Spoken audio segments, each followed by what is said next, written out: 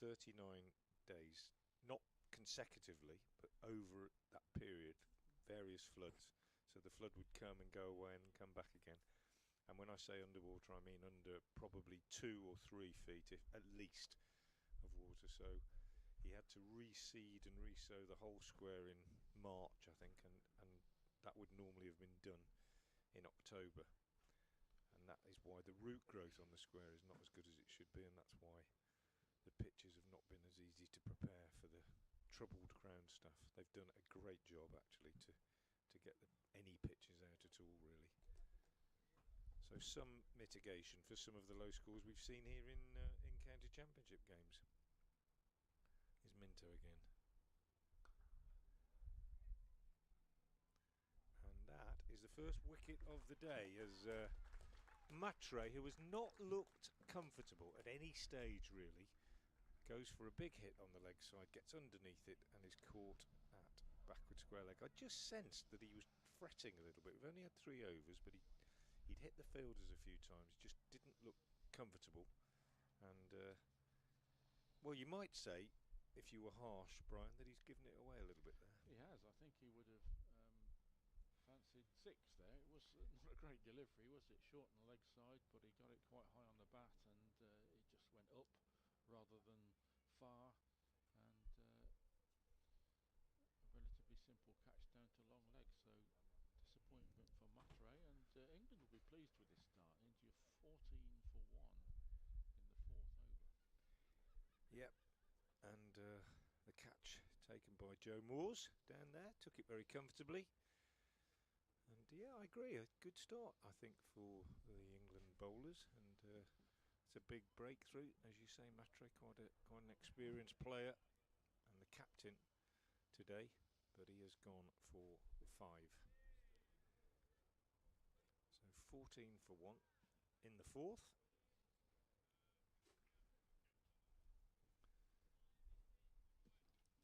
And they'll just hope, I think, that they can get Suryavanshi out reasonably cheaply, although we want to see him maybe get a nice little 40 or 50, I think. Show us what he can do, and then the England supporters will want to see the back of him. But obviously those watching in India or of an Indian persuasion here will be hoping he can repeat some of the fireworks that he showed the other day at Northampton. But the new batsman is Malhotra, left-hander. 2 left-handers there at the moment. And Minto greets him with a good one.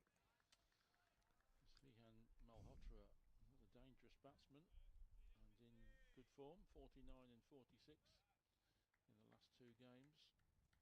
But that early wicket and the good, accurate early bowling from England will just maybe keep a rein on the India top order. They don't want to lose 2 or 3 early wickets. Just sensing that the pitch is not the easiest to bat on at the moment. And when you just come in on a pitch that perhaps is a bit of a test, what you want is to be able to leave the odd one alone like that one. And it's also a really interesting test for Suryavanshi, isn't it? Because obviously he can be absolutely destructive on most wickets, but when the pitch is helping the bowlers a bit, you just got to be a bit, however good you are, you've got to be a bit selective and a bit get through sensible. The first 10, I think, and the white ball particularly, and he's allowed to leave that one again, and wide indeed is called. Yeah, you would well, it's brilliant experience, isn't it, for a player who's used to going in and smashing it to all parts, to come in rather more testing conditions in a different country and have to maybe just work a little bit harder to get in, all part of the growing process.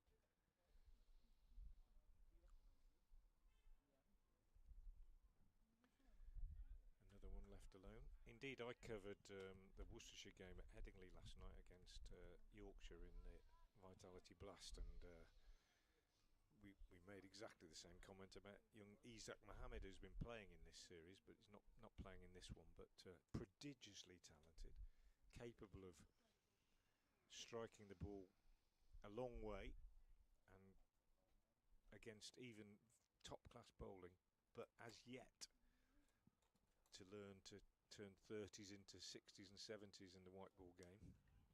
Much straighter from Minto, this one. And that's the next lesson, isn't it? That's how you become not just a talented ball striker, but a talented ball striker who can actually influence games and go that little step further. And he's yet to do that. But the talent is there. The experience is yet to come. And there's only one way to get it, of course, Brian. There is. And got lots of time on his side. Yeah, only 17. Anyway,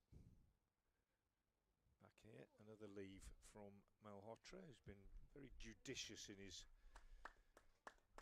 stroke play so far. In fact, he's left alone as much as he possibly can, and he's got through to the end of the over, 15 for 1. Yeah,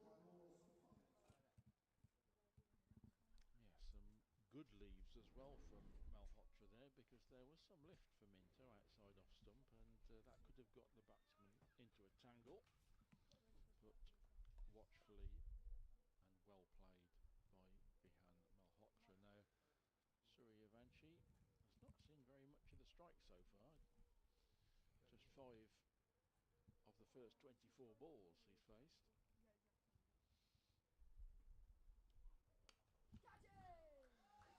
Well, there we go. He's given a bit of room and he accepts the challenge. Not entirely convincing, sliced away, but he's had enough of pushing it around. And it was fairly safe given the width that he had, I think, Brian. Yeah, only third man back on the offside, so if he got any sort of middle-ish of the bat on it, that was going to fly, and it did. The first shot in anger from Suryavanshi.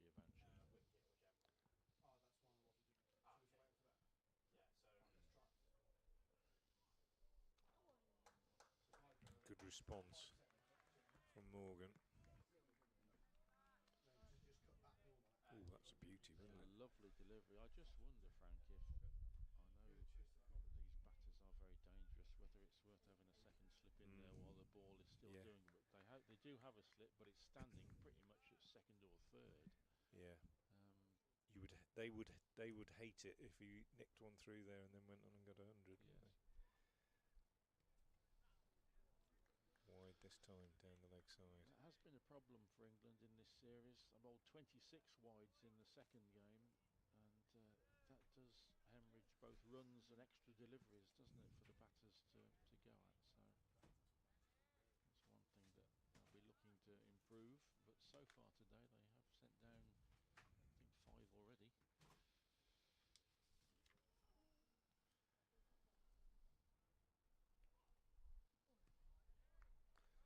Malhotra. Sorry, Suryavanshi for copying Malhotra and leaving that alone. So he's not quite in the Ben Duckett class of stroke player who just never leaves it, is he, Suryavanshi? Quite extraordinary, isn't it, watching Duckett play at test level against top-class bowling and not leaving the ball.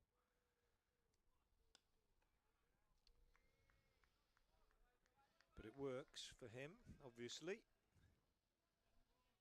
But Suryavanshi, as I say, so far, very early impression. He's only faced 9 deliveries, but this is somebody who we've heard about through the short form of the game, the shortest form of the game, and he's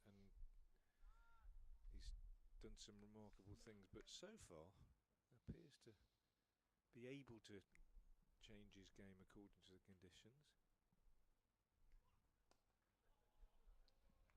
Quite timed that one. Yes, I just sense he's, you know, this is quite a challenge for him, really. I don't think it's the easiest pitch in the world. First impressions, anyway, while the ball is doing a little bit early on, are that the odd one. I just think it's stopping a little bit in the surface. They're not quite timing it. Yeah, which will require a bit of patience from the batters. And so far, Suryavanshi is showing plenty, isn't it? He's batting really well, and if he's got that ability to play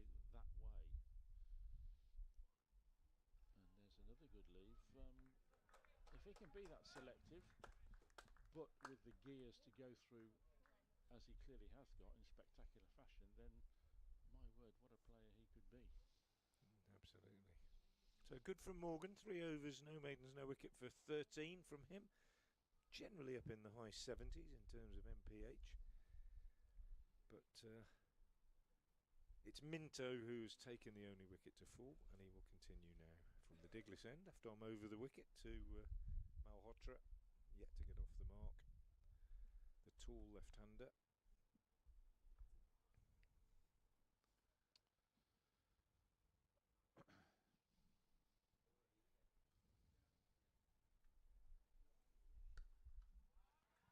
Well, he's off the mark now. Just lovely shot, just easing into it. On the up, wasn't a full half volley. Didn't try and hit it too hard. Beautifully played. Wasn't it? There was almost no force to that, was there? He just eased it off the bat. And super shot. Really a defensive shot for 4. So sweet was the timing.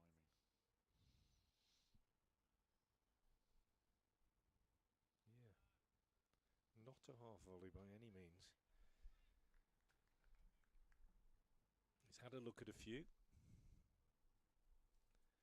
Gave him, it was a little bit straighter, wasn't it, that one, than the ones he's been leaving.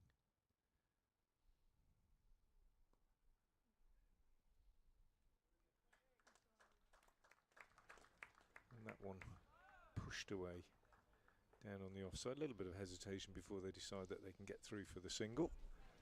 Malhotra goes to 5. It's a tidy start from England. Got that early wicket. If they were to get another one in this next 2 or 3 overs, it would be more than tidy. A couple of West Midlands bowlers ready to show what they can do. Jack Home and Taz Ali in the England attack today.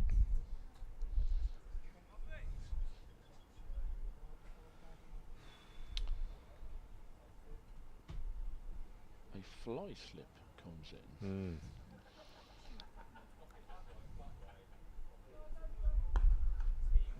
Cut away, this one by Suryavanshi, who's still being kept reasonably quiet. 8 off 12, I mean, for him that's positively pedestrian. But it's a commentary on how tidily they have bowled. Well, in the first of these games he scored 48 from 19, so yep. To have restricted him to 8 from 12 is a good effort. But it's also a good effort from him to be still there and watchful. Absolutely.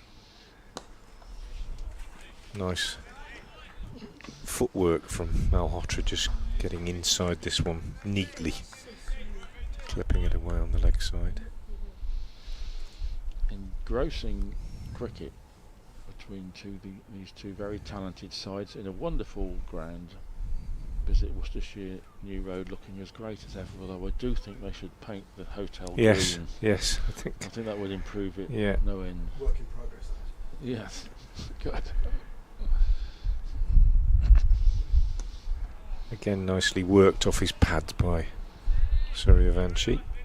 Brian was just mentioning that we have 2 West Midlands bowlers. If you're watching this from India, and as you may well be,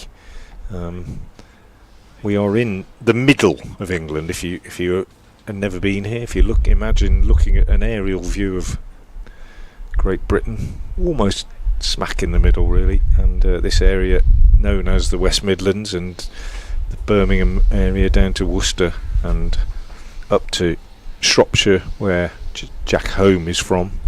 So Jack Home and Taz Ali play their county cricket. Home here at Worcester, Taz Ali at Edgbaston for Warwickshire, and that's why they are members of the West Midlands cricket fraternity, as it were. Dot ball to finish the over from Minto. Tidy again. We've had 6. India are 28 for 1. There's quite a strong southerly feel to this England side. We've got players from Kent and Hampshire and Somerset and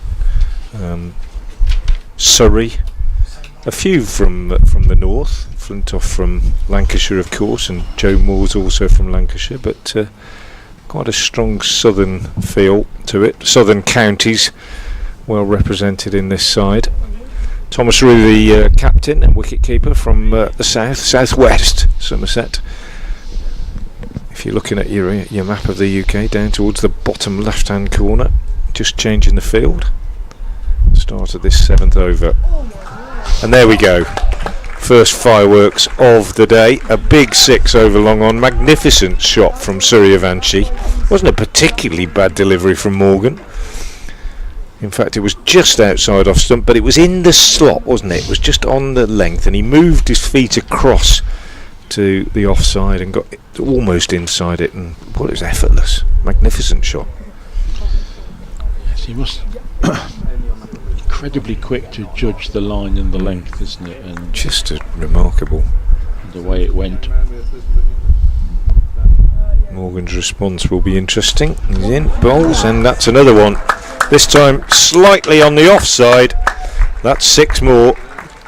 A very good catch off the rebound by a man in the crowd, one-handed, but the rebound was off the advertising hoardings about 10 feet above him, so that was huge.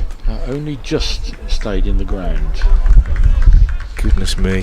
What does Morgan do now? This is a real test. This is why it's such great experience, isn't it, as well, for everybody, for the bowlers as well, because he's now, the salt is on and he knows what's coming. He's got to try and find a response. What will that be? Well, it is to just bowl a slightly slower and slightly shorter delivery. Decent response, I think, from Morgan to having been hit for those 2 6s, and Suryavanshi slightly deceived by it, just gets a single, just stopped his shot really and dropped it down on the onside. It's the sound of a siren going past. I wonder if the warned motorists in New Road, there could be something landing. Yeah, there could be. From the cricket ground. Two exceptional shots from Suryavanshi. Yeah. 14 years old. Goodness me.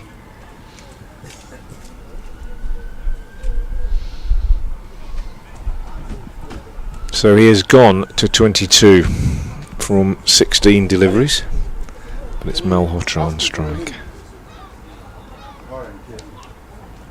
And a leave outside the off stump.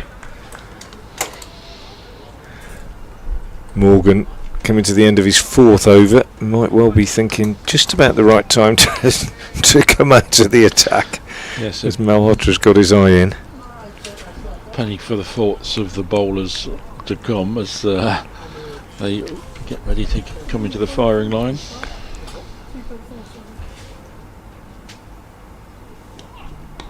Oh, nicely bowled by Morgan, but nicely played too by Malhotra. Just soft hands, just taking the pace off it. Single down to 3rd man. Just going back to a point I made earlier, I mean, it is a lovely thought that in a few years' time 3 or 4 of these lads from either side might be playing in Test cricket, and we can think how we watch their development. There's bound to be a few. There's bound to be some from this game that progress. Very, very likely that Suryavanshi might be one of them. And there, another magnificent shot, given room by Morgan, to be fair, but down on one knee and striking it over extra cover with a full flourish of the bat. Sorry, it's Malhotra this time. Lovely shot, cleared the front leg and just beautifully played. So he gets his 2nd boundary, and that was an expensive over from Morgan, having started so well. That was pretty punishing stuff from this Indian pair, and that over has ended up going for 18 runs, 46 for 1 at the end of 7. Looking dangerous. Yes, India flicked the switch in that over. Yeah. The first 2 balls, mighty and very, very well played 6s. There's nothing sloggy about them, was there? They were just beautifully struck by Suryavanshi. One fetched from outside off stump, and the next one almost out of the ground. Wonderful batting.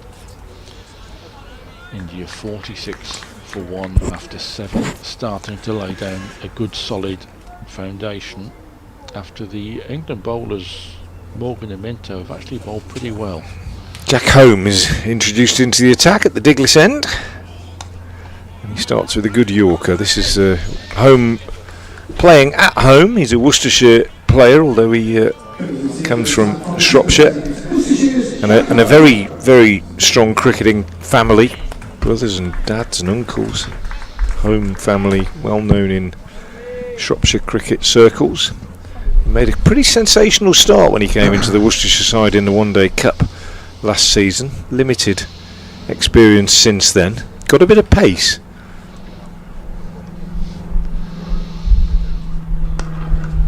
That's nicely played by Malhotra on the offside, no run. Yes, he's not a broad-shouldered tank of a fast bowler, Jack Home. He's a slippery sort of character in terms of his build and his pace, but there's something there. He gets it through pretty sharply, and he can bat too. High hopes for him here at New Road, but early days. Nobody's getting too carried away. In he comes again now. A little bit wide, that one. Called wide by umpire. So just a little bit loose in terms of line today. The Worcestershire, the England seamers, that's the 6th wide that they've sent down.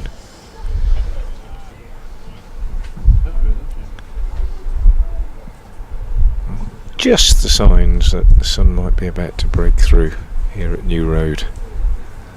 Home is in again and bowls. Oh, that's a good one. Little bit of bounce from Home. Just a shame from his point of view that it wasn't a little bit straighter. Malhotra played it well in the end. Just dropped his hands, I think, underneath it, to be fair. But if that had been 6 inches straighter, then I think he might have been discomforted. And he just indicates with his arm and a gesture to his partner that a little bit of unevenness in terms of the bounce.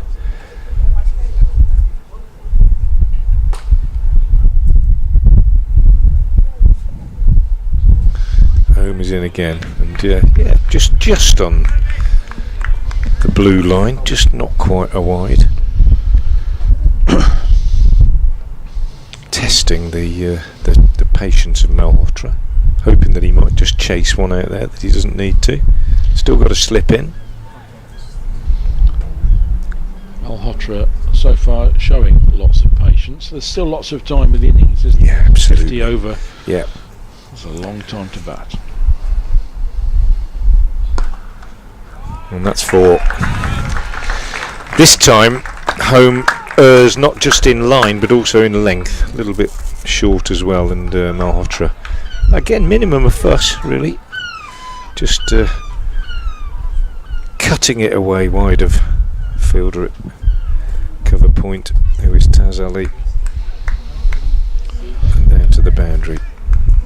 The 50 up in the 8th over,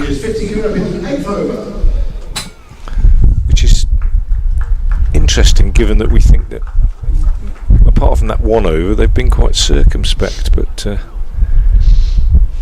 still brought the 50 up in 8 overs, and in a 50 over game only 1 down early on. That's laying a very, very good foundation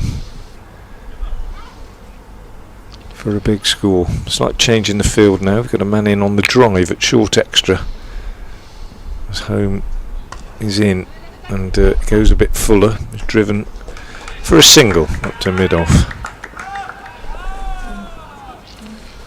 And that is the end of Home's first over. 52 for 1 off 8. You get the feeling that England are going to have to bat very well and chase something quite big to even up the series, and of course this is a very important game for the series. India can clinch series victory today, 2-1 up with just 1 to play after today back here at New Road. I'm sure all the England fans would love Monday's game back here to be a decider. Yeah, it would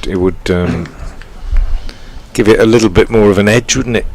You don't really want to come when it's a a dead rubber just in terms of motivation. Even if you try and tell yourself that that's not what you're hoping for, I think it's there's a psychological aspect to it that you can't really control. So Minto changing ends, the left armour, coming on now at the New Road end to bowl to Malhotra. Short and pulled away, very controlled fashion, down to backward square leg for a single. Returning to bowl from the New Road ends, James Minto.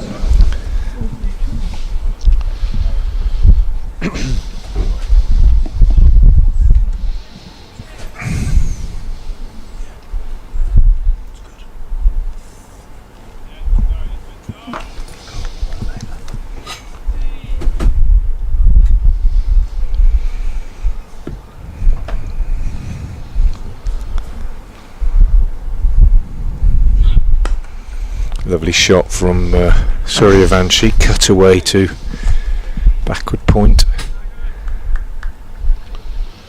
Excellent experience, not just for the captain Thomas Rue, but for the bowlers. But in terms of game experience, setting fields to a player like Suryavanshi, who is so dangerous, such a good exercise.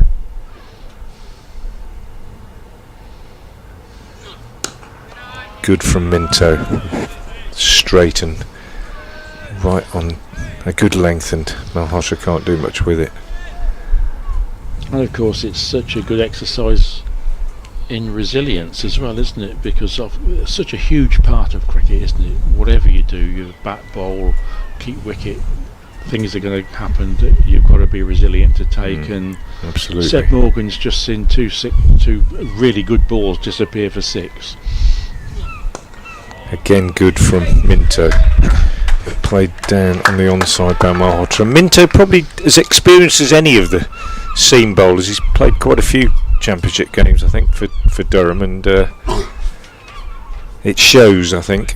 Just got that little bit of calmness about him.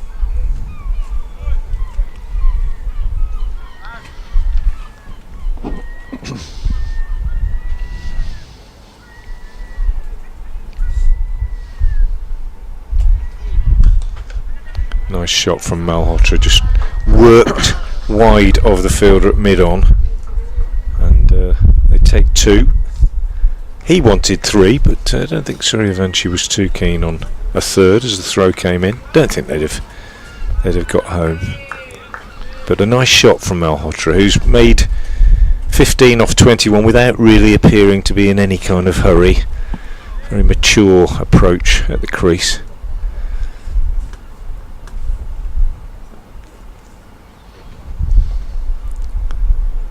Just seen a comment on the live chat, which might please one or two people here at New Road. That one called a wide, banged in short. It says, and it's from somebody in India, and it says this time the telecast is good compared to the previous games. Oh well, that is so. Try. Pat on the back for the man behind me in the commentary box here at Visit Worcestershire New Road. Malhotra settles again, and a good lead.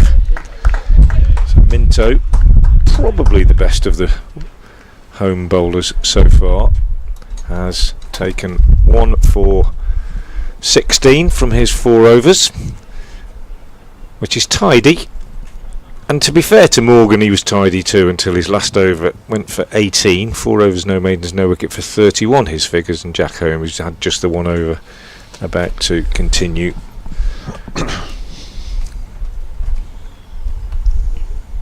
Well, a very warm welcome to all our viewers in India and across the world.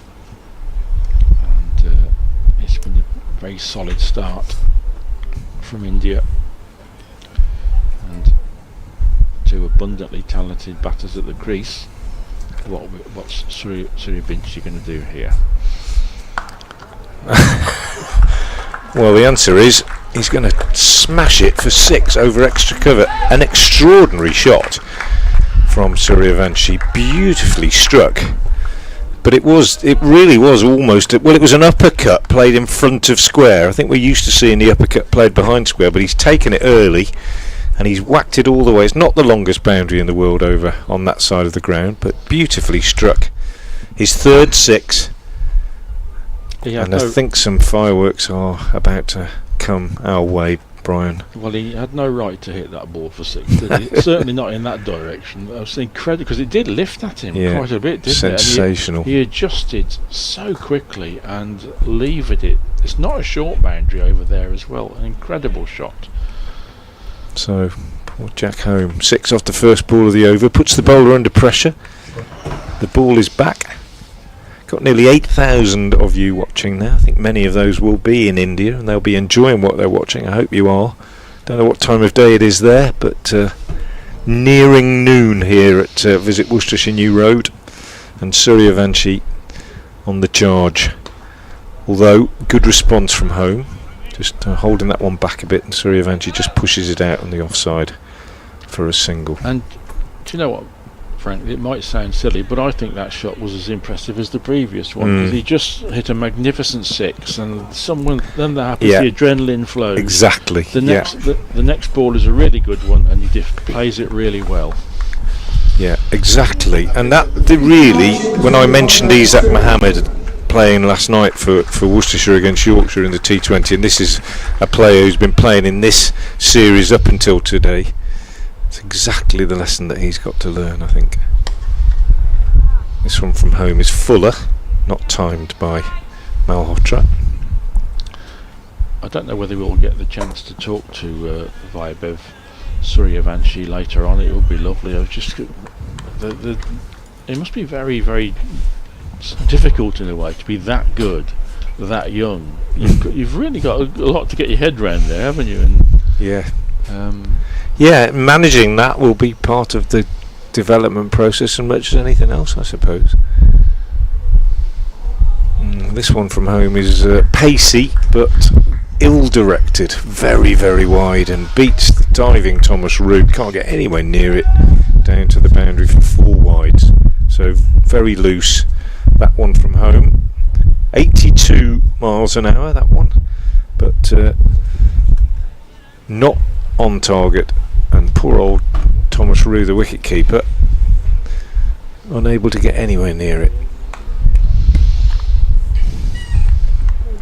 Yeah, that really, it went wide of slip actually. It went to the left of the slip, and he's already standing at second. This one is much straighter, and Malhotra taking on the pad, and they go through for a leg by. I think when somebody's bowling at 80 miles an hour and one is wide and the next one is straight, the batter has unusual problems to deal with because he doesn't quite know where the next one's going. If you can slip a good one in there as a bowler, sometimes it can bring an unexpected reward in a situation like this.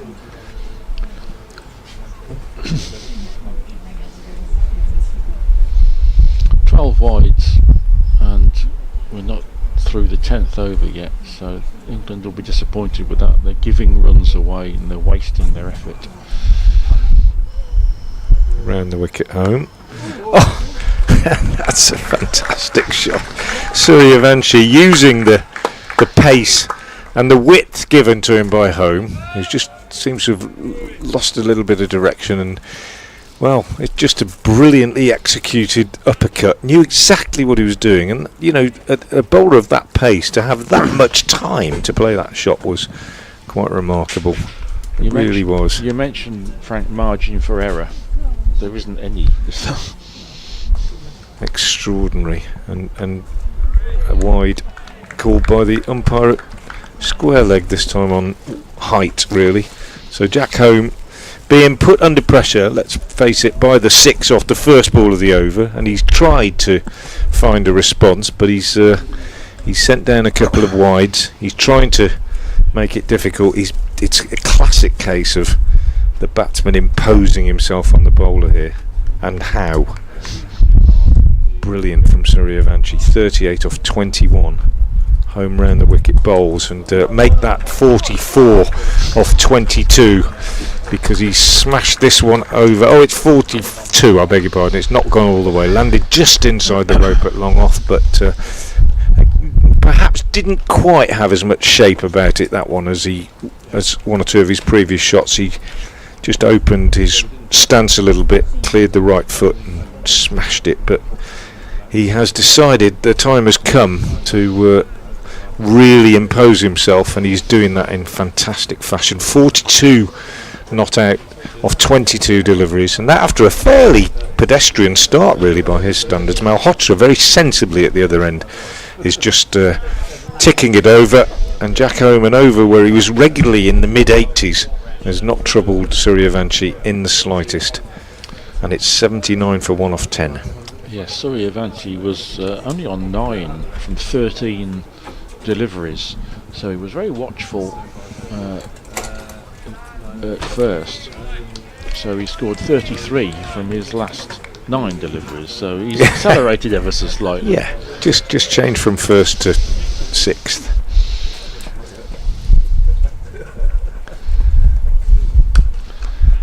Normal service resumed as Minto forces Malhotra onto the back foot. A sign of the problems that Suryavanshi poses there, though, for Jack Home, wasn't it? But he had pitched short and been punished, hadn't he? And I'm sure everyone was thinking, pitch it up, pitch it up.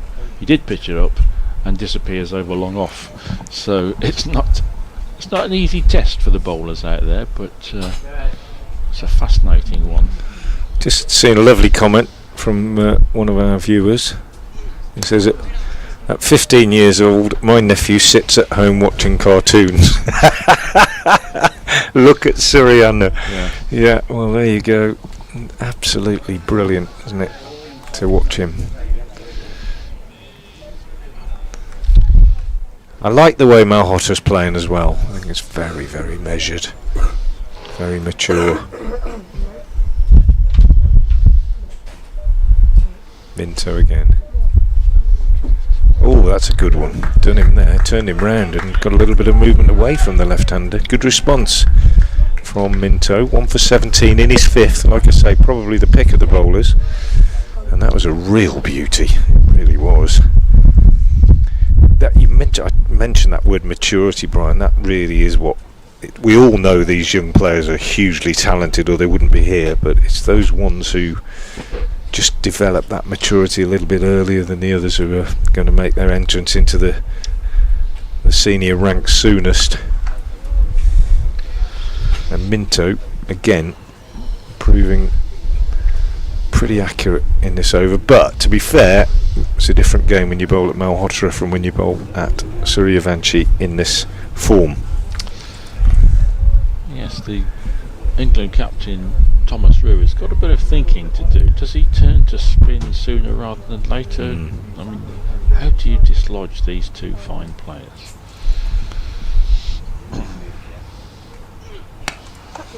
Well, that's a lovely shot from Malhotra, short from Minto. Probably the worst ball that James Minto has bowled, actually, and Malhotra, who has been watchful and measured, doesn't miss out. I always think that's a sign of a very, very good top order batsman, when he can be measured and watchful and then not miss out when the bad one comes along.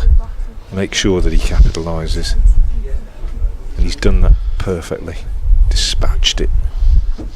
Goes to 19.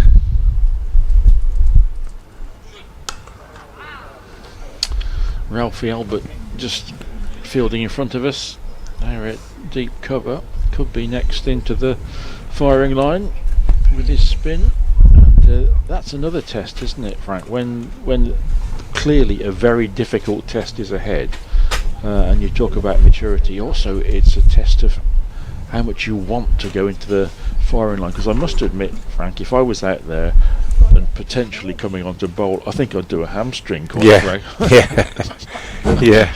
Well, there's always that. There's also, as Taz Ali is actually coming into the attack, which is a decision that Thomas has made to turn to spin early, as you said. It's also, though, there is the opportunity to do something about it, isn't there? To make a name for yourself, come on to bowl and get the great man out. I think that's always the attitude that these lads have if they're going to make it. They want to get in the game, and Taz Ali's got the chance now. But he's also going to be put under pressure by Suryavanshi if he possibly can. You've seen a bit more of Taz Ali than I have, Brian, but yes, he's highly rated at Edgbaston. He is. He got the nod to play some first-class cricket at the start of this season, and he did very well on pitches that weren't very spin-friendly, as pitches in England tend not to be. He bowled really well. Several batters came hard at him, and he coped well, and he's got a really good temperament, and what a test it is for him now as Suryavanshi waits. Well, he comes in from the Diglis end, the tall spinner, and bowls, and his first ball is launched over long on for 6 by Suryavanshi. So he's not having a look at him, he's decided he's going to go straight away, and that, as I say, puts the bowler under so much pressure straight away. And Suryavanshi hasn't disappointed us. We came here this morning hoping to see something special from him, and he's now 48 off 23 deliveries. And Taz Ali, leg spinner, just flicking the ball from one hand to another, has some problems to deal with. Comes in again now from the Diglis end and bowls, and well, there you go. There's his 50. It's a second consecutive 6, and this one's gone 1, 2, 3, about 15 rows back into the Basil D'Oliveira stand here at New Road, and that's another 50 for Suryavanshi. He is not just an exciting ball striker, but he is a consistent run scorer, and he had a very slow start, as Brian Halford alongside me was saying. Yes, but he has really launched into the bowling in the last few minutes. He scored 41 from his last 11 balls faced. Amazing. And he seems to have damaged the ball because it's being thrown from one umpire to the next. But there is an incredible player, isn't there? There does seem to be a real sense of him wanting to assert himself on each bowl. Yeah. The first ball of an over often is a challenge for him. Yeah, absolutely. Amazing. It's great to watch. I'm really excited watching this at the moment. There are 10,000 of you watching our live stream apparently at the moment. We'd love to hear from you on the live chat, but you can also get in touch directly with me on Twitter, or X as it used to be. Twitter as it used to be, X as it is now. At Frank Watson 58 is the handle, at Frank Watson 58, and feel free to get in touch and tell us what you think. Maybe you've seen something we haven't, or maybe you've seen a bit more of some of these Indian players than we have. Welcome your views, as long as you're very complimentary about us and say how wonderful Worcester looks and all that kind of thing. Keep it clean. Be lovely to hear from you. But it's a privilege to watch, isn't it? Absolutely. Brian? It really is. And it's not slogging, it's proper ball striking. Taz Ali, he's got a new ball, comes in and bowls a little bit flatter, and well bowled actually. Not going to lob another one up there for Suryavanshi, and he just chops this one away for a single. Amazing. Somebody's just said if he plays all 50 overs he'll get a triple 100. I wouldn't mind seeing that. 96 for 1 in the 12th. It is a privilege to watch this young man, and also the other batters of course are very good, but the best thing of all, Frank, is that we're commentating on it and not bowling. Yes. I wouldn't like to be heard there. Yeah. Somebody just said on the live chat that it looks like very short boundaries. They're not that short. Nicely played by Malhotra, who's, in contrast to Suryavanshi, is just so correct. And I'm not saying Suryavanshi hasn't got a good technique, because he has, but Malhotra's is more classically correct and quite sensibly and quite happily just playing second fiddle at the moment. And why wouldn't you? Here we go again. Ali to Suryavanshi, and that one is launched over extra cover and it's not gone all the way. It's bounced just inside the rope.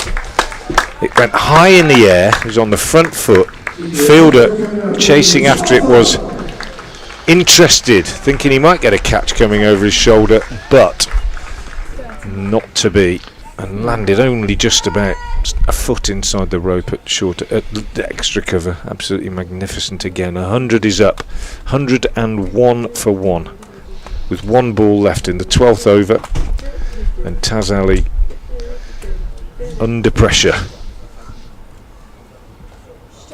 He's in again and bowls, and that one is again quicker and flatter, and he gets well, it's a wide call. I think that's a pretty harsh call from umpire James Treadwell. I have to have another look at it from the bowler's end. Taz Ali not impressed. Former spinner himself, Treadwell, you'd have thought he would have been a little bit more generous to the bowler, but slid past the outside edge, called a wide. That one, perhaps, dare I say it, the least aesthetically pleasing shot that Suryavanshi has played. A little bit of a fetch, that one from outside off, but he gets a single and he keeps the strike, more importantly, and he has gone to 60, and it's 103 for 1 at the end of 12. 19 from Taz Ali's first over, and you got to feel from a little bit there when he's taken some punishment, and then he does get one past the bat and turns round if the umpire's signalled a wide. That's it's a bit unlucky. 103 for 1, and lovely to have you all listening and watching across India and across the world. Yeah, and as Frank says, please do get in touch if you know anything about Suryavanshi or Malhotra. Perhaps you've seen them play. Well, I've had one fun fact. It says Suryavanshi and Dhoni are from the same region of India. I'm not exactly sure where that is. Somebody's saying how big are the boundaries. Sorry, I can't measure them for you, but it's not a tiny ground by any means. The ropes are in, but this is easily the sort of boundaries that we would have for a professional one-day game in this country between 2 counties, for example. And the pitch is quite central, isn't it? And the pitch is quite central, there's no real short boundary. No. And lengthwise, relatively long boundaries. Not for Suryavanshi. Doesn't seem to be too bothered by the length of the boundaries. Minto is in again. And he's playing this one off the back foot defensively out on the offside. 5 overs, 1 for 21, James Minto, which in the context of this assault is impressive stuff. And I guess Roo, the captain, has got to work out how much he wants to bowl Minto, his main man, and how much he wants to keep him back.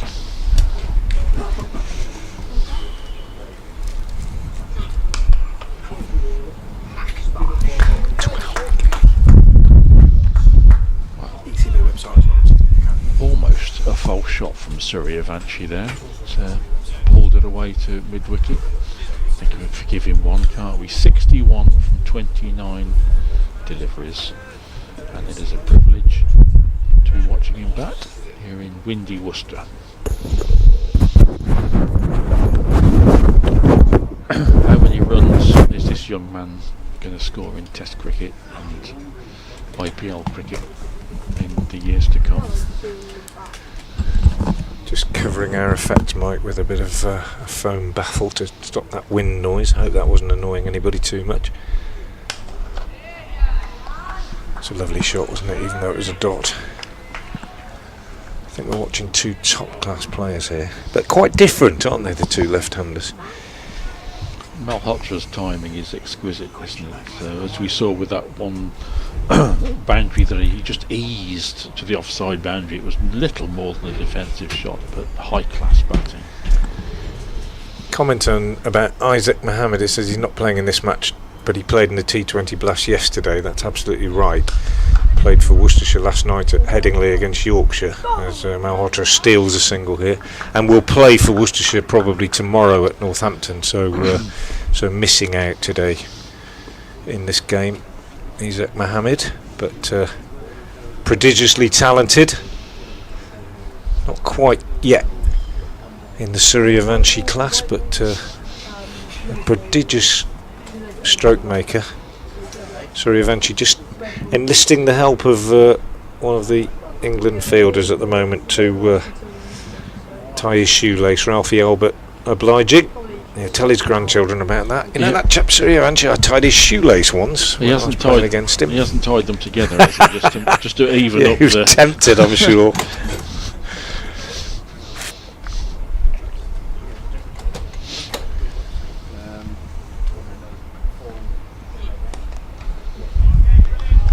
Minto has just, I think,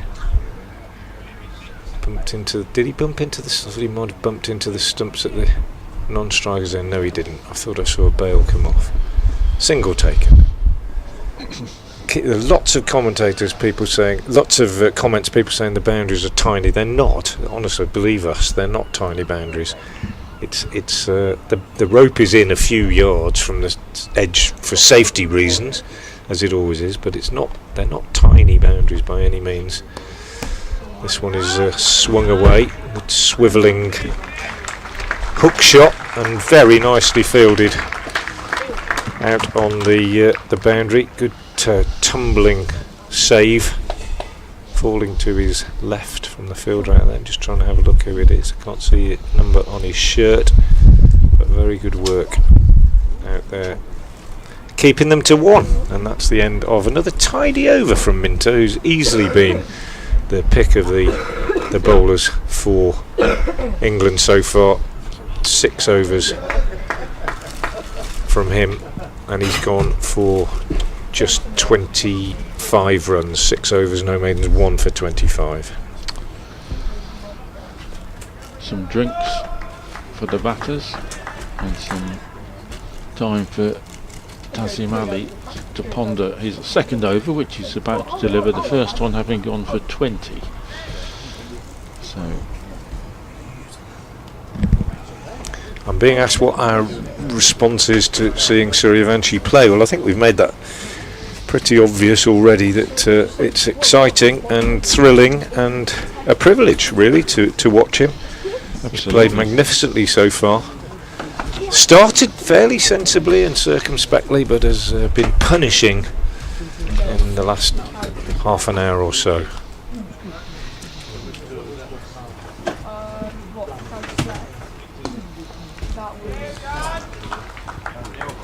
Malhotra again sensibly working this one away for a single and giving the strike to Suryavanshi.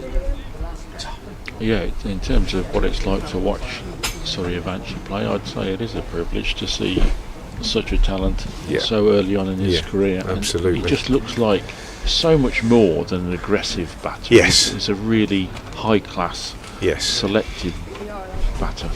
Yes, I agree with that. Wide from Taz Ali as he fires this one across him. Yeah, exactly that. I came expecting to see something special, and it's probably exceeded my expectations.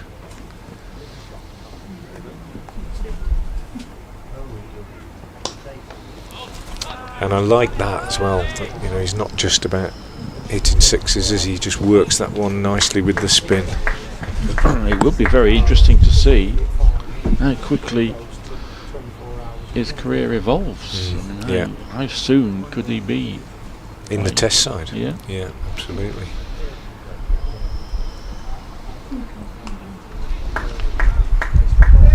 Who knows, he might enjoy visit Worcestershire Road so much, Frank. He might sign for Worcestershire for a season or two. Yeah. Well, I might have to have a word with him at some point. He's here on Monday as well.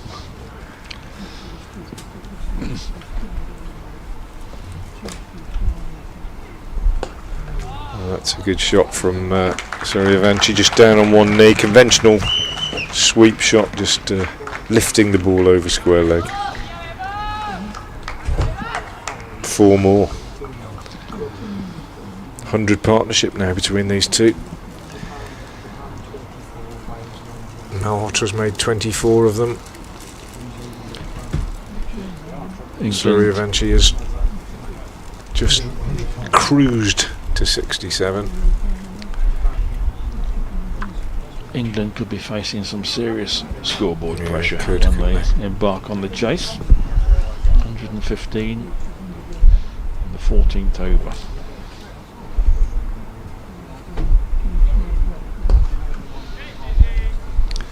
A rare dot ball.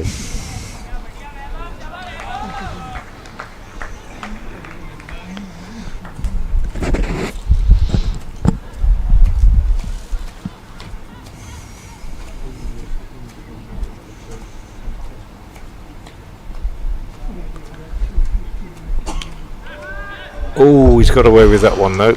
It's well bowled actually from Taz Ali.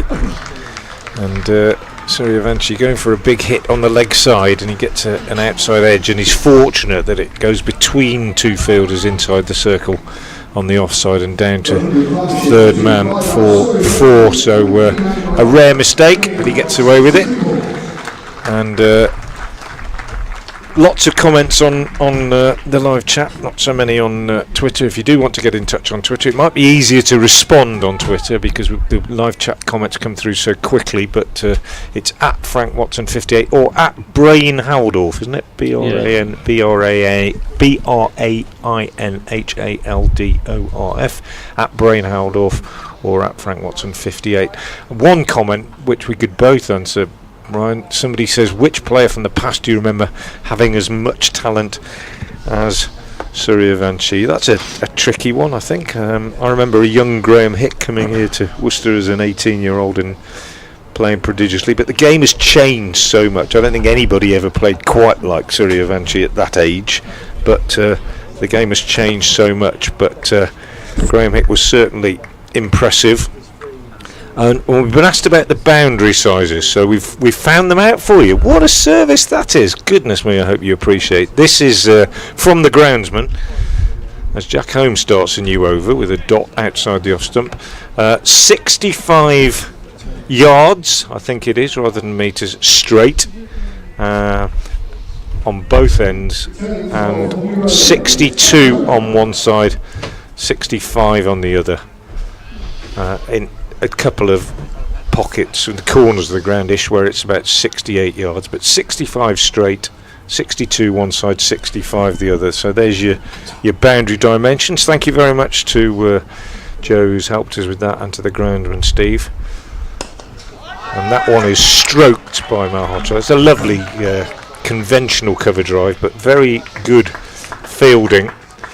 Sharp movement across the ground at cover by Ralphie Albert, and that means that they only get a single, which is good from one point of view, but not so good if you're the bowler, because it means the gun that is Suryavanshi is on strike again.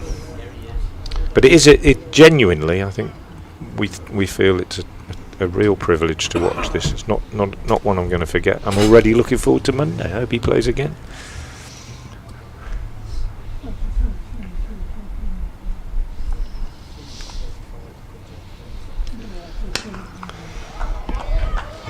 Is 4 more, short and wide outside the off stump from home. 2 fielders on the offside boundary, Ben Mays and Ralphie Albert converging on it, but the ball bisects them perfectly, and he hit it so well. Raced away for 4. Goodness me, hits the ball hard. In terms of others that we've seen, like Suryavanshi, I'm not sure I've seen somebody of this age with this talent. No, I don't think I have. I really don't think I have either. I think it's just extraordinary, isn't it? That's good from home. Good response. Straighter.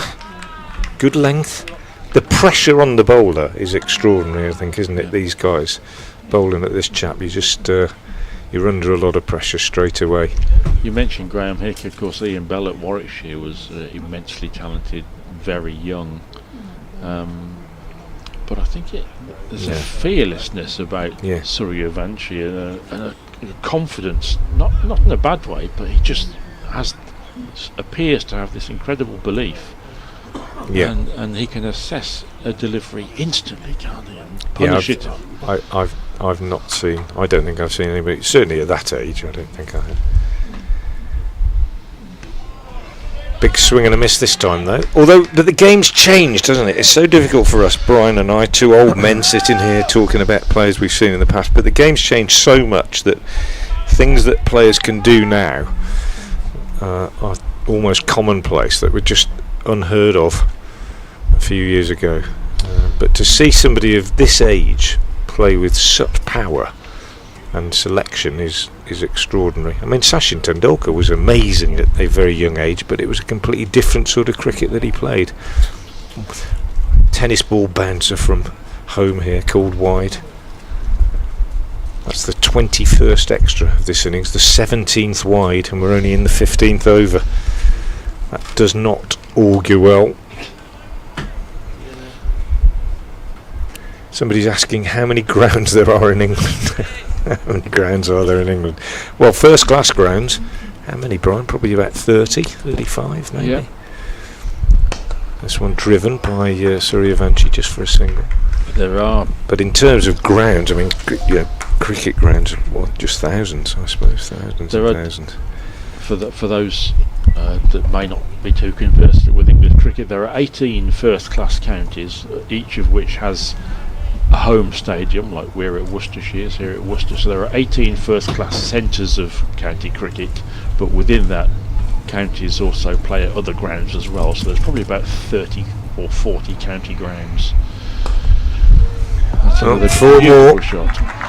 Malhotra this time gets in on the act, full and wide from Jack Home, and he just leans into it and deliberately sort of cuts it over backward point for 4. Lovely shot. 131 for 1. Malhotra showing his own skills, goes to 29, and this partnership absolutely running away with things at the moment. Brilliant. You are right, Frank, of course, in saying that things have changed. Cricket has accelerated, but I still don't think there are going to be many 14-year-olds or 15-year-olds around now, or even in years to come, like Suryavanshi. I think this is a one-off talent.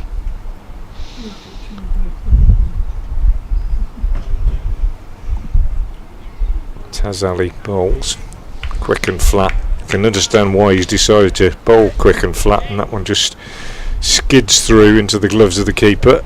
A rare dot. Dots are vital at this stage, just to try and get a little bit of control.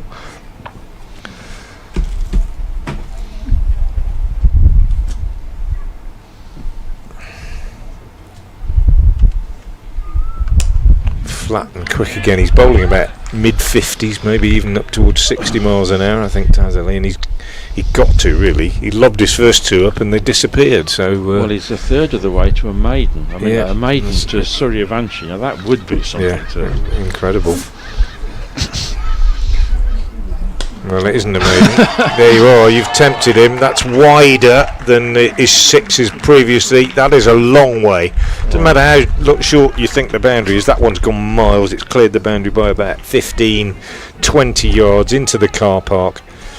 Absolutely. You're welcome. You know, I turned up this morning, Brian, like you, hoping to see something special, and I'm just loving it at the moment. Absolutely magnificent.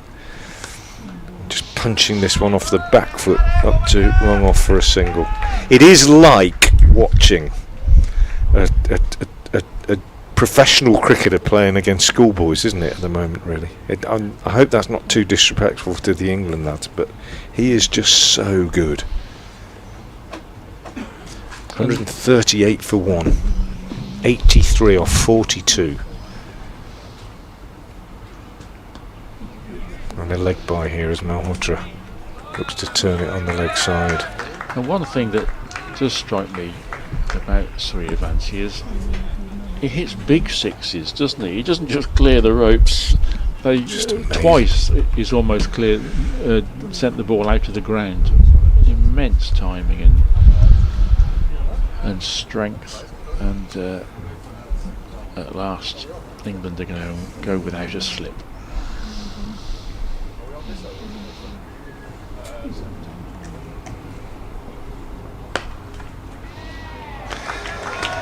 And Taz Ali is cut away for 4 more by Suryavanshi.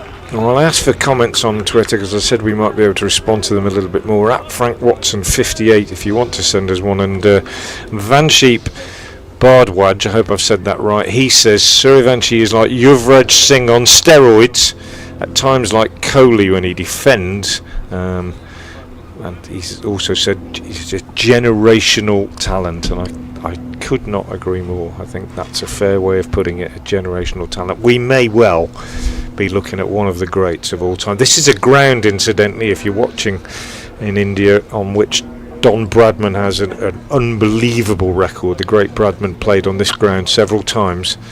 I'll just get the actual details of that record, but we might be looking at somebody that ultimately, I mean it's a long way off obviously, but we might be looking at somebody that we talk about in the same breath or conversation.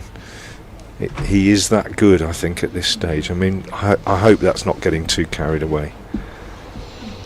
But you can't help it thinking a little bit like that, can you? Indeed. Thank you to Maverisetti, who has tweeted me to say, among the current batch of England under-19 cricketers, who do you feel might get an opportunity in the IPL the earliest? Which is a very interesting question. Yeah, Thomas Rue, I think, would be a good shout. I think it's, on the evidence of this series so far, Thomas Rue. Here's some details about Bradman at this ground during his tours of England, and bear in mind the game has changed, but this is before the game changed. Absolutely extraordinary. 1930 made his debut on English soil here against Worcestershire, 236. 1934, first game of the tour. They always used to start the tours here at Worcester. And 1934, first game of the tour, 206. So that's 236 first time, 206 the next time. 1938, third consecutive tour opening match played here, 258. So he's made 3 double hundreds in the first 3 times that he played here. 1948, in his final tour, he failed. Only got 107 here at Worcester. So absolutely extraordinary record. 3 double hundreds and 100 in his 4 innings here at Worcester. That's home bowls outside the off stump, Suryavanshi. And it's just wonderful to think that the view that we're looking at across the ground at the moment with the cathedral away in the distance hasn't really changed since those times. The hotel has been built in the corner, the scoreboard's a bit bigger than it used to be, but those trees on the riverbank on the far side of the ground and the cathedral and the Bishop's Palace that we can see just to its left are still looking exactly the same as they did when Bradman played here. And another wide from home outside the off stump. That is the 18th wide in this innings. 145 for 1.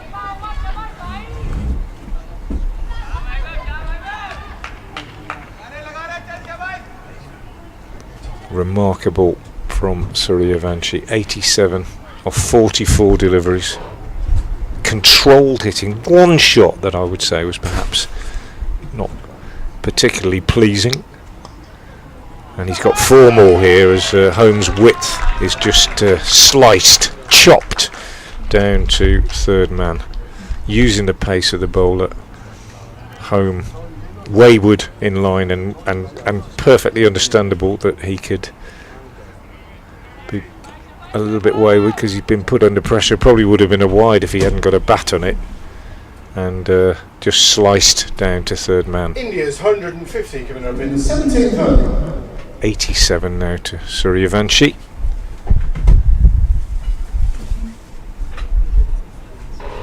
.150 for 1, and he keeps the strike as he just steers this one down to, well, he doesn't keep, it's not the end of the over because we had that wide, but he gets a single and he goes to 91.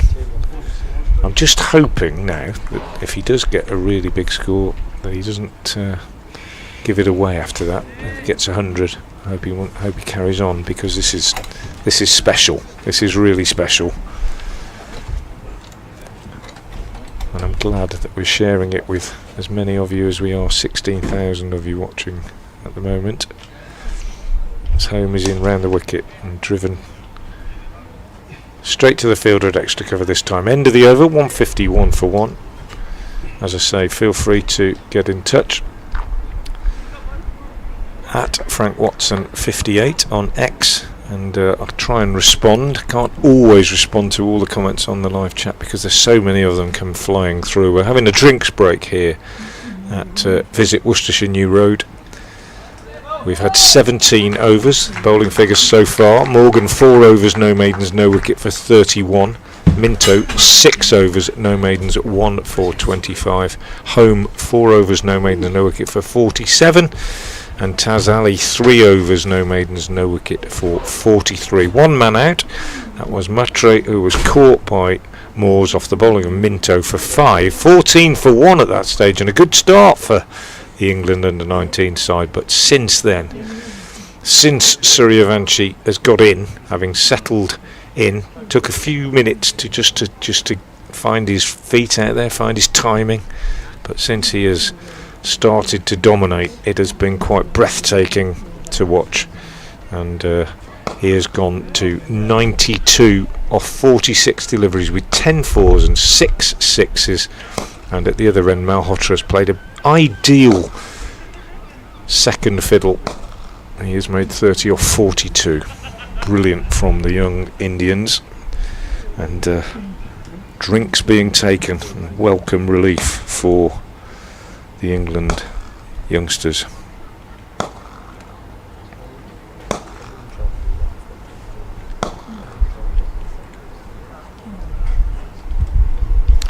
Yeah, Vanshdeep says, if you watch closely, most of the bowlers have lost their line and length bowling, says Vanshi. Well, they have, absolutely, and that's what happens when a batter puts the bowler under that much pressure.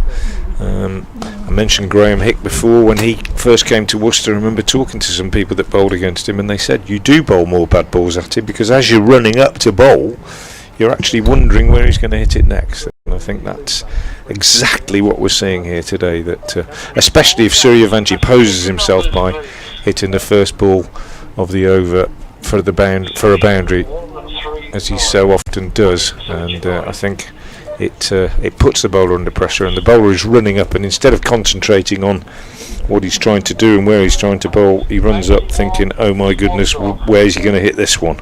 And the consequent response is physically as well. I think the shoulders tighten and the nerves take over, and I think you see more bad balls bowled, and that's exactly what's happened. Somebody says, why were you guys not doing the commentary in the start of the series? Well, that's because the games weren't played here at Worcester. We'll be doing it again on Monday, but we are basically, I commentate on Worcestershire games for the BBC and on Worcestershire games here at Visit Worcestershire New Road for the club's live stream, and the people that did the previous games would have been, I assume, those that were associated with those grounds that those games were played on, which is 2 at Northampton and 1 at Hove down in Sussex. So these games have been moved around a little bit, but today's game is here at Worcester, and so is Monday's game.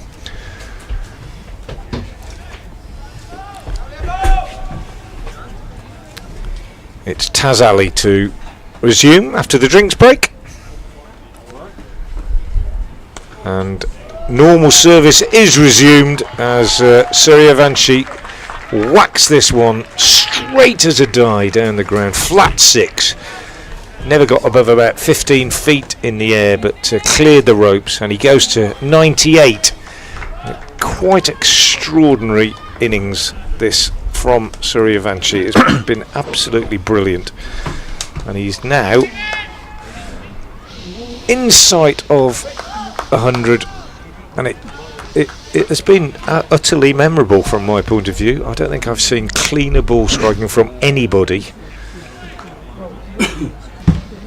in a long time in this country.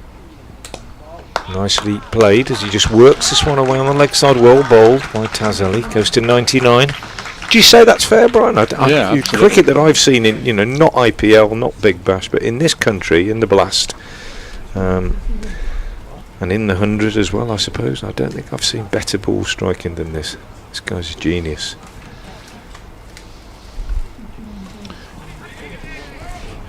He is indeed. It's an honour to be watching him. I'd be really interested also to have a word with the scorers between innings to see how many runs he scores off the first balls of over. Yeah. Because he really does seek to dominate from the start of the over, and he's hit quite a few sixes in that way.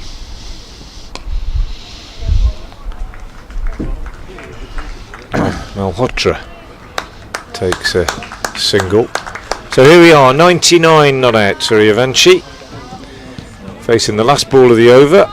49 deliveries he's faced. 10 fours and 7 sixes. Absolutely magnificent from the young man. Well, he went to 50 in the grand manner with a 6. Is he going to do the same for 100? Well, it's a dot. Well bowled, Tazali. Just works it away on the onside. We'll have to wait for the celebration. 159 for 1 at the end of 18 overs. And you sense as well, I think, Brian, even the fielders out there, and these guys played a fair bit of cricket. Quite a few of them played quite a bit of first-class cricket, but they won't have seen anything like this before, I doubt. It's like watching Ed Pollock in a Birmingham League game, Brian. Yeah, well, I think Ed would be very happy with that comparison.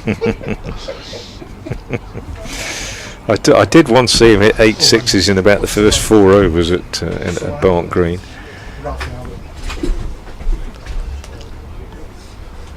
Well, we've got a change in the bowling. Ralphie Albert coming into the attack. Come and have a bowl, Ralphie. Well, thanks. Just the right time for me to come on. The young left arm spinner. What a challenge. Well,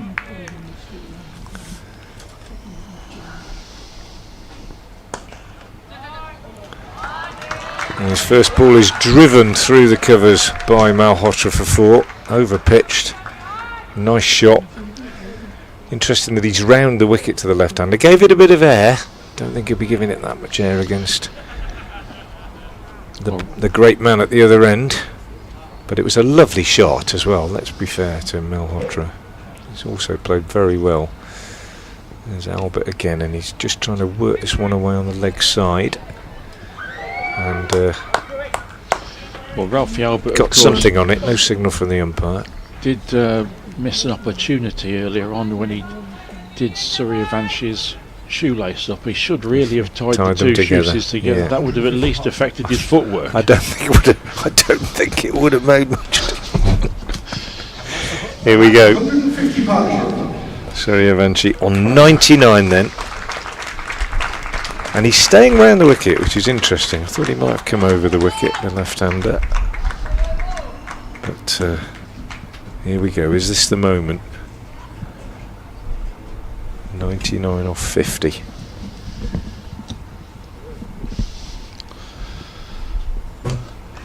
And no, he just works it to the fielder at mid-wicket. So maybe the great young man maybe just has a few nerves.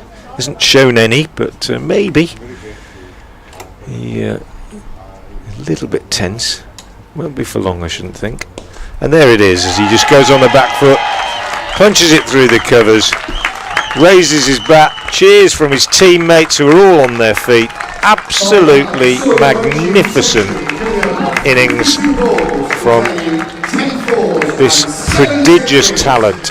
It really is quite remarkable. An embrace from his partner, 100 of 52 deliveries, and now will he carry on? If he does, we've only had 18.4 overs. If he does, we could be in for something very, very special. It's been brilliant. Albert in again now, bowls, and Malhotra is forward. It has indeed been brilliant, a privilege to watch, and now that he's got his century, of course, he might accelerate. Yeah, stop blocking it. What's the matter with you? Amazing.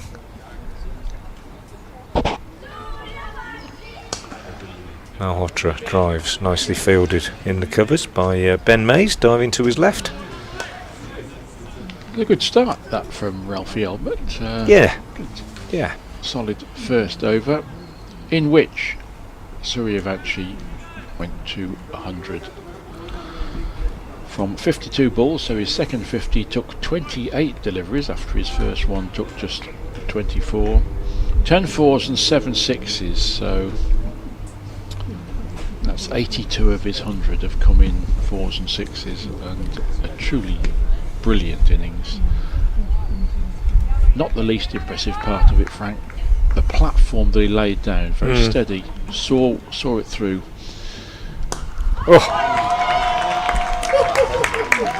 Tazelli over pitches slightly, and Suryavanshi dispatches it into the car park again. I walked down this morning, Brian. I'm glad I walked and didn't park my car over there, because it could be in danger.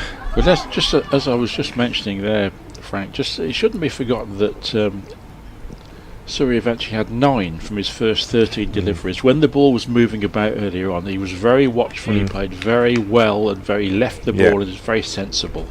Because if he'd given it away, then this wouldn't have been happening, would it? So it's really top class batting in every way. Yeah, absolutely. 171 for 1 in the 20th. We're going to be looking at a huge total here. Cut this time just for a single. I wonder whether it's too late to make a bid to become his agent, Brian. I think there's probably a competitive field. I think there's a bit of a queue. I think 1 month working as his agent might mean that you don't need to work for the rest of your life. I think this guy's got the world at his feet, and he really has. Pushed out for a single, this one. In fact, I dare say that the Surrey and Notts recruitment team is watching this stream as we speak and getting very excited. Tongue in cheek. Malhotra, meanwhile, has made a very composed 37 from foot. It must be quite nice batting at the other end, sorry. Yeah, absolutely. Oh, that's a lovely shot, isn't it? Used his feet, driven it through extra cover, 4 more. I mean, it is just astonishing. This is not rubbish bowling, let's be honest. We're not. I mean, I'm not saying the bowlers haven't been put under pressure. They quite clearly have been put under pressure, and as I was saying when you popped away, Brian, that bowlers will tell you, when you're running up to bowl to this guy or to somebody remarkable like Virat Kohli or Don Bradman, you do worry where they're going to hit it next. So you do bowl more bad balls because you're actually tense. But it is. These guys are professional cricketers. These bowlers, they're not parked cricketers, and they are being absolutely mauled here by. Well, somebody said it in one of their comments, didn't they? A generational talent. Yeah, and we've got to keep reminding ourselves that this guy is at an age when, as one of our listeners said, my son's watching cartoons on telly. Absolutely. Quite. It is incredible. It is amazing. We're in the 20th over to 177 for 1. 178 for 1 as he cuts this one out for a single. Now, if it was a T20 game, I mean, I saw a T20 game last night where Yorkshire scored 233 in their 20 overs, but you know, that was a T20. We've still got 30 overs left after this here. We could be looking at something really extraordinary, couldn't we? We could be looking at 400, which in an under-19 game is pretty remarkable. Malhotra just pushes this one back at the pitch. Well bowled by Tazelli. That was a pretty good over from the young man, which sounds ridiculous when he was hit for 6 early on, but 5 overs, no maidens, no wicket for 64. His figures is 178 for 1 at the end of 20.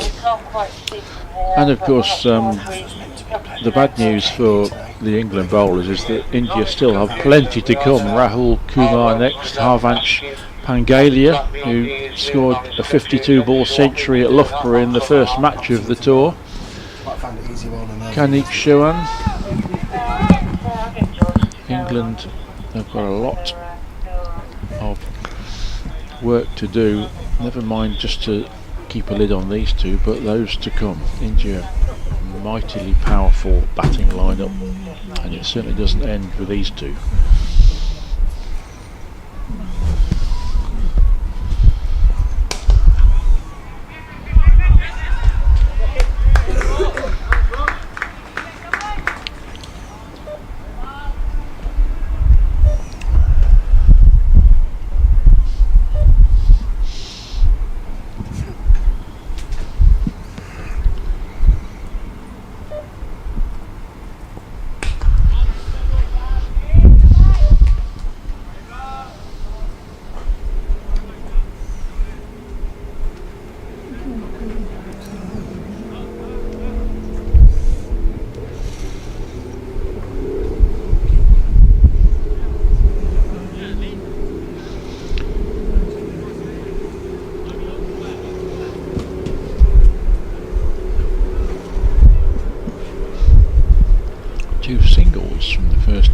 Of the over. Ralphie Albert will be happy enough with that. And a third single. Really difficult one for England here. Do they try and contain, or do they try and take wickets? Yeah, well, how do you approach this? I think that is the problem, isn't it? You've got to, I guess, just try and be disciplined and stick to your plans and bowl good areas and hope that he makes a mistake, but it's so tricky, isn't it? And to be fair to them, I mean, we have mentioned the number of wides. Yeah. 19 so far. I mean, that is because they're trying not to give the batsman room to hit the sixes. Yeah, and it's totally as a result of the batsman putting the bowlers under pressure. I think brilliant, and it's why it's such great experience for these guys, because they won't come up against this very often. Absolutely extraordinary.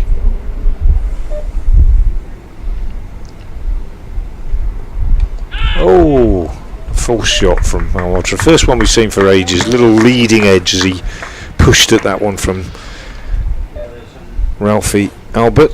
But good start from Albert. There's 2 overs, no maidens, no wicket for 9. Standout figures actually, and all credit to him.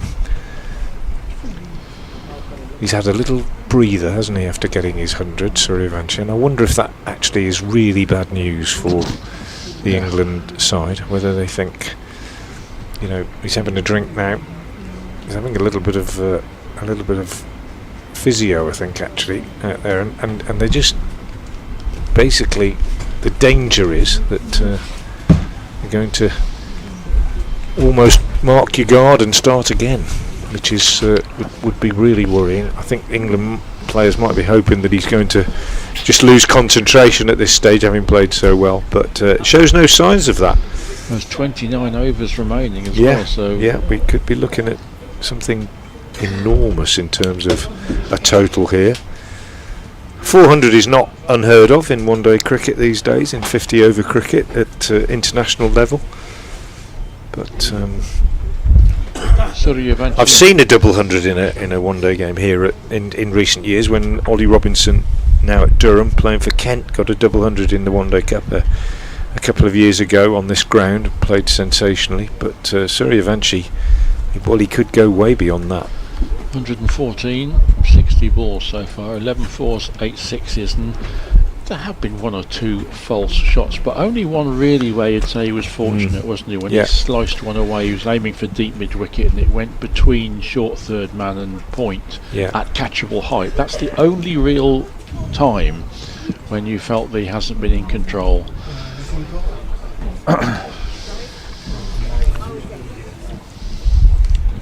Well, we've had a pause for drinks and little bit of physio for one of the Indian players out there, I think, and we're about to resume. And Ben Mays is going to have a go from the Diglis end.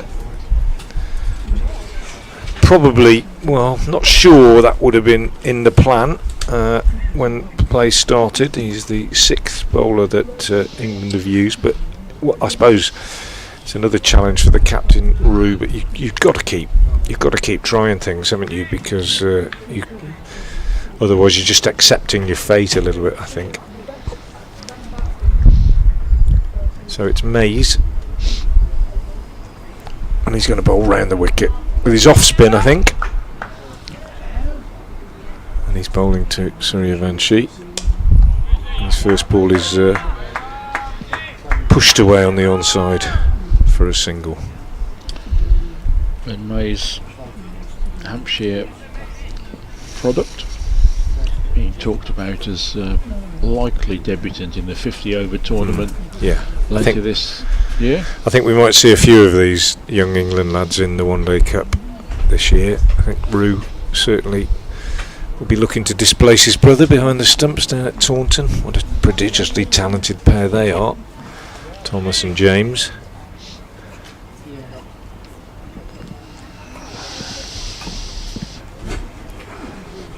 Field change for Malhotra. Works this off his pads. Good diving stop by Ralphie Albert at short fine leg.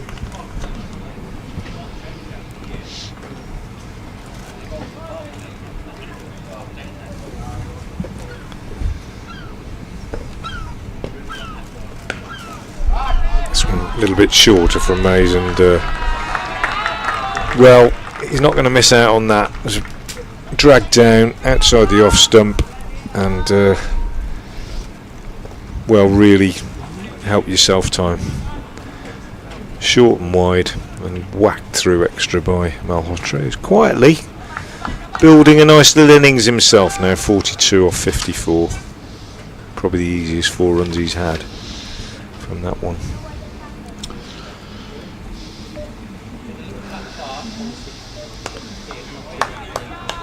And another one here just turned away on the leg side. Malhotra has got 49 and 46 in the last 2, so this time he'll be aiming to go a bit bigger than that. And he's still got 29 overs to play with, so 3 figures very much in his sights, I would imagine, as well.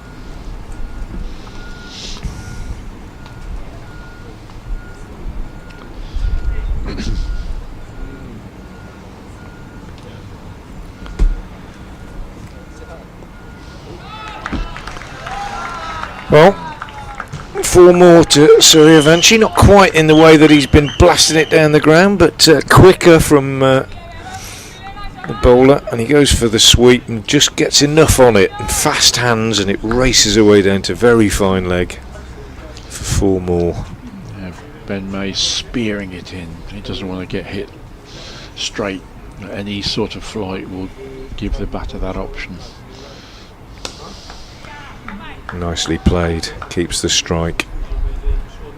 120 off 63 deliveries now to the young master, Suryavanshi, I should say. 192 for 1. And another thing that this is proving the excellence of this young man, of course, Frank, is that he can do much more than just deliver cameos, isn't it? Because it's one thing to go out there and bash 48 from 19 as he did in the first game. Yeah. But he's built up as he's gone along, hasn't he? 86 from 31 in the 3rd game, and now past 100 and batting quite beautifully. Yeah, absolutely. Absolutely. And that's the challenge, isn't it, for these days, I think, for players coming into particularly the white ball game and coming in having played a lot of white ball cricket.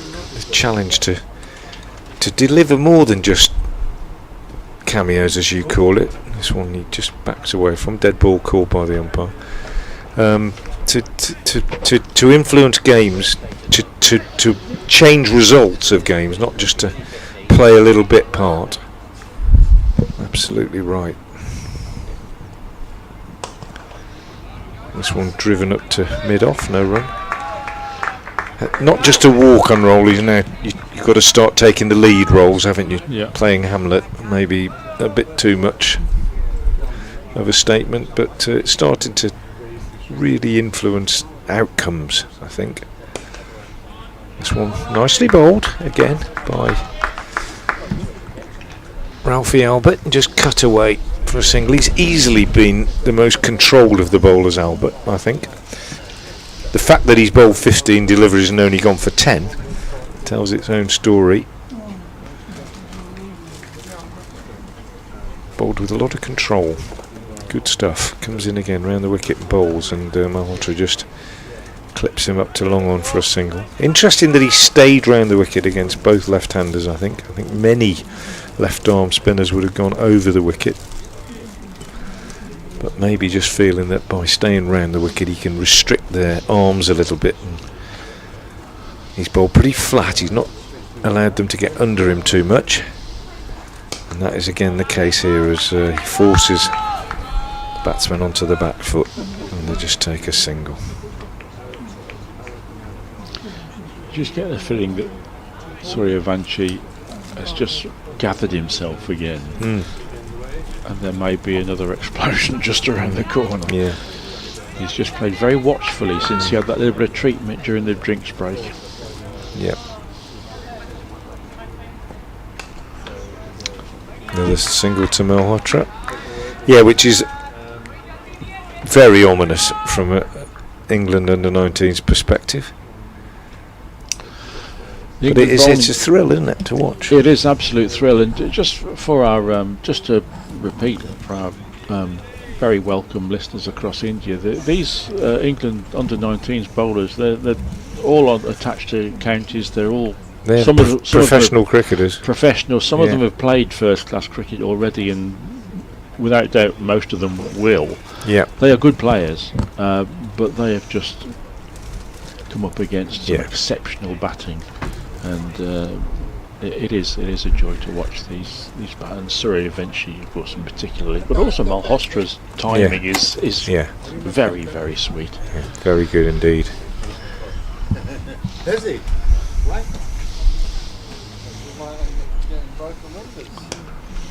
Nicely bowled this one by Mays, just held back a little bit, cut for a single, and now we will see whether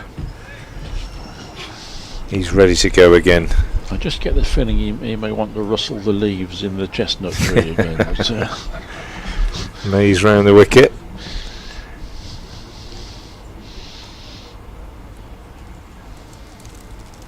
And, well, not rustling any leaves, but disturbing a few daisies because he's drilled that one straight down the ground for 4. Effortless, really. Magnificent shot.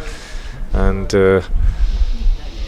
the 200 is up in the 24th over, 201 for 1. We've got to be looking at a potential 400 total here, and if he stays in, it could be even more than that.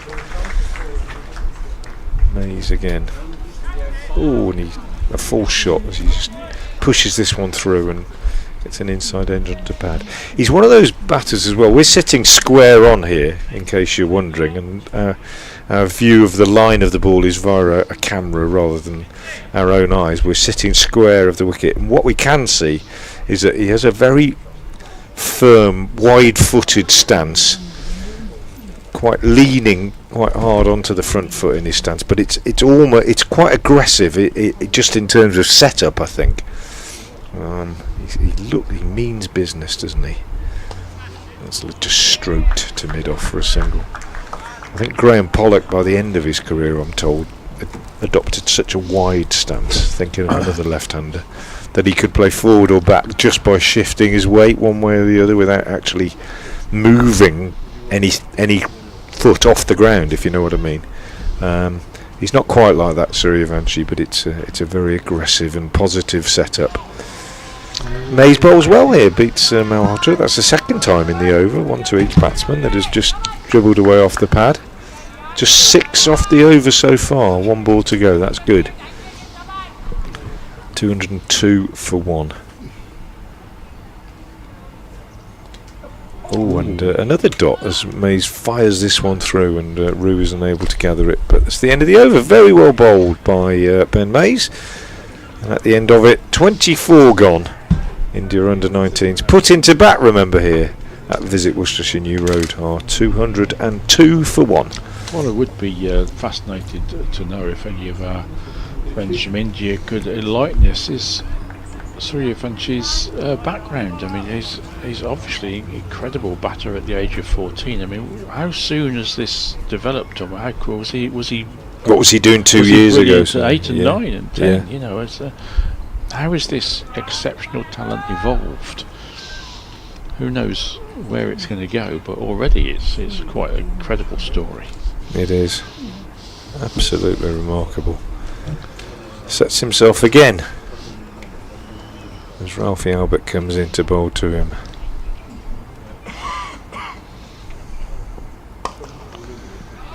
And it's full, just drives it for a single. Ralphie Albert 3 overs for 13, which is an exceptional effort in the circumstances. The other bowling figures: Seb Morgan 4 overs, none for 31. James Minto bowled well, 6 overs, 1 for 25. A bit of stick handed to the local pair. Jack Home 0 for 47 off 4. And Taz Ali, the wrist spinner, took the brunt, I'm afraid. 5 overs, none for 64. Ben Mays 2 overs, none for 17.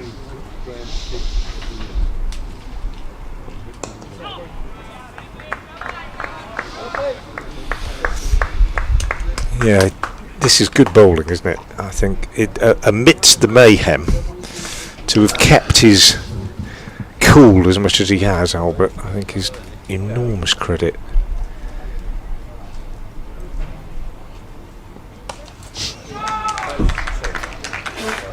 But I spoke too soon, because Suryavanshi has dispatched that one.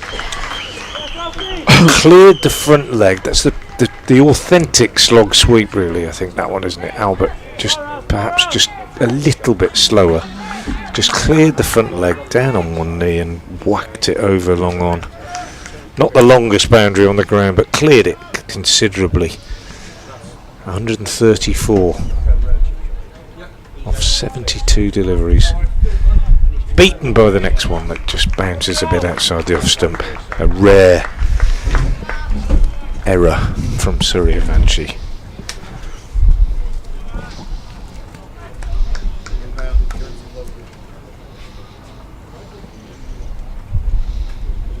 Down the pitch. 6 more. That's gone into the hotel windows.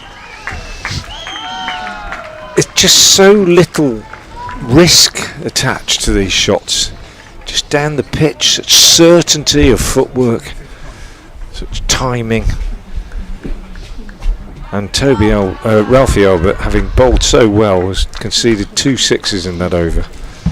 And it's now 0 for 27, his figures, but amazing from Suryavanshi. 140 from 74 deliveries, and the 200 partnership is up. Malhotra's made just 47 of them, and that's not to say that he hasn't played well, but I think they're a bit shell-shocked out there, these England boys. Suryavanshi collecting his 9th and 10th sixes in that over.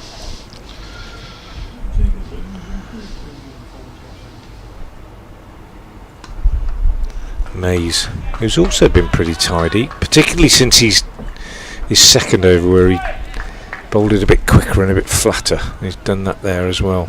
Such a challenge just to bowl a dot, isn't it?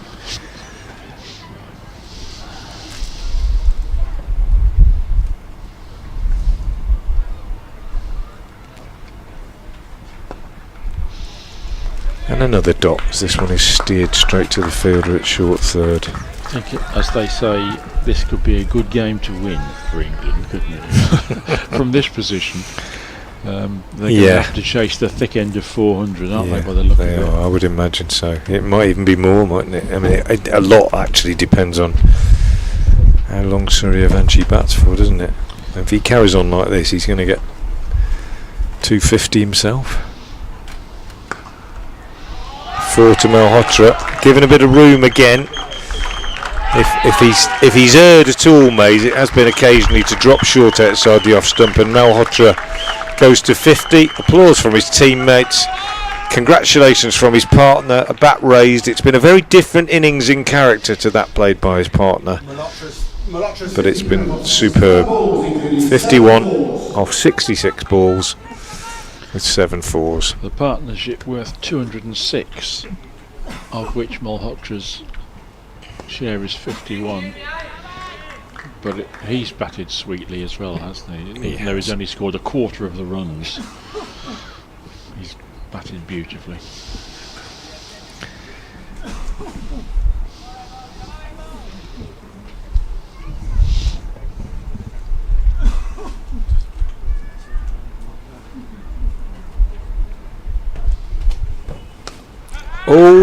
I thought it might be a chance. In fact, it's he swung it away on the leg side and it's landed. It wasn't a chance. It's not carried to James Minto. It's bounced about 10 yards in front of him. Slight misfield from him, but they only got a single. But just for a moment, as that ball was in the air, you thought there might be a chance. 222 for 1.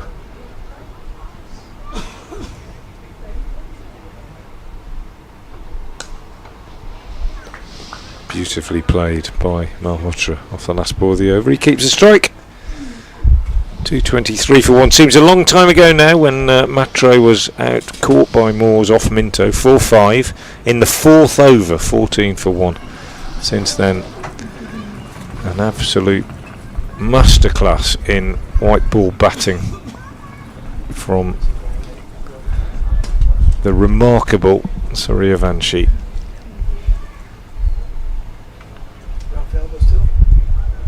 Yep, I think so. Ralphie Albert to continue. 4 overs, none for 27.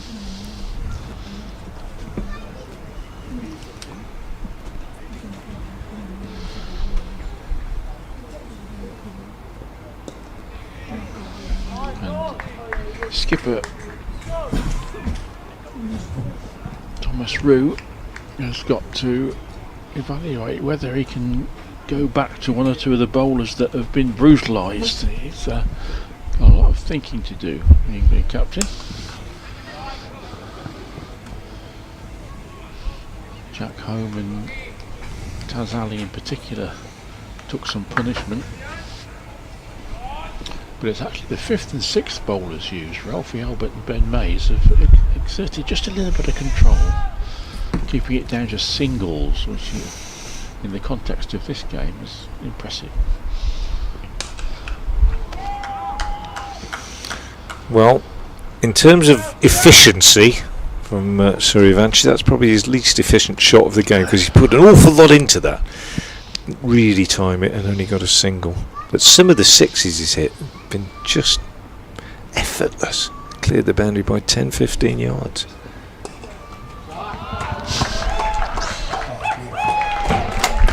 Beautiful shot from Malhotra. His first 6. Absolutely beautiful stroke. Do you know what, Frank? Well, despite all of Suryavansh's brilliance, I think the 2 most memorable shots have gone from Malhotra. That beautiful shot there, eased over long off for 6, and his essentially his forward defensive for 4. For 4, early on. Yeah. Beautiful. Just shows, doesn't it, the different ways to produce results in this game. Yeah, he's played beautifully. He's played really well, and you know, under normal circumstances, 61 off 71, you'd say he's played quickly as well. He scored pretty much a run of ball, only just below that. But at the other end, you've got this phenomenon, and by comparison, he looks sluggish, but he's played stylishly for sure. Finally, he's over the wicket, and he is. Oh, he's got away with it. He's gone over the wicket to the left-hander, and Suryavanshi has driven it up in the air, skywards, and looked as though he might be in trouble as James Isbell ran round to do the fielding, but in fact he was unable to get there. It wasn't James Isbell, it was Joe Moores. Ran round, couldn't get there. Ball bounced about 5 yards away from him, and they got through for a single, which means that Suryavanshi has kept the strike as well. 143 not out of 77 deliveries, 13 fours and 10 sixes, and he's on strike again now. Another decent over from Malhotra, but 5 overs, no mains, no wicket for 37. Ben Mays to continue. 23 overs left in the innings.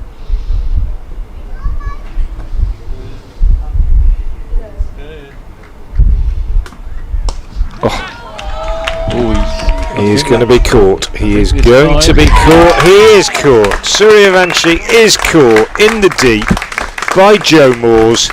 Didn't quite get there. Ben Mays has got the wicket.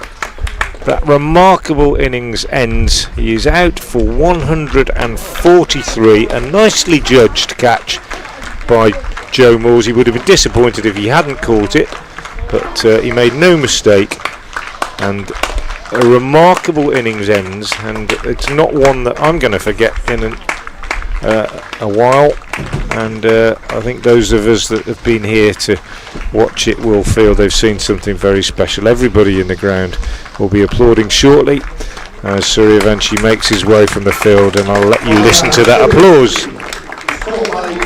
Scored by Moores on the bowling phase for 143.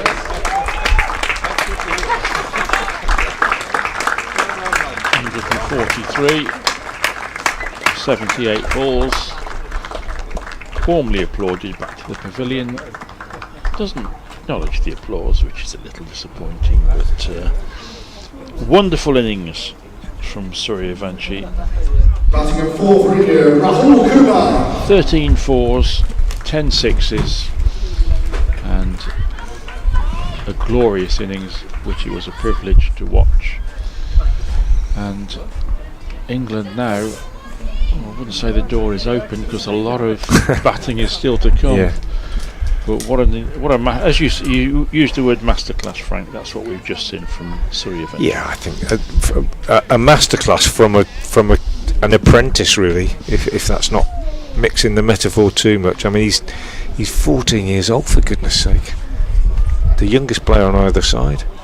And he's batted as though he's a test player. It's just exceptional. 219, incidentally, the partnership for that second wicket. And another left-hander in Kumar, the new batsman. 219 in 24 overs, partnership.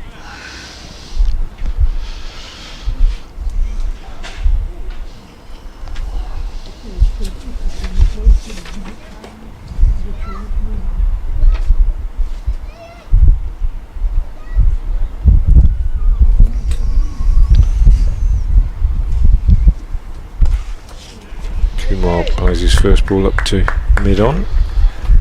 Follow that is the yes. the challenge. And I guess, in a way, part of that challenge is actually not trying to emulate that player, but play your own game. Get yourself in with a dot ball here. But it is a different game, isn't it now? Just for a few overs it will be anyway, I think. Bit of breeze you can probably hear in our effects mic. And another dot from Mays. Let's give a bit of credit also to Joe Moores for taking that catch. It was one that, as you said, you would expect a catch to take. But while it was in the air, you would have been aware of how important it was. You wouldn't want to be letting that one go, would absolutely. you? Absolutely. I think it brings its own pressure, doesn't it?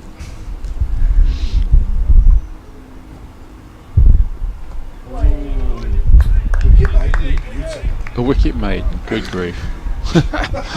Well, you know, I saw a wicket maiden last night in the Vitality Blast at Headingley in the 17th over of the Worcestershire innings when they were chasing, and a wicket maiden occurred, which doesn't happen very often in any T20, let alone in the 17th over. But such is this great game that the most unlikely things happen. And when I said Suryavanshi had taken a single off the last ball of the over and kept the strike before that last over, we weren't expecting a wicket maiden, but that's what happened. It was brilliant to watch though, and that's not to say that there won't be more good stuff to watch in the rest of this innings. With 22 overs remaining, I have noticed that our viewing figures have dropped by about 50% since Suryavanshi was dismissed, which is interesting. There's still a sizable number, in excess of 10,000 watching, but that is another sign of his pulling power. Yeah, exactly. Yeah, absolutely. Changing the bowling as we see Morgan return. Seb Morgan, and he bowled pretty well early on until Suryavanshi got himself in, but he's back at the New Road end. Starts with a dot. Several comments on the live chat suggesting that 400 looks on the cards. Played another dot. I think it does, but obviously Rue and his side will feel that this is an important 5 or 10 over period, I would say, this next few overs, where they can just try to establish a bit of control, get another wicket maybe, put a little bit of pressure back onto the batters. That might be why Morgan has been recalled. Single here, down to third man. It is almost like a different game. But yeah, great to have so many people joining us on the live stream. You can get in touch. As I've said, the live stream comments come through thick and fast, difficult to respond, but if you want to make a point, Twitter might be the best way, or X as it's now called, at Frank Watson 58, at Frank Watson 58, or at Brain Haldorf, BrainHaldorf, at Brain Haldorf, or at Frank Watson 58 on Twitter, and we might be able to read the comments a bit more at length and respond. Another good delivery from Morgan, played off the back foot. Bowled a good spell early on, as I say, and then just suffered a little bit of damage at the end of his first spell, but none for 32 in his fifth. Pretty tidy. Comes in again now. Slim, tall, round the wicket balls, and he's bowled him. So there we are. A big wicket. Kumar's gone, and I said Worcestershire, England under 19s best chance here was to strike a couple of blows, and that's exactly what they've done. So Kumar is out without scoring, and it's 234 for 3. Really good delivery as well. The batter trapped in his crease a little bit, but England have just kept themselves in the game, obviously mainly by getting Suryavanshi out, but we were talking just moments ago about a total in excess of 400. That's still a possibility with this platform, but England have hit back, and for the neutrals and the England fans in the ground, that will keep the contest open. Yeah, absolutely right. Couldn't agree more. I think it was very important that they obviously very important they got Suryavanshi out, and very important that they struck that blow, that double blow, to just slow things down a bit. So 234 for 3. Harvansh Pangalia is the new batsman. Another left-hander, goodness me. And he takes guard against Morgan, who has picked up his first wicket 1 for 32. 1 ball left in his 5th over.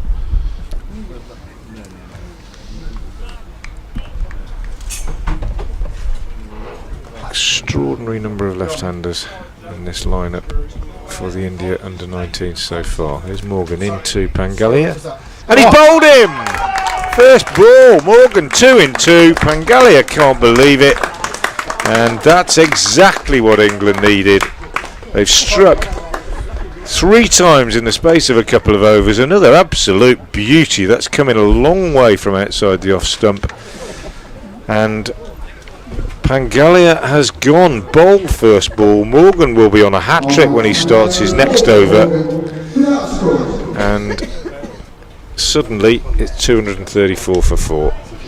Super bowling from Seb Morgan. Both of those wickets, really good deliveries. Both times the batter didn't really get forward, which did open the door a little bit, but really good bowling from Seb Morgan, who now has 2 for 32, and Malhotra is still there on 62, but suddenly at the other end England have got into the middle order, and well played them for digging in and getting themselves back in the match. India still imposingly placed at 234 after 29 overs. Yeah. But it's a big difference having 4 out than 1 out, which it was just a quarter of an hour ago. So Abhigyan Kundu, the new batsman, at the non-striker's end, because that wicket was taken with the last ball. So Morgan will be on a hat-trick when he starts his next over.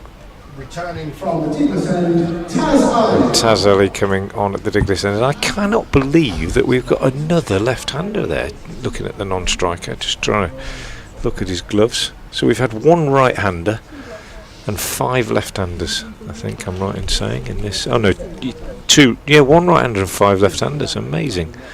There's Ali bowls, and one of those left-handers, Malhotra, who's been watching the carnage at the other end, pushes it away on the onside, and there's no run. 3 wickets for 1 run in 11 balls. Yeah, funny old game. 5 left-handers in 6. I don't think I can. I think Sri Lanka once had 6 in their top 7 at one stage, but extraordinary. Taz Ali bowls, and Malhotra drives up to mid-off. Suddenly, the whole tempo of the game has changed. The body language of the England under-19s fielders is much more buoyant. We've got some blue sky, the sun is out. Glorious sight, looking across this wonderful ground as Ali bowls and Malhotra's taken on the pad, trying to work this one away on the leg side. Well, we've seen some batting of genius today. Could we also see a hat-trick? Morgan will be on a hat-trick when he starts his next over.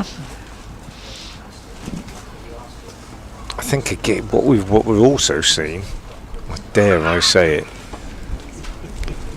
proving a point that I made earlier, is that the bowlers have relaxed and settled and started to bowl in better areas with more control, and it's all to do with the fact that as they run up or walk up or whatever, they are not fearful of where it's going to get struck. It makes huge difference to the mindset and the physical sort of relaxation aspect of it.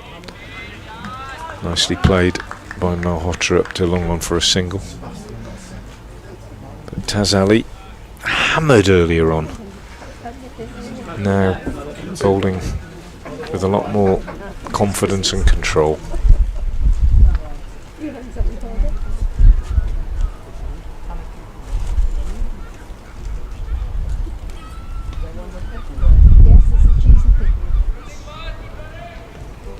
And the new batsman Kundu is off the mark with a little push on the leg side for a single. He'll keep the strike, 235 for 4, and here comes the hat-trick ball.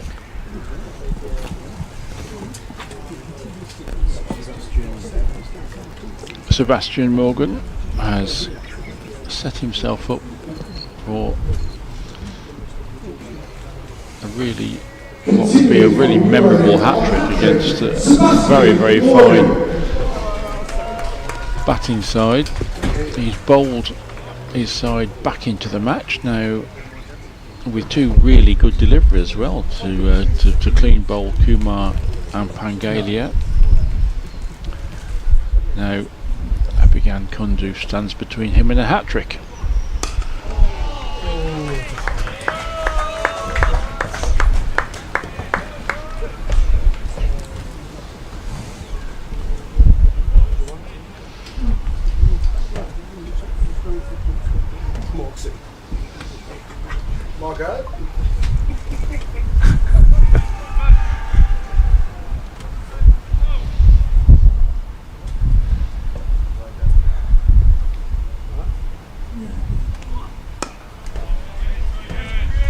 I think Kundu skippered the side, didn't he, in the last game, I think, and kept wicket, so he's obviously quite a senior figure, you would think, in this Indian under-19 lineup. Just needs to restore a little bit of calm for a few overs. They're still in a good position, they're still going to get, one would imagine, well in excess of 300, but Worcestershire, I beg your pardon, England, I keep doing that force of habit, can't help it. Most games that I commentate on involve Worcestershire, so apologies as a wide is sent down, but what I was going to say is England, having been looking at chasing something like 400, will now be hoping that they can be chasing something like, I don't know, 350, 340, something like that, and they'll feel that's gettable, you know, having competed well in previous game. Morgan over pitching on this occasion, driven away through the covers, flicked back just inside the rope by Ben Mays. James Minto completes the fielding. Kundu opened the batting in the last game at Northampton, accomplished player. As you say, Frank, the target fringe may now have come down a little bit, but they still, so sensational was the first half of the innings. They're still very strongly placed, aren't they? So they can afford to gather themselves and then go again. Yeah, absolutely. Left alone this one. They won't get 300. Right here first.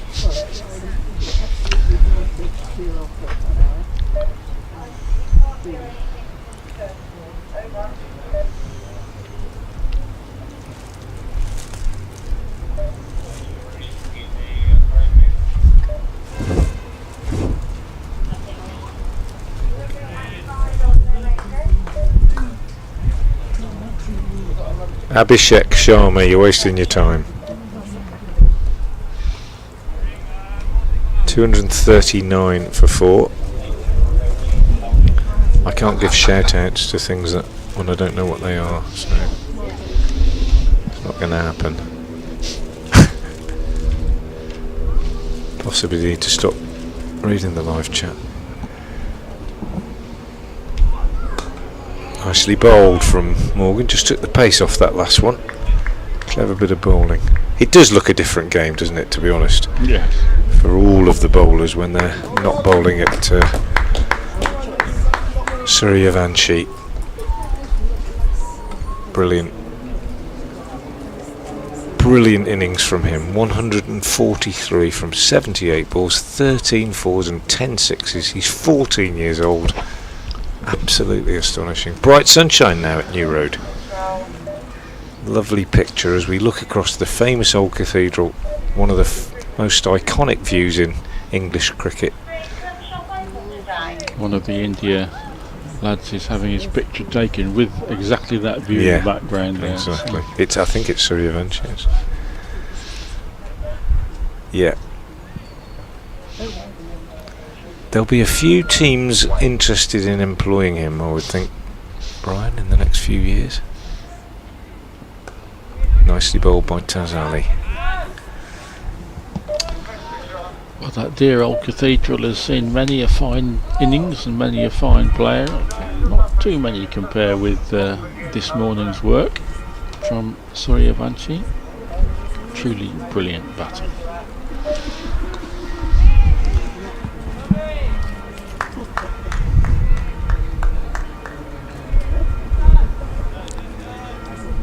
Yeah, absolutely. Thrilling stuff.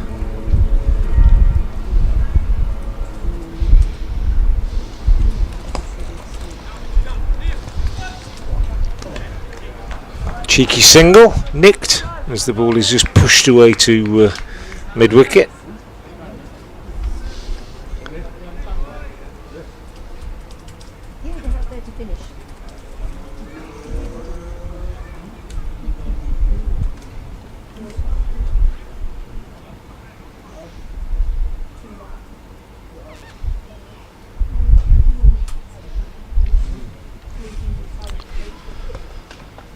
Well bowled, Tazal. He's good over this. Come back well.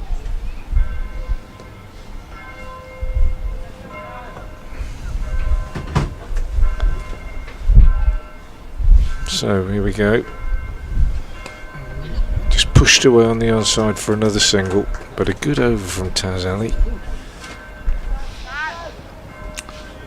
Just talking about this wonderful ground here. Visit Worcestershire New Road Cathedral on the banks of the River Severn, one of the most famous sights in English cricket, and the Severn running alongside the ground. And this one just heaved away on the leg side for another single. End of the over, 242 for 4. And I think we might be able to show you an aerial shot of the ground taken from a drone some time ago. There you are. As you can see, the boundary's not that short for those people that thought they were before. And beautiful ground on the banks of one of England's most famous rivers, the River Severn, here in Worcestershire. The ground set right in the city. It's a small city, and ground very central, easily accessible. And as Brian was saying, we've seen on this famous ground many famous players, and yet I think this morning we might have seen one who has the world at his feet. And you can never say that it will be certain that a player will go on to greatness, but the signs are Suryavanshi. And I walked to the ground this morning in an excited mood, thinking I'm going to see this young man about whom I've heard so much, and I don't think any billing has ever lived up to expectations anymore, because he was absolutely brilliant this morning. Again, good from Morgan, who's bowling a really good spell here from the New Road end. 2 for 36, 2 in 2 balls for him, both bowled, and asking questions of the Indian 5th wicket pair at the moment.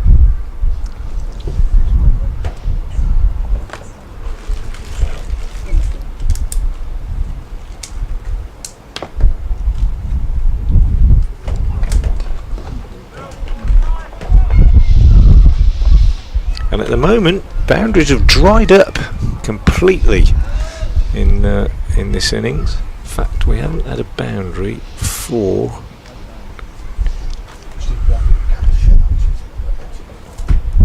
5.5 overs. The last boundary he had was that 6 that Malhotra hit straight down the ground. He's been completely becalmed, having lost the strike for quite a while. England have come back really well. Almost gives it away, Malhotra, driving this one uppishly on the bounce to mid-off. Great credit to the England youngsters, I think, Brian, for the way they've pulled this back. Yeah, it's been very impressive. Who'd have? Well, that's the joy of cricket when India were romping along, and who'd have thought then 3 wickets would fall for 1 run in 11 balls? An incredible turnaround. Good diving save by Minto, short extra cover. And credit to England for digging in there, because there was some serious flak that was flying. Yeah, absolutely. They kept going.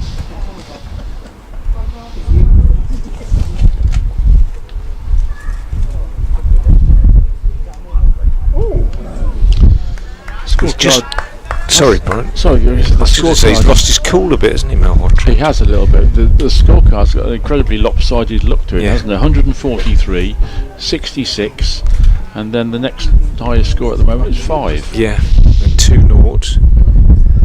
But yeah, I just sense that they've just lost their cool a little bit out there by this. What did I say? 6 overs since a boundary, and not what you want when you're looking to build on a platform. But as we said, and I'm sure they're saying to each other, just keep it calm and just tick along, get up to 250, 275, and then see where we are with 10 overs to go or something like that, and launch again, I think. But fair play to England. I think they've come back into it very, very well. And great experience for them as well, to realise that you can come back into a game when you think it's going away from you in the way that it was. A deft little shot from Kundu brings him 2. Bit of a misfield, actually, to be fair, at short third man. Probably should have been saved. And it should have been 1, but they got 2.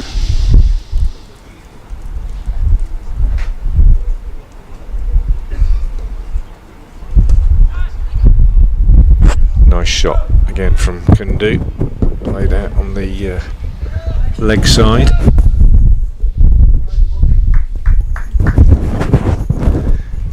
You can probably hear the breeze, not just in our effects mic, but in our own mics. We're sitting inside a small commentary pod, but a bit of a breeze occasionally making itself heard in our ears. That's a good shot from Malhotra, and a much needed boundary, the first for 7 overs, just a bit of width given by the bowler, and he leaned into it and struck it nicely, a little bit uppishly, but it bounced. Actually, it wasn't uppishly because it bounced just off the end of his bat and then in the air for a while, but a good shot, proper cover drive. He's gone to 70, and he's now got to be the glue that holds things together, I think, towards the end of this innings, and successive boundaries. So London buses, as we say in England, you wait a long time for 1 and then 2 come along at once, and that's exactly what's happened. Waited 8 overs for 2 boundaries, and 2 come in 2 deliveries as he sweeps this one away to backward square. Malhotra goes to 74. 255 for 4. And he bowls, and he's watchfully forward to a nicely bowled delivery and plays it back up the pitch.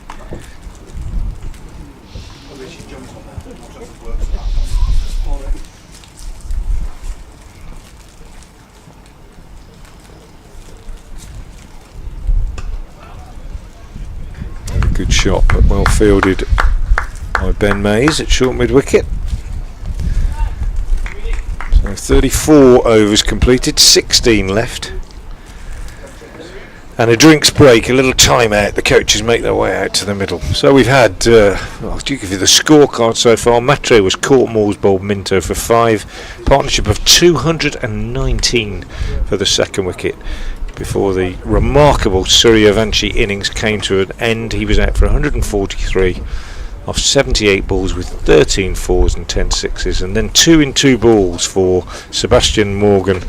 Kumar bowled without scoring, Pangalia also bowled without scoring, and at the drinks break 255 for 4, with Malhotra on 74 and Kundu on 8. 16 overs left, and while they're having a drinks break, you can just have a look at a little video about Worcestershire and why we call Visit Worcestershire New Road what we do, because visiting Worcestershire is highly recommended if you're in the UK. Once upon a time, I went on a magical adventure where I travelled through time, explored great buildings, and made lots of new friends. There are forests, rivers, and ice cream. My story was one of excitement and wonder. And what happens next? Well, that's your chapter. Make Worcestershire part of your story.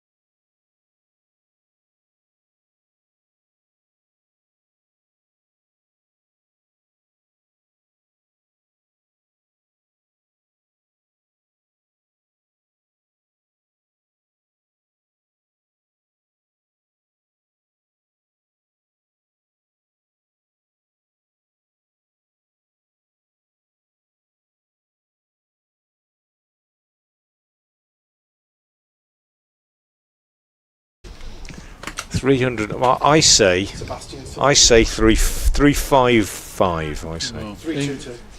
2-2. You've gone above 300. And 5 minutes ago, they weren't going to get 300. The optimism in the back of the commentary box has receded a little. Under 360, somebody says on the live chat. 373, somebody else says. Under 380. Yeah, I don't know. 350. I think England have come back well. However, Jack Home, who's just coming back into the attack, was pretty expensive early on, and India have still got Chowan and Ambrish, both of whom have scored runs in this series to come. There's still plenty of batting left. Here is Home round the wicket, bowls outside the off stump, left alone by Kundu. 47 off 4 overs Home, but he came on, to be fair, at just the wrong time when Suryavanshi was about to. Well, it started his assault on the bowling, and poor old Jack Home was struggling to contain him, tried various things, got his lines a bit wrong and struggled. He's in again now, round the wicket, bowls, and this nicely played by Kundu, down to third man for a single. James Minto loosening up as well. We might see pace from both ends in a minute. So it's a chilly-ish day here at New Road. It's difficult to assess what was required in terms of jumpers and jackets and that kind of thing this morning. It's quite warm when I walked down to the ground, but out of the wind. But when the wind blows, a little bit chilly. This one steered down to third man for another single. Malhotra could be a key man as well. He could quite easily cruise his way to 100 here and then decide to cut loose. It appears from a couple of shots that he's played, he's got the ability to score quickly. He's played beautifully. That's a nice shot from Kundu, just deflected down to third man for a single. But single's perfectly acceptable from an England point of view at the moment.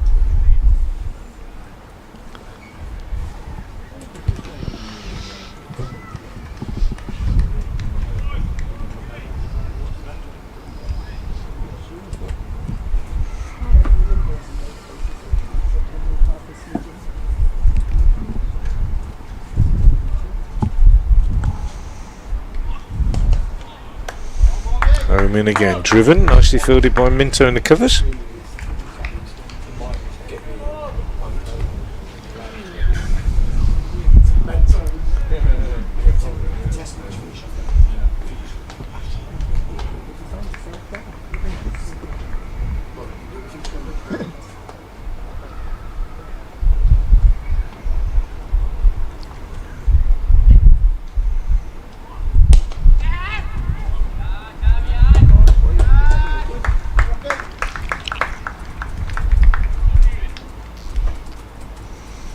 Better over from Jack Home, again benefiting from a slight easing. I beg your pardon, was that more? No, I think it was Home.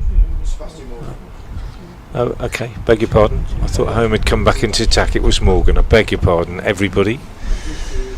Misidentification of the bowler. Minto is returning at the Diglis end. I was right about that.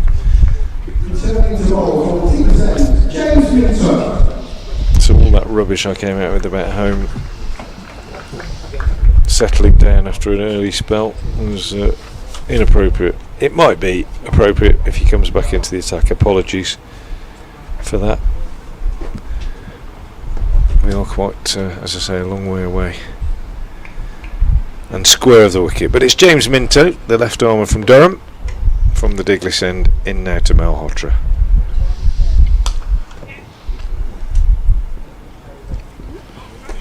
And a cheeky single, nicked really as he pushes it up to mid-off. I'm just looking, had to hurry, at the scorecard from India's tour match here at New Road in 1974. My word, some of the batters: Ron Headley, Glenn Turner, Basil Dorivera, Sunil Gavaskar, Gundappa Viswanath. Good grief, County county matches against the touring teams in that era. Yeah. Well, and they always used to start here. The tours always began at Worcester until quite recently, in the 80s, I think. And Don Bradman's autobiography, 1948 tour diary, foreword is written in Diglis Hotel, Worcester, the night before the tour started. They always stayed in the Diglis Hotel on the other side of the river from here. That's a slightly slower ball, just sort of sliced out on the offside by Kundu for a single. Madan Lal took 7 for 95 in that game for the Indian touring side. So the great Sunil Gavaskar then scored 25 in the first innings, but 88 in the second to see his side to a draw.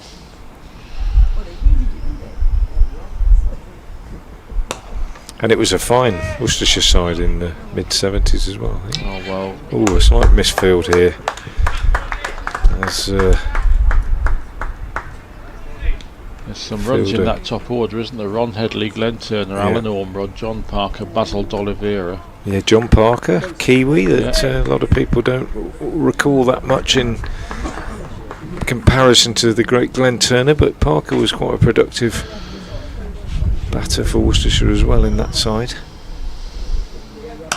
Well, that's a lovely shot. That is a magnificent shot from Malhotra. Short, hammered away over mid-wicket. Really, really dispatched. And one bounce for 4. Lovely shot. He goes to 83. Shot of great authority. And if he makes 100 here, and he needs just 17 to do so, it will be a perfect innings in many ways for his side. Played exactly the right role in that partnership of 219 for the second wicket, and has just started now, as he needs to do if they're going to get a really big score, to expand his own game. Brilliant shot.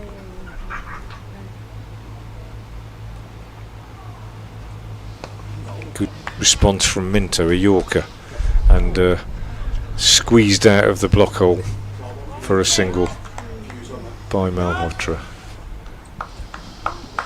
Once again, my apologies for saying that it was Jack Home that bowled that last over from the New Road end. It was indeed still Sebastian Morgan. 8 overs, no maidens, 2 for 41 his figures. He'll be pretty pleased with those.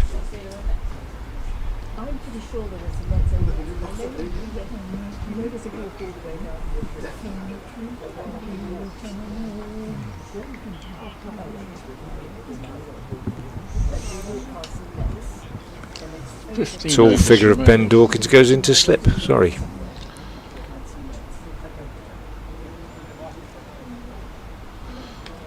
And that's wide.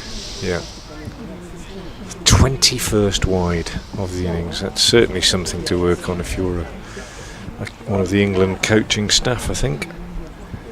Cannot afford to give away 30 or so extras in a 50 over innings. You simply can't. There have been 25 extras so far, 5 leg byes and 20 wides.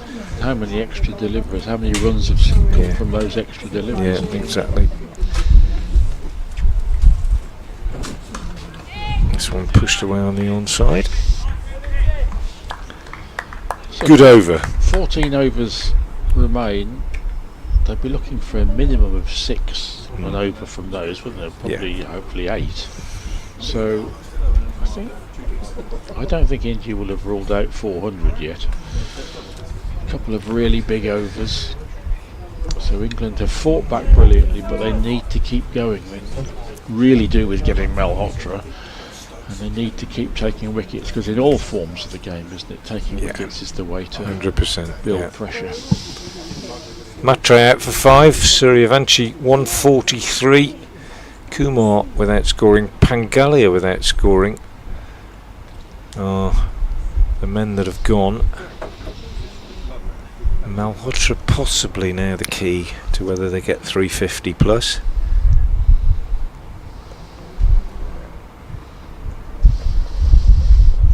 And it is a bowling change as Ralphie Albert comes back into the attack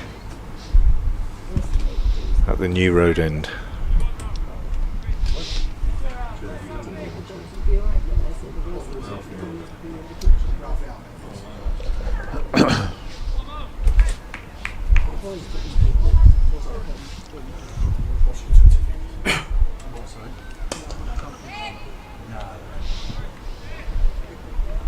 Returning to bowl from the new rodent, Vaibhav.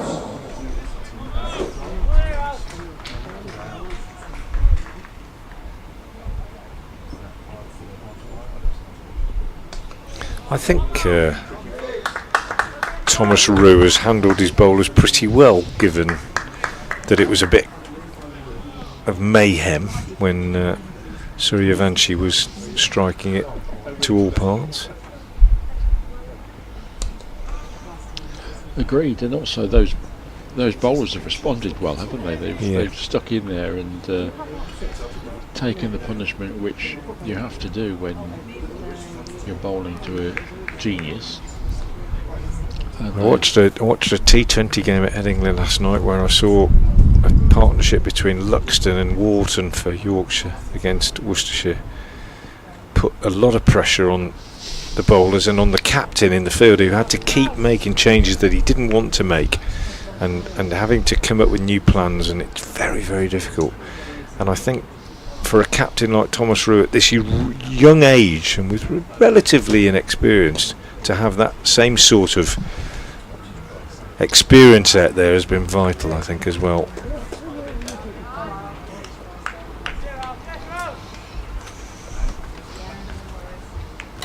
22nd wide of the innings, so that's an extra 4 overs that England have given India. Oh, lovely use of the feet. Lovely use of the feet by Kundu there. Only gets a single, but dancing down the pitch. Really good footwork. Got right to the pitch, drove it up to mid-on and picked up a single, and will keep the strike. Lovely, lovely bit of cricket. Nicely bowled though from Vaibhav. I think he's been really good. I really do. 6 overs, no maidens, no wicket for 40. Doesn't do him a lot of justice. I think one of those overs went for about 15 or 16. Been very good indeed.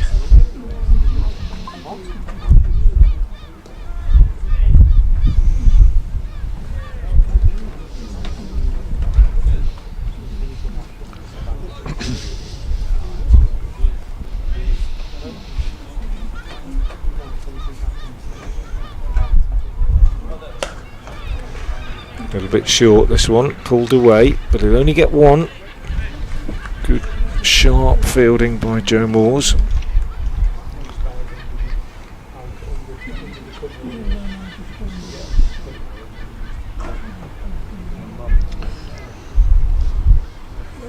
$12 overs left after this. I think 350's got to be the minimum target, isn't it? Who knows what it would have been if Suryavanshi had stayed in. Could have been 500. Oof, goodness me. That's a beautiful strike from Malhotra, isn't it? Stood up tall. Not a great deal of footwork, but just whacked it over mid-on.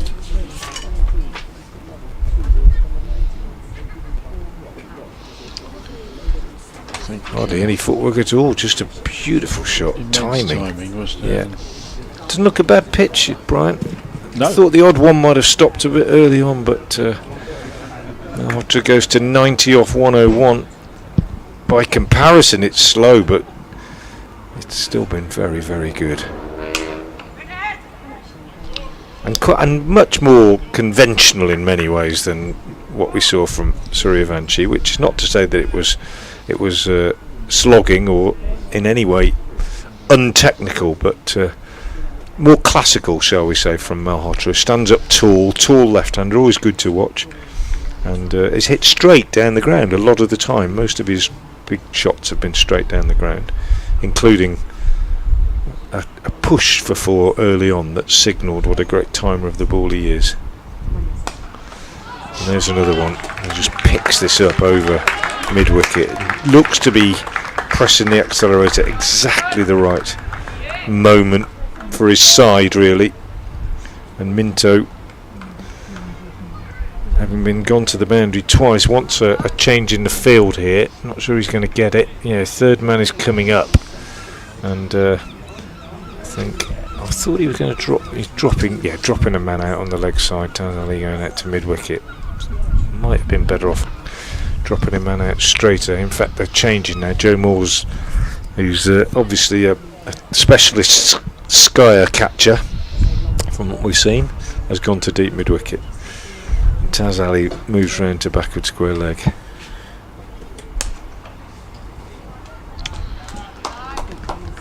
Malhotra moves to 95, fully deserves a century. He played second fiddle to Suryavanshi as anybody would, but he's batted with a lot of class, and I think we're going to see him stack up a lot of runs. Just got some detail on the Suryavanshi innings. Fastest youth ODI 100 ever, 52 balls, beating Pakistan's Kazim Akram's 63 ball record, and he also became the youngest ever centurion in a youth ODI, beating Najmul Hussain Shanto's record. He was 40. He was, Shanto, and he was getting on a bit. He was 14 years and 241 days, whereas Suryavanshi is only 14 years and 100 days. But yeah, it was statistically amazing, and it was also spectacular to watch. It really was, and I won't forget it for a long time, and I'm sure you won't either, Brian. It was a real thrill, and I'm already looking forward to seeing him bat again on Monday. I hope they don't leave him out. Anyway, the over is completed. 288 for 4, 12 left, and Malhotra on the verge of 100. And he nearly falls off that verge because he sliced this one away in the air on the offside. Got a little bit lucky there, landed short of the fielder, but he's got 2. Goes to 98. He would have had his heart in his mouth a little bit then for a moment.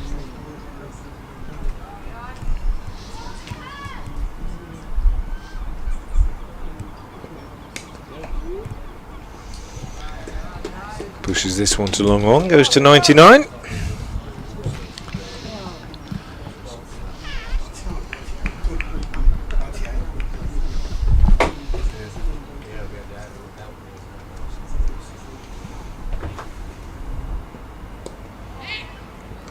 Oh, and he might run himself out. It's a direct hit at the non-striker's end. Malhotra had set off. He slipped when he was sent back. Tried to turned, got back. The throw came in, flicked the bowler's hand. I think direct hit. Umpire, to be fair, not in a great position, but he was in. He was well in. Even can see that on my replay, looking from behind the stumps.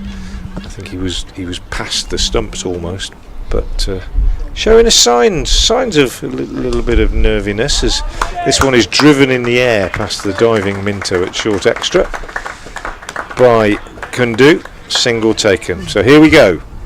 99. 98. It's 98. Do you know what? I think they've had a recount because he was on 98. Got that single. I'm sure he was. Oh well. Pushes this one away on the onside. He's on 99 now then. I beg your pardon. But he's showing a few signs of nerves anyway. Brilliant innings though. 107 deliveries, 99. Played second fiddle in that excellent partnership and has just started to score more freely in the last few seconds, last few minutes. Kundu can't beat the fielder at extra cover this time. Good over again from the left arm spinner Ralphie Albert. 293 for 4 then. 11 left. And England have really pulled this back very nicely in the last 10 overs or so. 14 from that over before, but prior to that 5, 10, 4, 11, 2, 3, 3, 2, 1. A maiden. A really good effort by Thomas Rue's troops to get back into this game, and Taz Ali coming back into the attack at the Diglis end. Yes, at 233 for 1 in the 27th. The sky looked the limit for India. They're still going to set an imposing total, and England are going to have to bat really well to level the series. But England have stayed in the game. Crucial 11 overs ahead though. England need to keep the pressure on.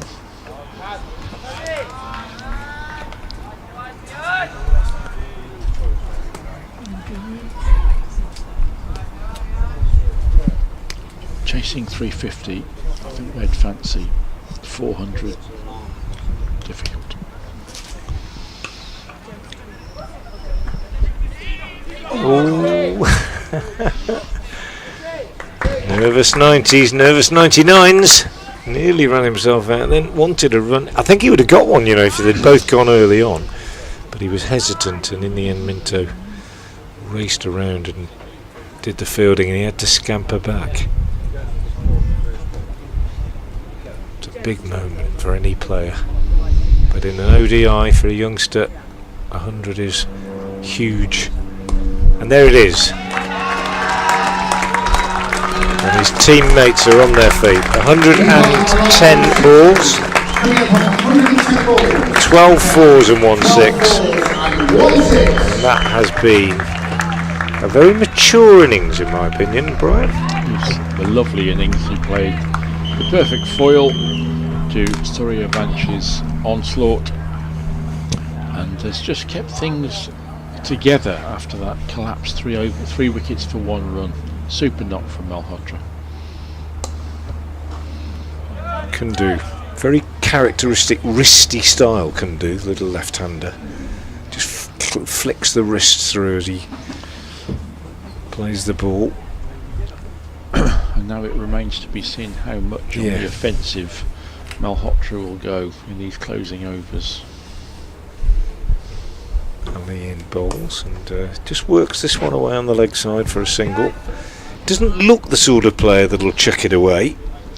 Looks the sort of player that will keep going and play very sensibly. I mean, if he finished on 130 and they got 350, I think that would be a pretty good effort. 350 is going to take some getting, isn't it?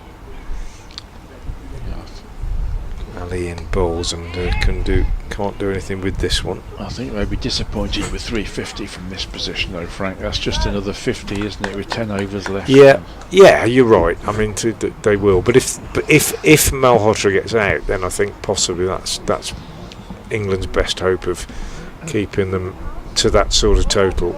But you're right, they would be disappointed with 350. But that'll be, I guess, what the England attack will be hoping they can restrict them to. Just feel that if you go out at 350 and you get a decent start, you've got plenty of batting, you think you're in with a chance. But if you're chasing 375 or something, really just psychologically a little bit more daunting. No Isaac Mohammed today either at the top of the order, who can score very quickly. Oh, well, there you go. That's an absolutely beautiful shot from Malhotra, who's answered our question about whether he can clear the ropes. And again, he's done it with elegance and style as much as anything. Beautiful shot over long off for 6. And it's the first ball of the over again. Definitely seems to be a policy in this Indian side to attack the first ball of the over.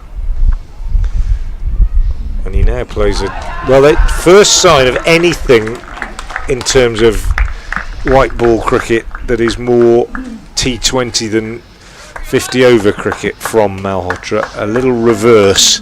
First time he's done that, and he's made contact with it, and he's got it straight away down to the boundary, which prompts a change in the field.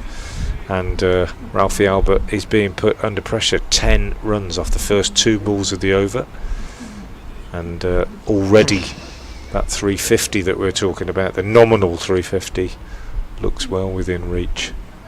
Just in the space of a couple of deliveries, and he works this next one for a single. Excellent stuff. Yeah, that was the first reverse sweep we've seen, wasn't it? In the 41st over, it's been superb batting. Quite orthodox, a lot of it, hasn't it? Yeah. Been a lot of runs scored in front of the wicket. Yeah.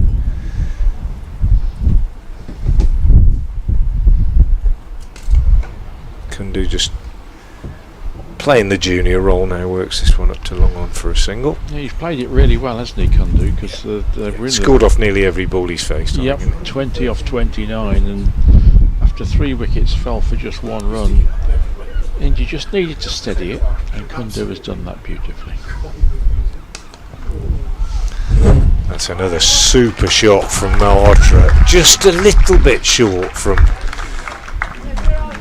Raphael, and a great footwork again. We tend to think of footwork as people charging down the pitch or whatever it might be, but he's just basically moved across his stumps and then opened himself up, moved his right foot away and just cleared the space to get that bat through.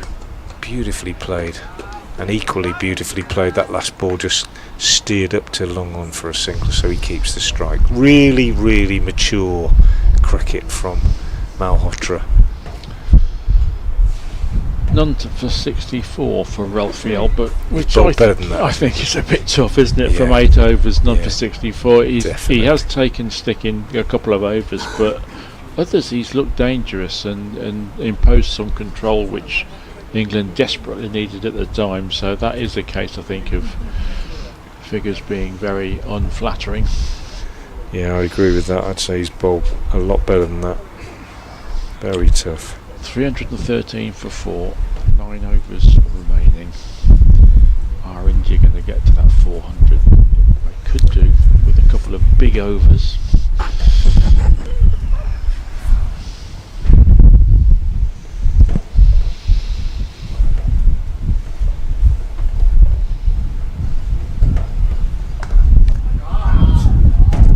He's done it again, Malhotra. Oh, beautifully played. Absolutely magnificent shot. You know, as good as anything we've seen, Yeah. Brian, all day. That's the second time he's played that shot, hasn't it? Just eases it over long off, and on both occasions it landed just outside the boundary. But he knew the player was the long off fielder wasn't on the fence. He was in total control of it, and the timing and the precision of it is just exquisite. Wonderful batting.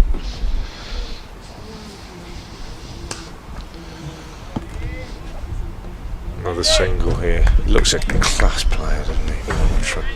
In many ways, I've enjoyed watching him as much as I enjoyed Suryavanshi. Not quite. I mean, Suryavanshi very, very special because it's so exceptional. But aesthetically, Malhotra's innings has been a joy. I don't think Malhotra will ever play innings this good and it not to be the best innings No. of the innings, if you like. Is Yeah, interesting one. he's overshadowed, as anybody would be, by Suryavanchi's 143, but this is also top class century. 4 more.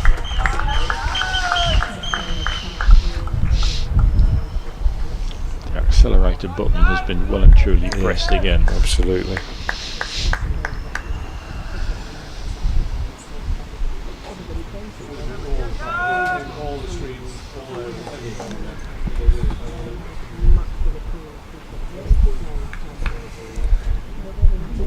$400's looking more likely, isn't it? Just the maturity of these players is what I find amazing, Brian. The way that they've gone about their business, the way they've managed the innings. I mean, they've had a couple of drinks breaks, they've had a couple of timeouts where the coaches have had a word with them, but it's just been so mature. Even losing a couple of wickets to, two wickets in 2 balls has not phased them as a side. Brilliant. They've got all bases covered, haven't they? It would seem, in terms of the guns at the top of the order, the stability in the middle, and they've used those resources beautifully as well. We will see, of course, whether what the England batters make of this pitch. The pitch has played well, hasn't it? There's been some wonderful batting on it. Yeah. But after a few predictable bits of danger with the new ball, the batting has been fairly straightforward, and the pitch has been solid. So England will think, well, we can go big on this as well. Absolutely. Now, bowling change. Thomas Rue is sending the helmet off. He's going to be standing back, and we are going to see Jack Home. I think this is a bit of a gamble, Brian, to be honest. I think Home, 4 overs, no mids, no wicket for 47 so far. Could be. Oh, he's got a wicket first up. He has got a wicket. Well, I was going to say it could be expensive, but he does have a knack, as we've seen. I don't know how much you've seen, Brian. I've certainly seen it playing for Worcestershire in the One Day Cup last year. He has a happy knack of taking wickets, and he gets one there with a short, wide delivery, which is cut away by the previously watchful Kundu. And he'll feel, as he walks off with his head down, rather ruefully shaking his head, that he's chucked it away a bit. Short and wide, cut it up in the air, and caught by Moores. Joe Moores' third catch in the deep. Jack Holmes' first wicket, and Kundu's gone for a very nicely compiled 23. As you've said, Brian, take wickets, slow the scoring down. That's what they'll be aiming to do. The partnership of 93 in 13 overs there. Kundu played a really important role alongside Malhotra, and that partnership has just put India back in the ascendancy. They needed to shore up after those 3 quick-fire wickets. And the new batsman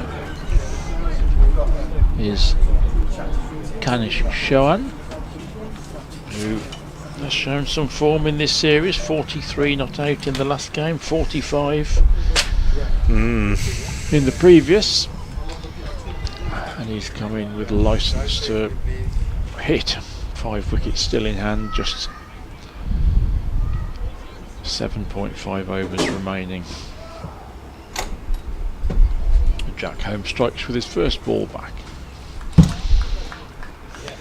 Yeah, I was going to say, but I genuinely think it is a bit of a gamble. They had a long chat about it, senior pro Sebastian Morgan and wicketkeeper and captain Thomas Rue, but they decided to go with Home, and it has produced a wicket, but it might have brought in a more dangerous batsman in Chauhan.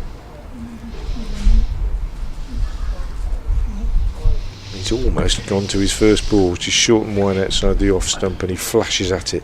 This is exactly what Home does. He's the sort of bowler that batters play shots against, Brian, if that makes sense. And obviously, you know, there have been many all-rounders over the years, 1 or 2 quite famous ones, who've played on this ground who have been that kind of bowler. That maybe bowlers at the other end bowl tightly, and then they come on and bowl balls that batters fancy, and they end up getting wickets. That's the sort of bowler Holmes seems to be to me. He comes in and bowls. That one's pretty sharp and just dropped down on the offside, and Chauhan is off the mark. Well, just a single off the first 3 balls of the over.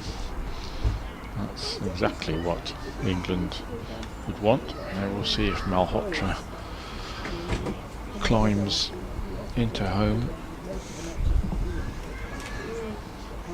Still 5 wickets in hand, so Malhotra doesn't need to nurse the tail or anything like that. 72 needed from 8 overs, or 7.5 overs if they're going to get that magic 400.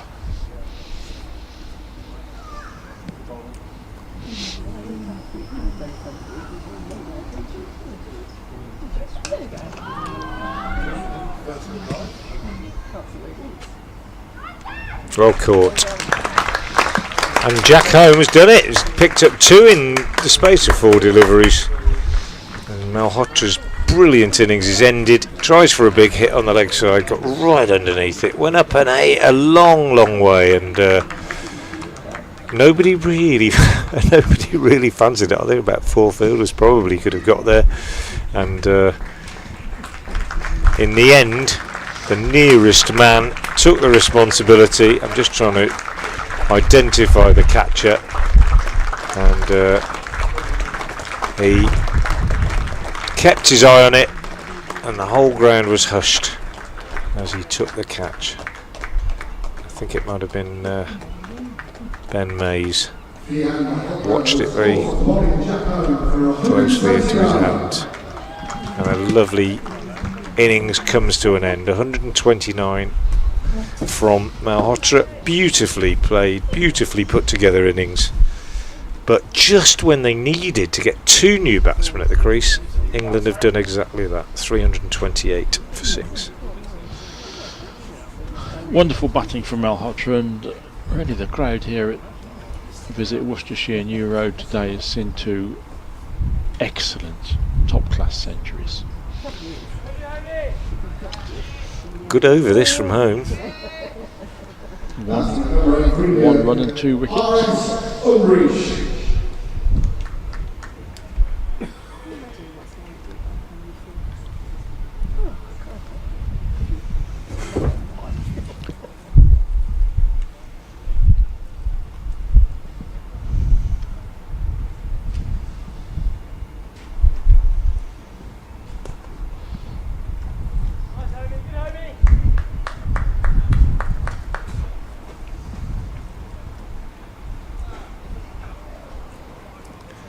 And it, just to confirm, it was Ben Mays that took the catch.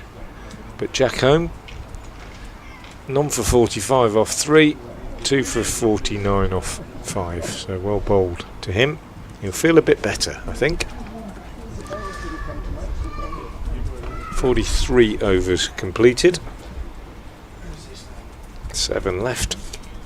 But they're 6 down now, that's the important thing. 2 new batters, both on 1. Ambrish and Chowan.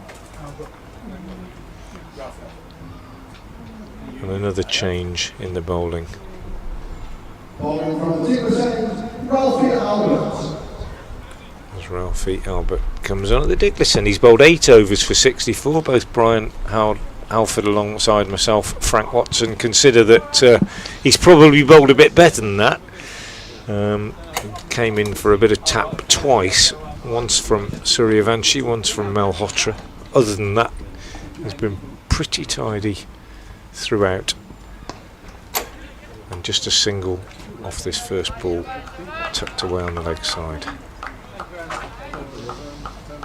James Minto probably has bowled as well as anybody. 8 overs, no maidens, 1 for 49. Taz Ali 97 off his 10. Looks expensive, but they're all going to be expensive when somebody gets the fastest ODI, youth ODI 100 in history, which is what Suryavanshi did today. Bright sunshine now as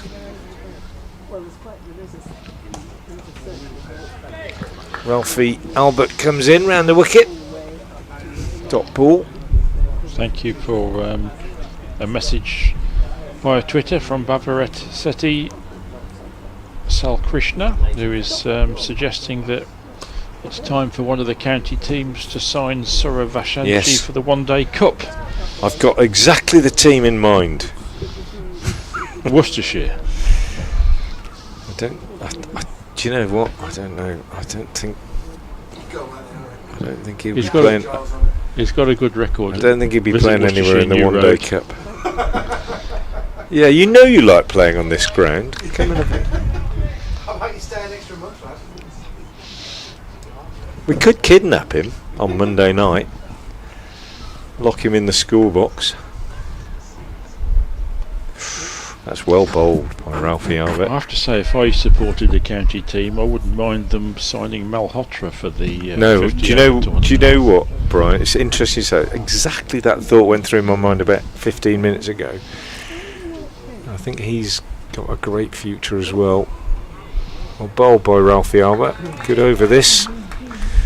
Very good over. 331 for 6. 44 gone.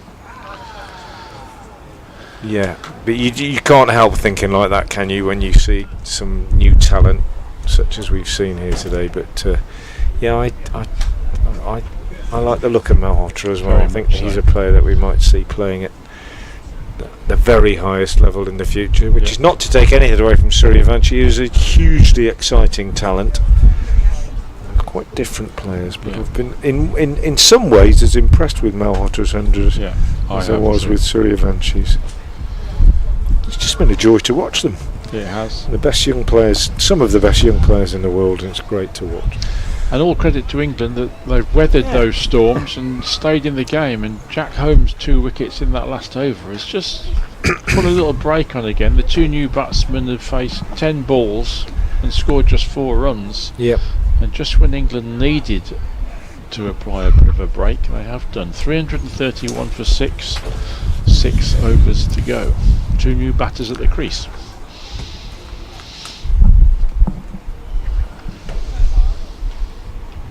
And another dot. Holmes done well.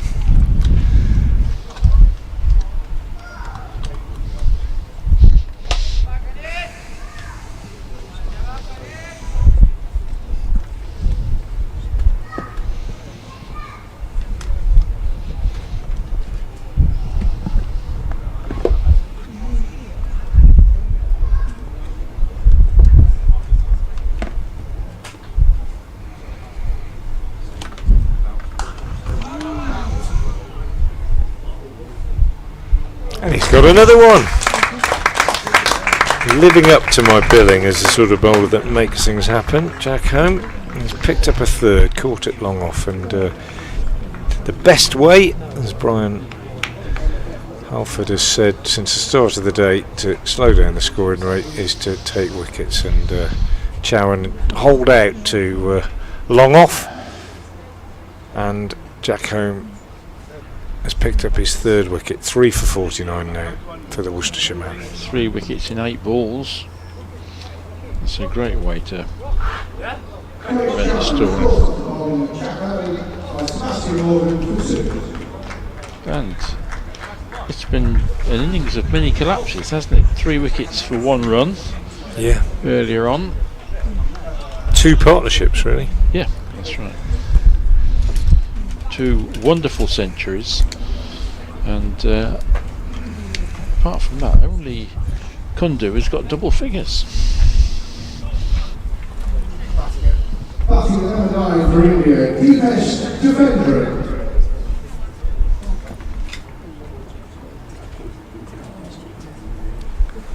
He's home again.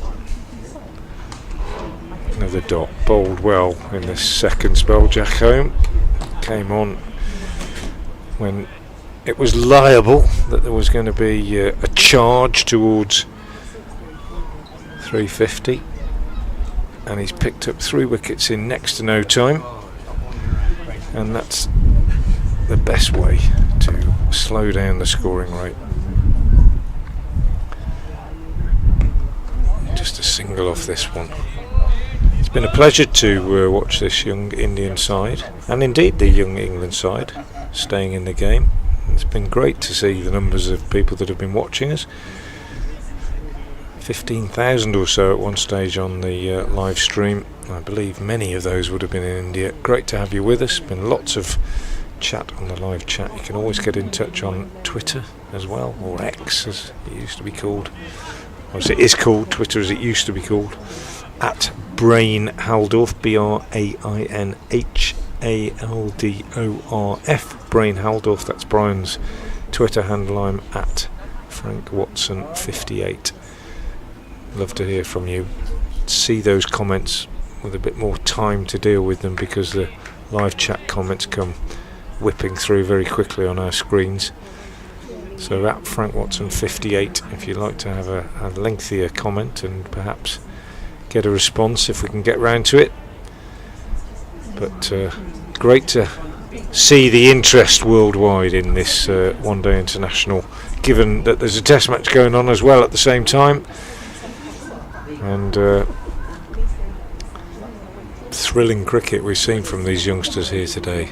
Home bowls down the leg side, and Thomas Rue is unable to gather that one. It's going to be wides, and they've gone through for a run as well. So wides signalled by the umpire. 335 for 7. And 5 overs left after this one.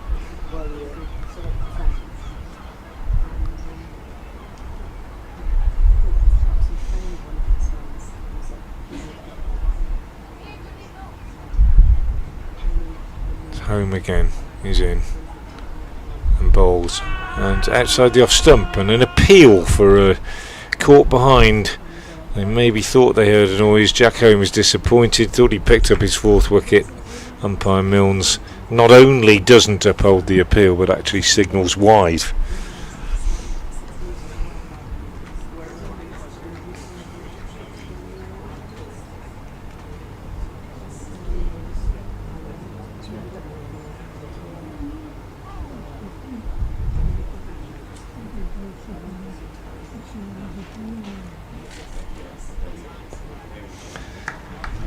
This one just run down to 3rd man for a single. Another very good over from Jack Home.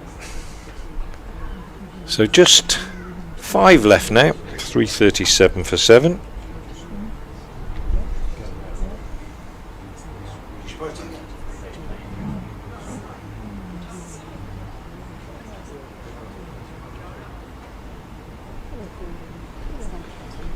Is Ralph Albert still?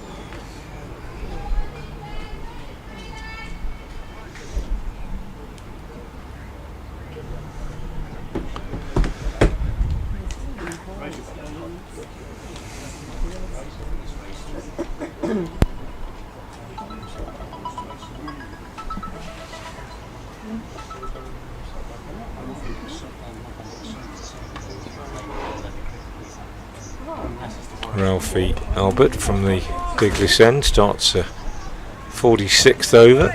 Single taken by Amrish. Driven up to long off. So 4 overs left after this. Probably still be hoping for about 375, something like that, India, but lose another wicket could be tricky. England have pulled it back well. They've kept it just about within the realms of chaseability, shall we say.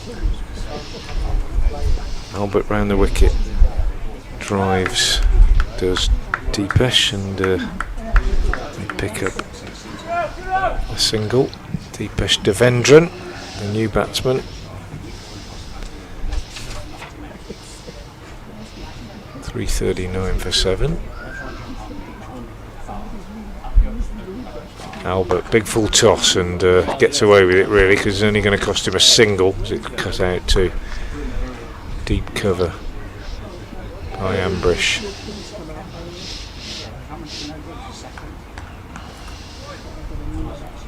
Perfect day for cricket actually. It's not too warm but not too chilly either.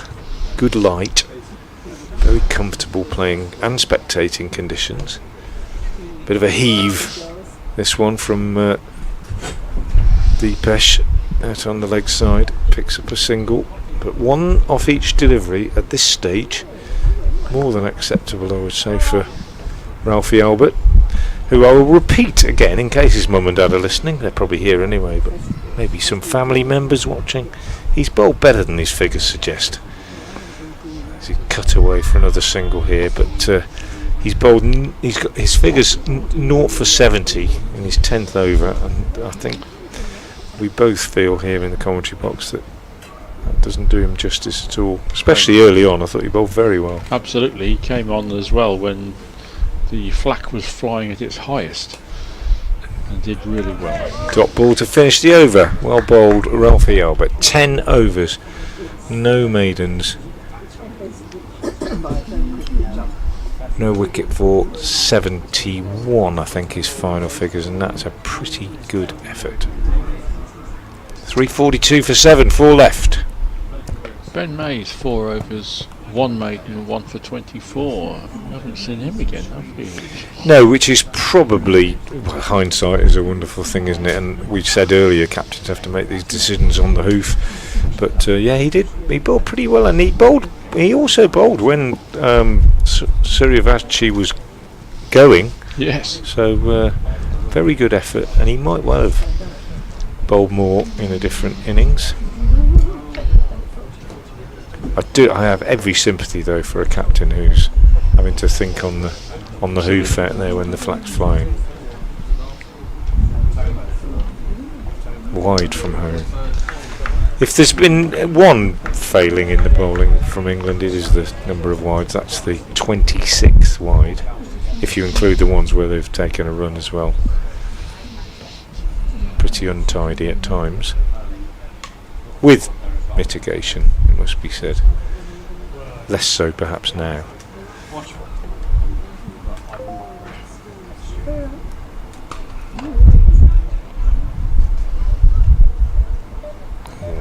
I think Home thought he might have been about to get a fifth one there, as that one was chipped up in the air.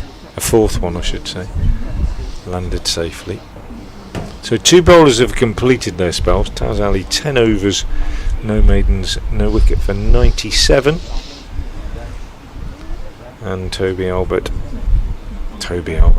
I knew I'd say that at least once today. Ralphie Albert 10 overs, no maidens, no wicket for 71.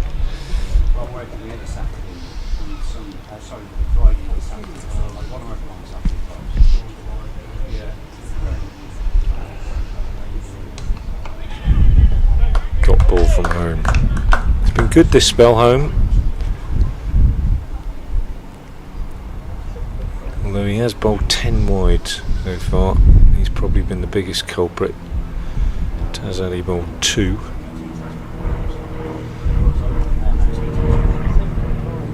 Four each from Morgan and Minto. And there you go, he's got a fourth. He is that kind of bowler, Brian. He really is. There's a nick from Ambrish and a catch for Rue behind the stumps.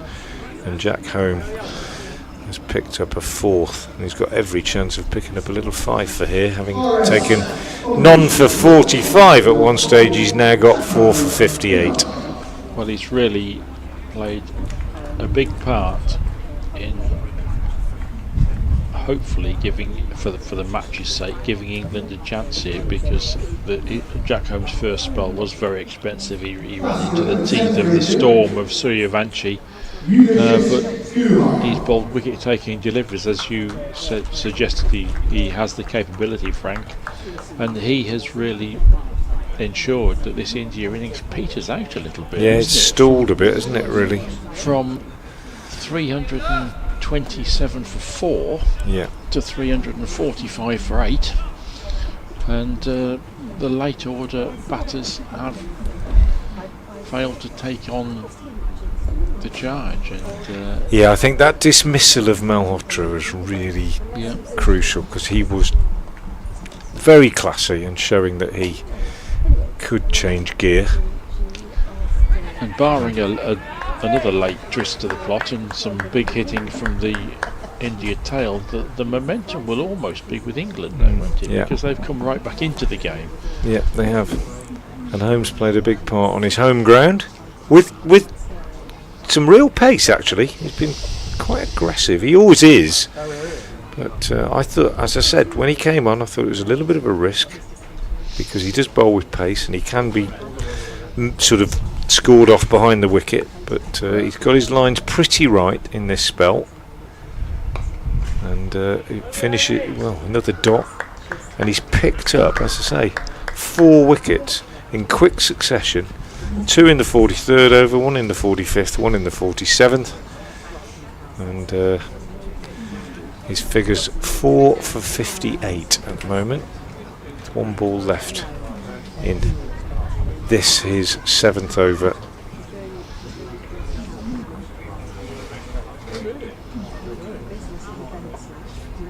And that one's down the leg side, and it is a wide, unfortunately.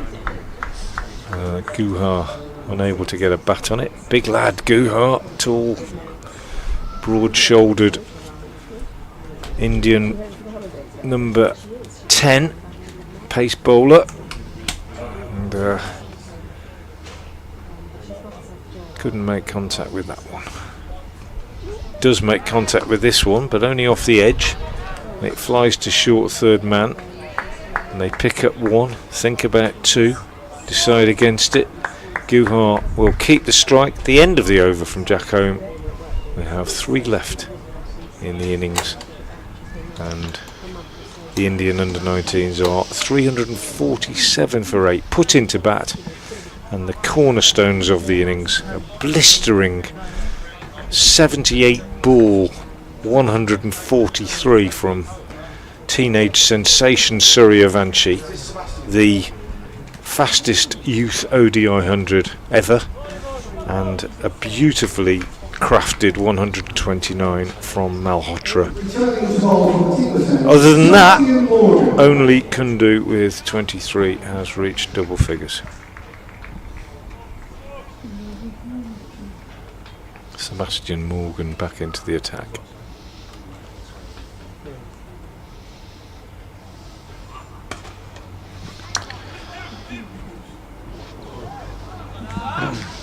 A risky single taken off the first ball.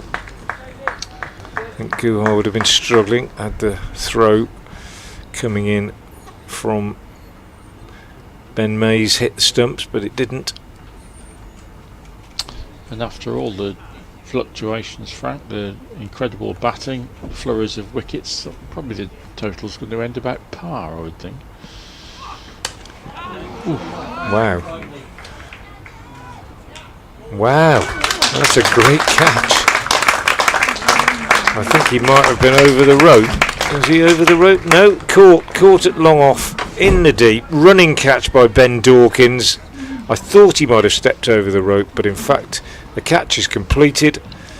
Sebastian Morgan picks up the 9th wicket, and I think, yeah, maybe a little bit over par, but only just. But they've fallen away, and they're now in danger of not using up the 50 overs, which didn't look likely.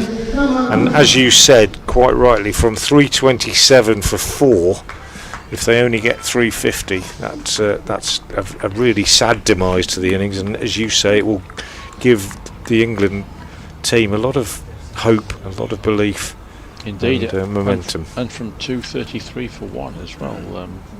Yeah. With Suryavanshi and Malhotra flying, India will be a little bit disappointed to have only put another 115 on the board from that point.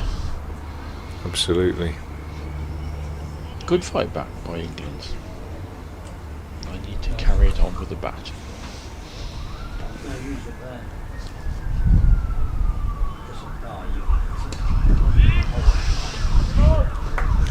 And now it's a case of use your overs up. Pankaj Sharma on the live chat says typical collapse. Hope England win this. Well, I don't know about typical. I wouldn't mind watching this sort of innings every day if that's typical. It's been a fantastic watch. But they have fallen away. Well bowled Morgan with a Yorker dug out by Pushpak, the number 11. They have bowled. England have fought back extremely well. We've seen 2 brilliant innings, and yeah, fantastic advert for the up and coming professionals, top young players in these 2 Test playing nations. Great stuff. And just a nod too, I think, for England's catching. Yeah, they took some really high skiers, and none of them have been absolutely brilliant catches, but nothing has gone down, and they've taken some difficult ones and some very important ones. Joe Moore's with a couple of really good catches, and Ben Dawkins just with that recent one. Oh, bold. Good over from Sebastian Morgan.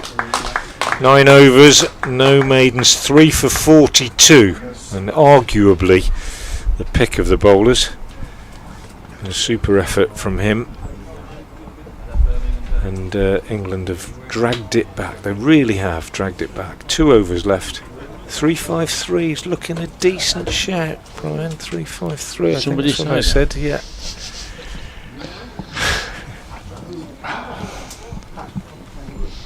I think you were above that, weren't you? 391, which is looking a little unlikely now, unless Guha.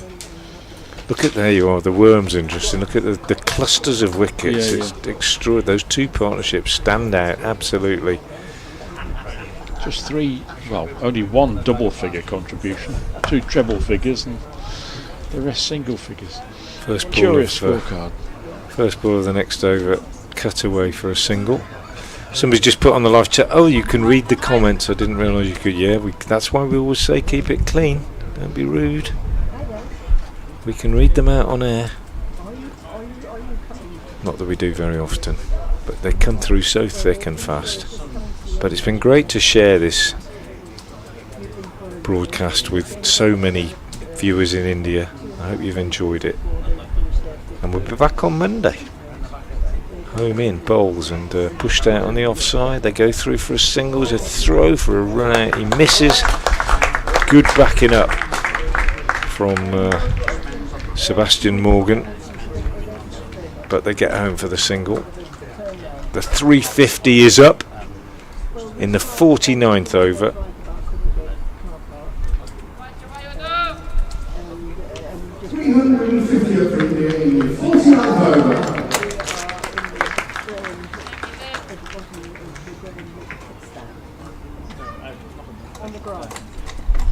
Home again, bowls and carved out on the offside.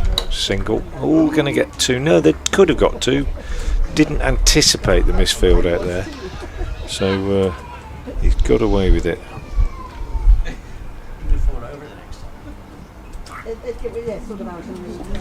James Isbell out on the cover boundary, far side of the ground.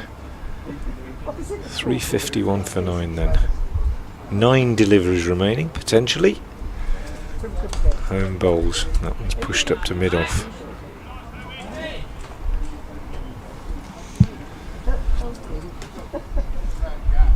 So I think Mays is only going to bowl those 4 overs that you mentioned, Brian. 4 overs, 1 maiden, 1 for 24 from him. I think Morgan will finish off.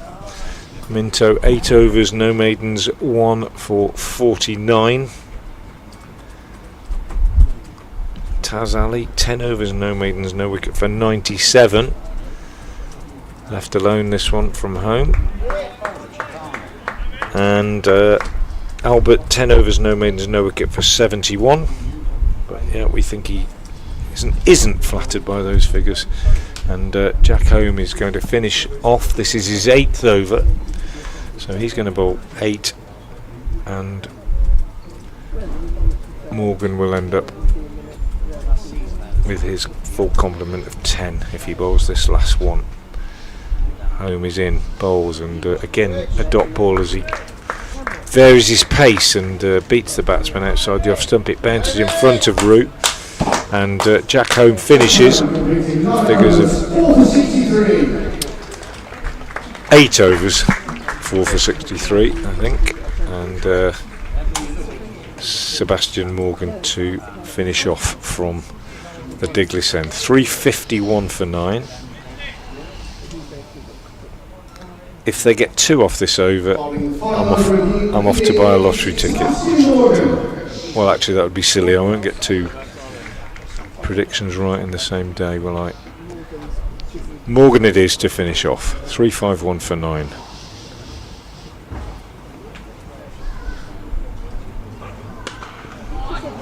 Oh, that's done my prediction, because he's just given him a bit of room, and Guhar has just given it the pace bowler's slap over mid wicket. A real whack, proper seam bowler's thumping slog shot through cow corner. 1 bounce for 4.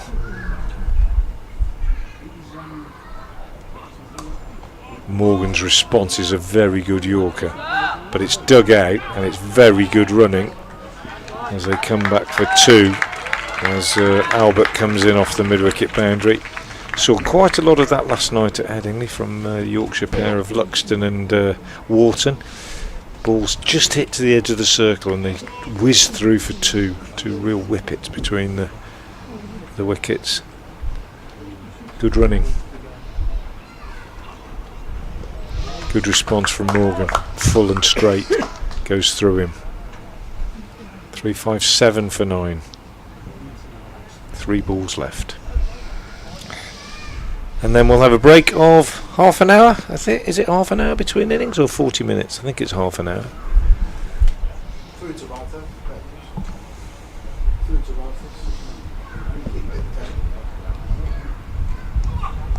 Well bowled again, Morgan, and I think he might have trodden on his stumps there. No, it's a leaf. There was movement at the base of the stumps, but it was a leaf. I think the bails are still on. Oh, he's broken his bat. It's not a leaf, it's a piece of his bat broken off. Good Yorker from Sebastian Morgan, right in the block hole, jammed his bat down on it, and it's broken. I won't say the make, I won't embarrass the makers, but I thought a bail had dropped off initially, but it's a chunk of wood. Umpire's taken it, he's not on strike, 2 balls left, he may not need it again. 358 for 9. Good Yorker again from Morgan. Very impressive the way that Sebastian Morgan's got those Yorkers in. He needs a new bat, but he's not really. Is he going to bother with a new bat? 1 ball left, could be the difference. It's a 6. England He's chase to the dressing room, leaning on the. He's got a chunk of his bat missing, I can see it. Why doesn't he just swap with his partner? It would save so much time. But they're gonna go out, give him a new one. And they've got to go up to the dressing room to get it. Here it comes now.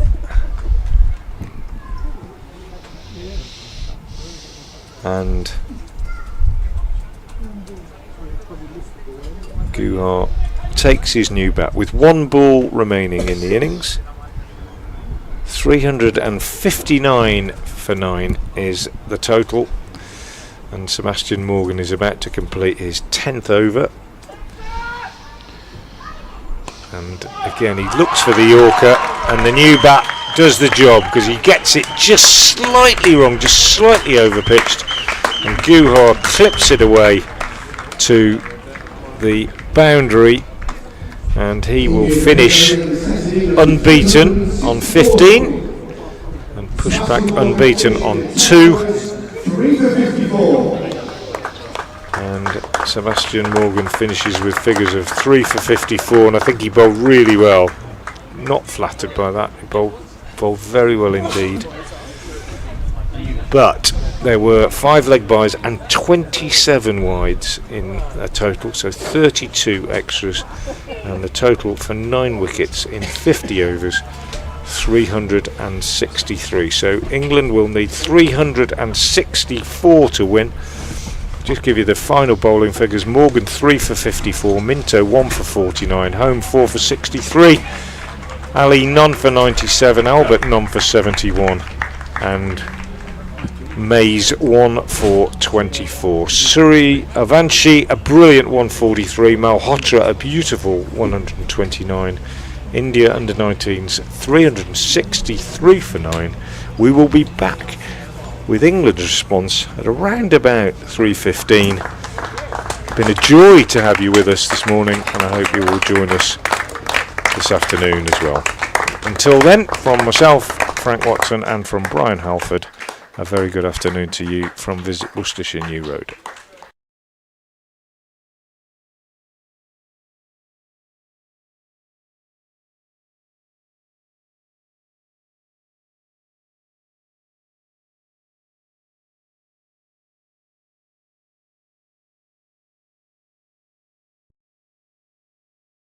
I went on a magical adventure where I travelled through time, explored great buildings, and made lots of new friends. There are forests, rivers, and ice cream. My story was one of excitement and wonder. And what happens next? Well, that's your chapter. Make Worcestershire part of your story.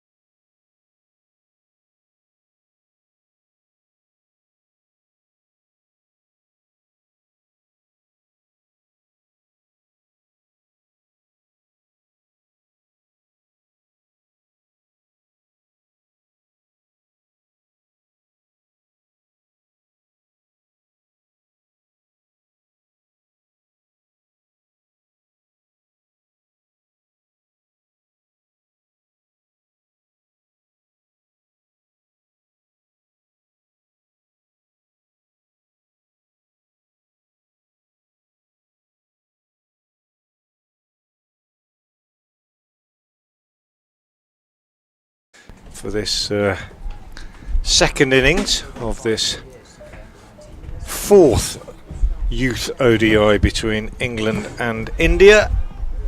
England about to begin their response to India's first innings, 363 for 9, and the two England opening batsmen are out there at the moment, Joe Moores and Ben Dawkins, and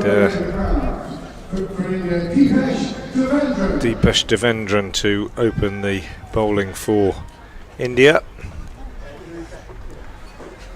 Thrilling first half to the game, particularly when Suryavanshi was launching a magnificent assault, the fastest ever youth ODI 100, 143 for him.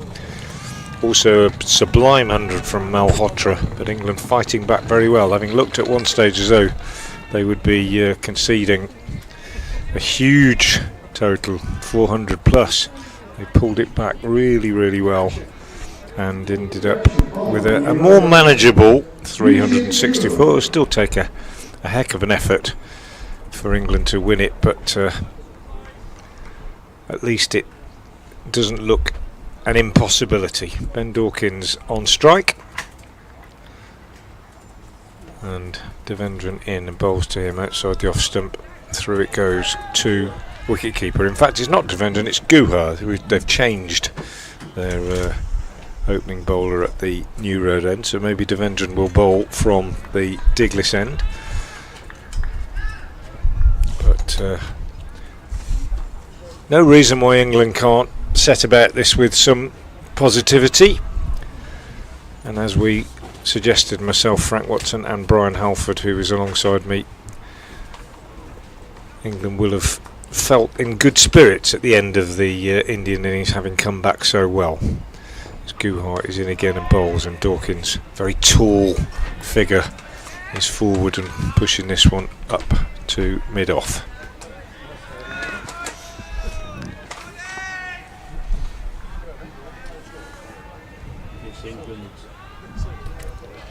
Yes, England have got a tall task.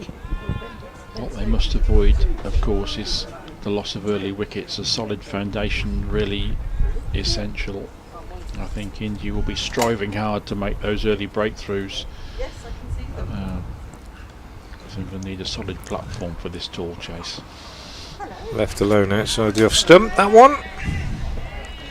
So a decent start from Guha.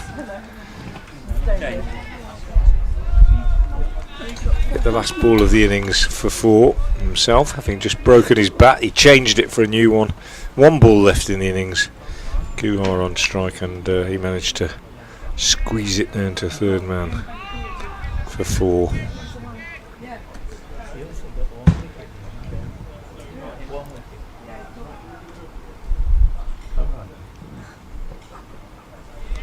Another leave outside the off stump from Dawkins to that one.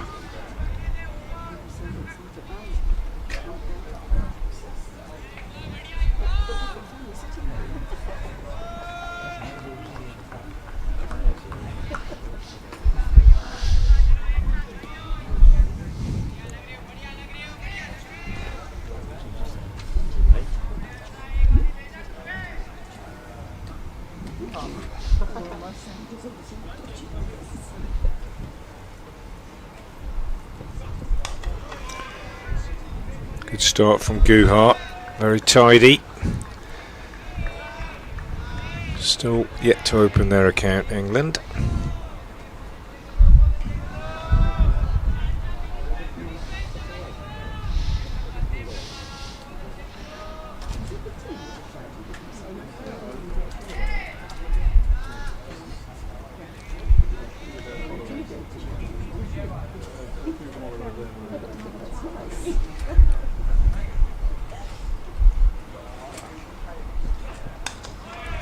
And that is a very, very tidy maiden over to begin the proceedings from Guha.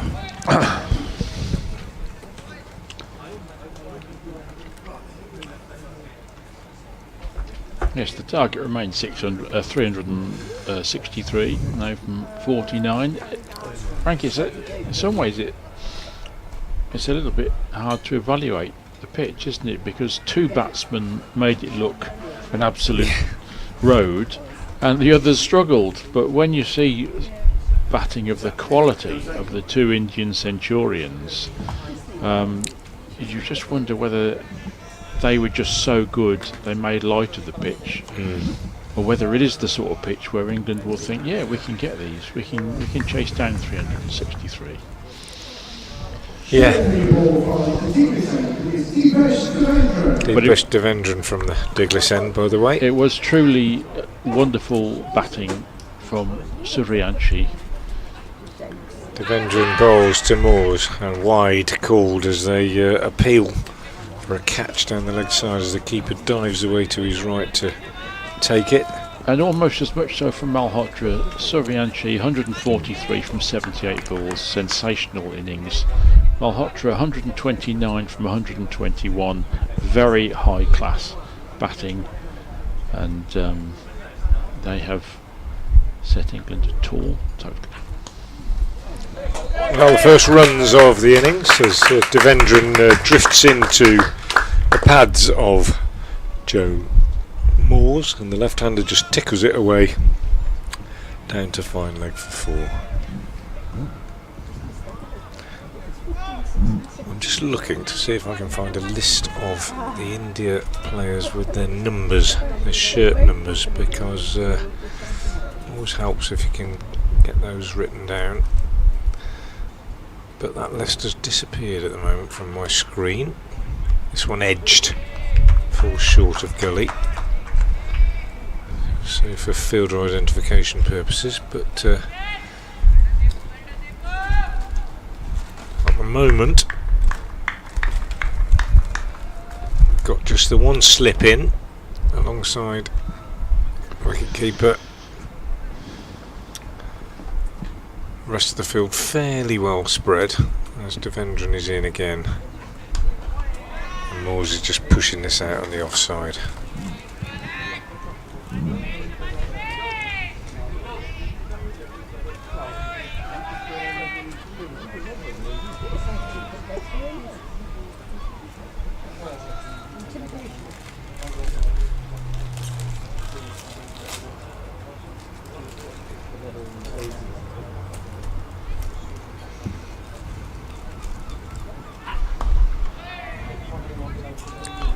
The dot ball is played out into the covers.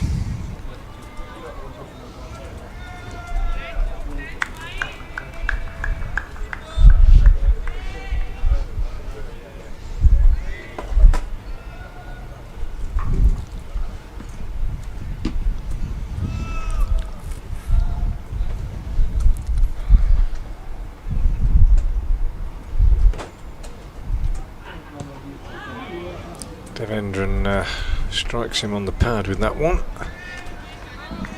and that is the end of the second over. No, it's not, because he bowled a wide, didn't he? So one ball left.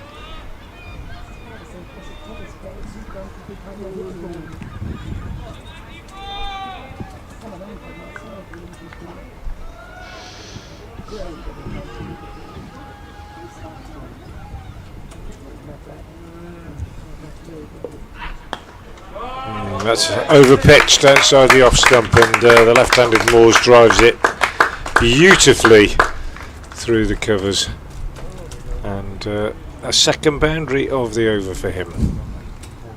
2 overs gone, 9 without loss.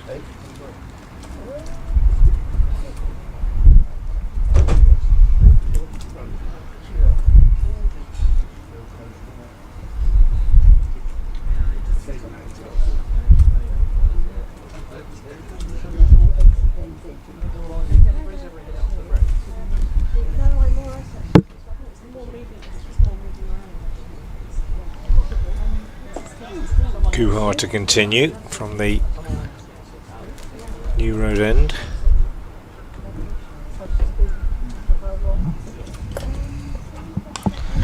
Dawkins solidly forward again.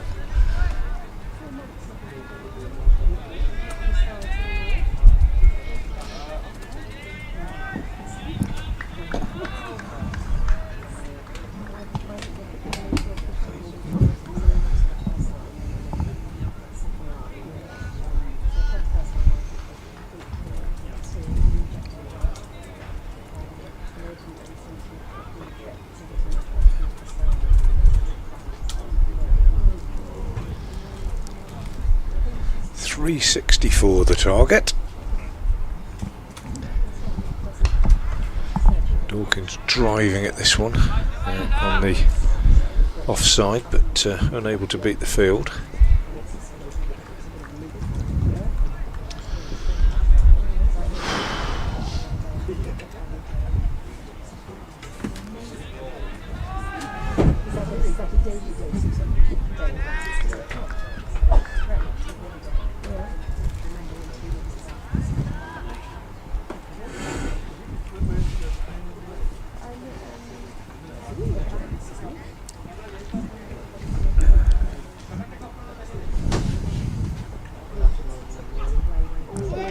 Ooh, and almost getting a nick to that one, Dawkins.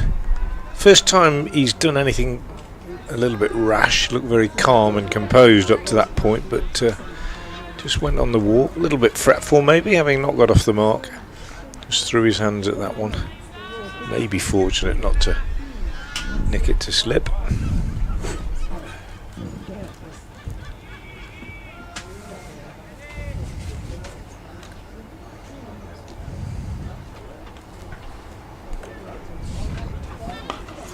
And he's got plenty of bat on that one, given a bit of width by Guhar and just thrown his hands at it and sliced it away over gully for 4. 13 without loss.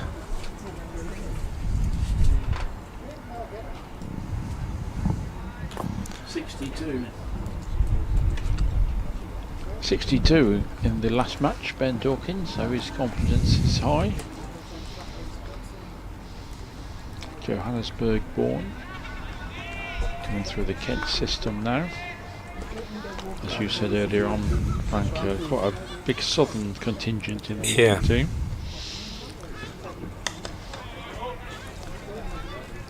And he's looked very solid with the exception of that one indiscretion.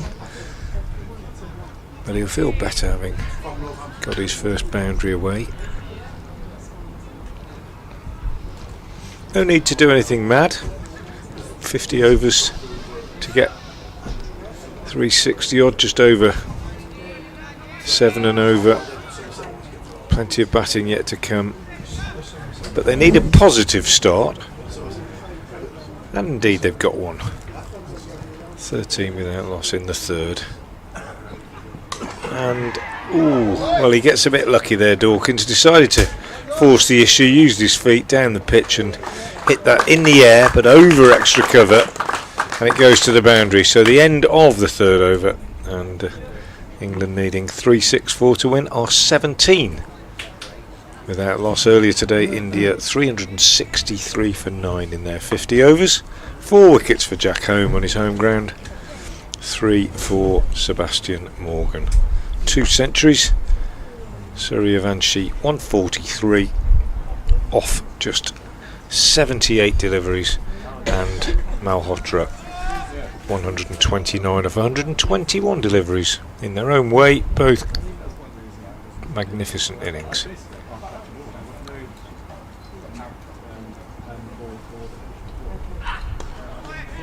Devendran in and turned on the leg side for a single by Joe Moores. Well, England probably need to find 2 magnificent innings of their own to chase these down.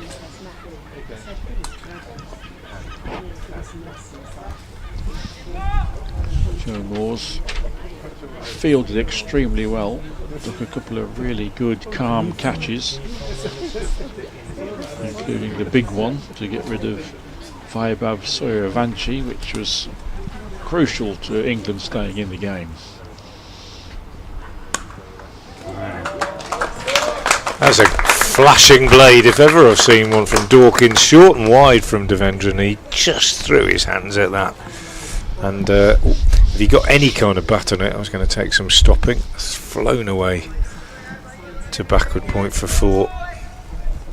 Positive intent from the big man.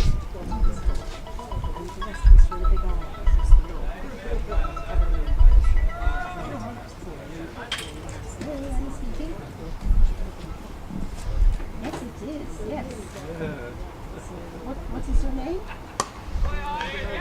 Positive intent again. Scampered single. Fielder coming in from mid-off. If he gathered cleanly, they could have been struggling. He didn't. Ball just bobbled, I think, in front of him. And they get through. So 23 without loss. Yeah, good running there. Really put the field under pressure. Yeah. As you say, a little bobble as well, but aggressive running. That's what England need to do.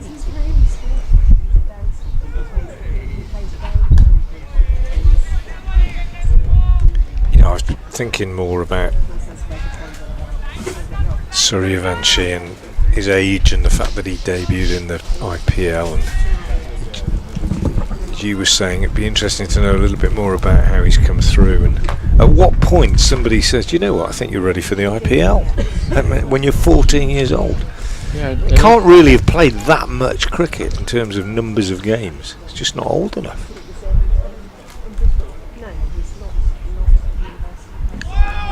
Good one. Super delivery, yeah. But even going back before that, I'd be really interested to know at what stage. I mean, he's this good and this confident and this accomplished at 14. At what stage does that become clear? Is it when he's 8 or 9 or 6? Or I don't know, it's amazing. it's astonishing development of a talent that quick. I have a 6-year-old grandson who hits the ball reasonably well. He's not particularly big in terms of his physical development, but he's got decent hand-eye coordination. Oh, there's another beauty across the left hand, but he won't let me show him anything. Let me just show you to hold the bat. No, I don't need to be. He goes to All Stars at the local club and hits it. But I've seen videos, often it must be said, of Indian youngsters via various cricket coaching platforms that I'm on and so on, and I've seen videos of 4-year-olds in the nets in India playing perfect off drives and cover drives and backward defensives, and how you get a 4-year-old to listen enough to take that kind of instruction on board, I just don't know. But it is remarkable how early some of them can master their basic skills, and it wouldn't surprise me to hear that Suryavanshi had been like that. Of course we don't know. This one over pitched from Guha, clipped away through mid-wicket by Dawkins, who's looking to be as positive as he can. He goes to 15, 25 without loss.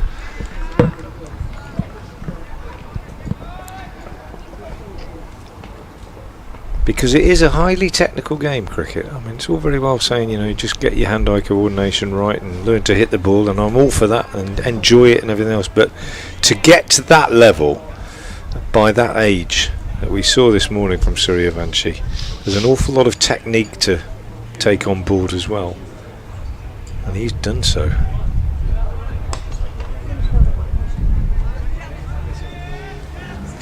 Yeah, it's a frightening amount of natural talent in there, isn't it? Touched it, I think, by, it's a big word to throw around, genius, but to be able to bat like that at 14, Yeah, it must be the stuff of genius. And yeah. It's, well, somebody messaged us this morning, didn't they, and said generational. yeah, And I think that isn't too much of an overstatement.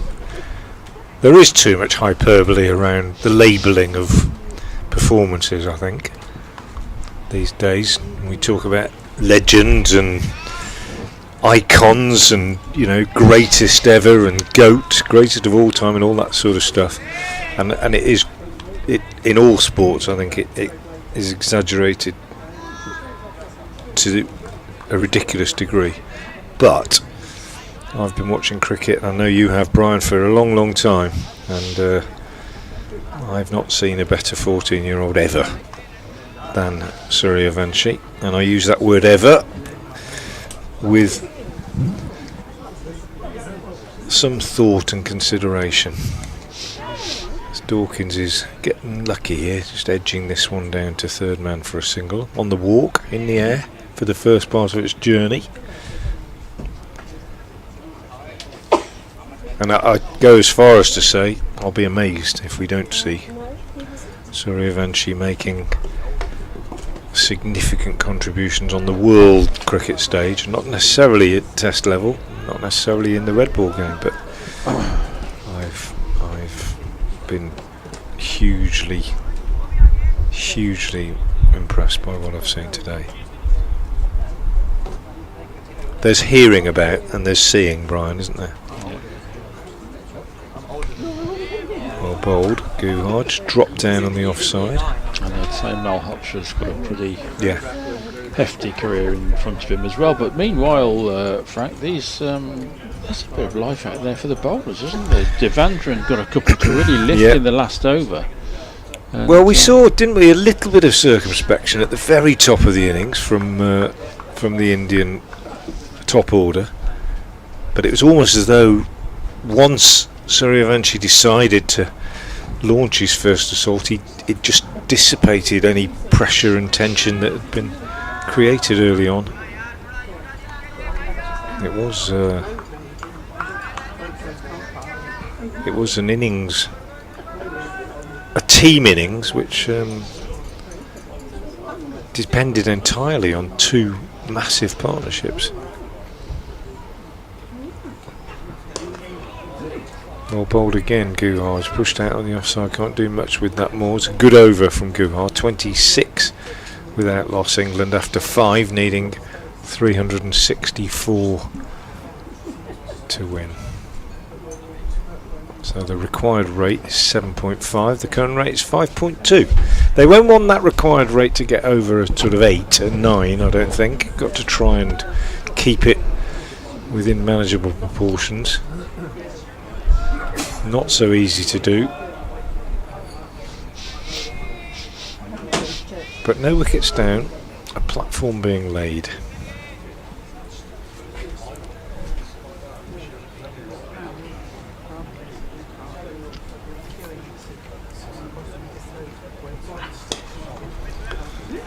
Dawkins slices another drive. seems keen to get down the track, doesn't he, Ben Dawkins, which so far I'm not sure has proved that effective, because most times he's done it the ball's ended up at third man. Yeah, he's kind of come off the shot, hasn't he? His weight has just come off it. He's gone down. He hasn't leaned into it.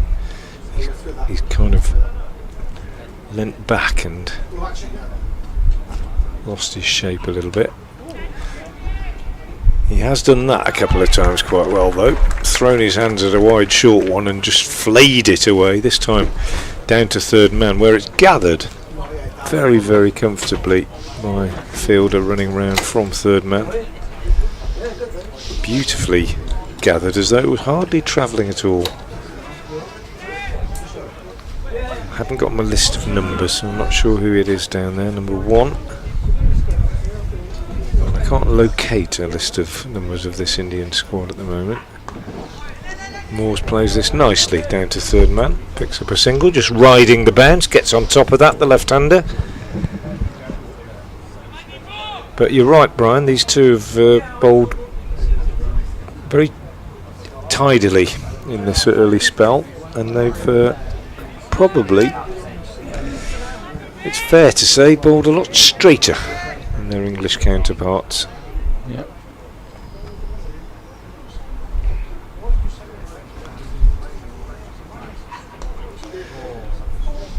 More runs, another run here anyway for... Yes, the 27 wides Dawkins. delivered by England is not just significant for those runs that they had, but of course all the runs that come from the extra balls that are bowled. Yeah. So you so could be you're talking 50 40, yeah, something like that. Yeah. So that has made England's task that much more difficult.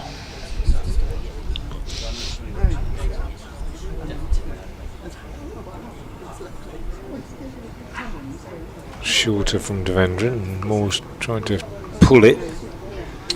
But as we were saying earlier on, in mitigation for the England bowlers, in the first half of the innings, if they bowled it straight, it was disappearing into the trees. Yeah. So you've got to try and find some way to restrain great batters. And marking for error, as you said earlier on, was almost nil when that wonderful second wicket partnership of 219 was being built. Moore's on the walk to Devendra, but again, bullet straight from the Indian paceman, and he can't do anything with it. End of the over, nice over, 6 overs gone, 29 without loss, and the bowling figures so far for this pair, pretty tidy. Guha 3 overs, 1 maiden, no wicket for 11. Devendran 3 overs, no maidens, no wicket for 18. It really was an extraordinary effort by India. That wonderful partnership between Suryavanshi and Malhotra added 219 in 24 overs, so the other 26 overs produced only about 130, which is... Dawkins, beautiful shot, hammered on the up, a little bit of room given by Guha through the covers, through extra cover, which is an illustration of how well England fought back, led by Jack Home on his home turf, who got some tap in his first spell, didn't he? He ran into the teeth of the early storm, but then took 4 wickets in 3 overs to really apply a break when it was needed. Absolutely. So both teams can take a lot of credit from the first half of this match, which has been absolutely enthralling viewing. And a good start to this run chase for England with that boundary from Dawkins off the first ball, as we saw India's batters often trying to achieve. And that's another lovely shot, this time unfortunately for him he hits it straight to the fielder at extra cover, but timed that better if anything than the one that went to the boundary. Big Ben, tall South African born Kent batter. Looks a very positive player, certainly given any width he goes after it as well he might in a white ball game with only 1 slip in place. Man now being dispatched to the cover boundary and a man brought into the circle in this first 10 overs from long leg. Guha again is in, and Dawkins finds his favourite area, which appears to be a wide third man. He goes down the pitch and then angles his bat and very deliberately, it seems on this occasion, steers the ball uppishly over gully, backward point, and down to third man for 4. Now waves and says he wants a new bat. Obviously not happy with that one. He's only hit 2 fours with it in this over. Not a pressing bat change needed because he's going to carry on for the moment, but for some reason he's decided not happy with that one. As Guha is in again and bowls to him, and he's pushing this one down on the offside, and they go through again for a good single. Good running, and they're going to get 5 because there's an underarm throw back into the stumps, nobody backing up, and a bit of sloppy cricket from the young Indians there as pick up 5 runs for Dawkins, and they'll have to swap ends now. They don't realise that. The umpire's just making sure they do. So a little dab on the offside and it brings 5, and a bit of sloppy cricket, nobody backing up, no real need for the throw to come in either, because I think they were going to comfortably get home anyway. But credit to the batters there, because they went for an aggressive single, didn't they? And yep, it produces a bonus. Yeah, absolutely. 42 without loss. A boost in this over.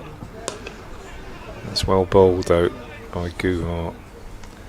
But yeah, good over this one. So produced 13 runs so far. India 2-1 up in the series, of course. It's been a really well contested series. 1 more to go after today back here at Visit Worcestershire New Road on Monday, and England would love to come back at 2-2. India would love to come back on Monday with the series already banked. Which way is it going to go?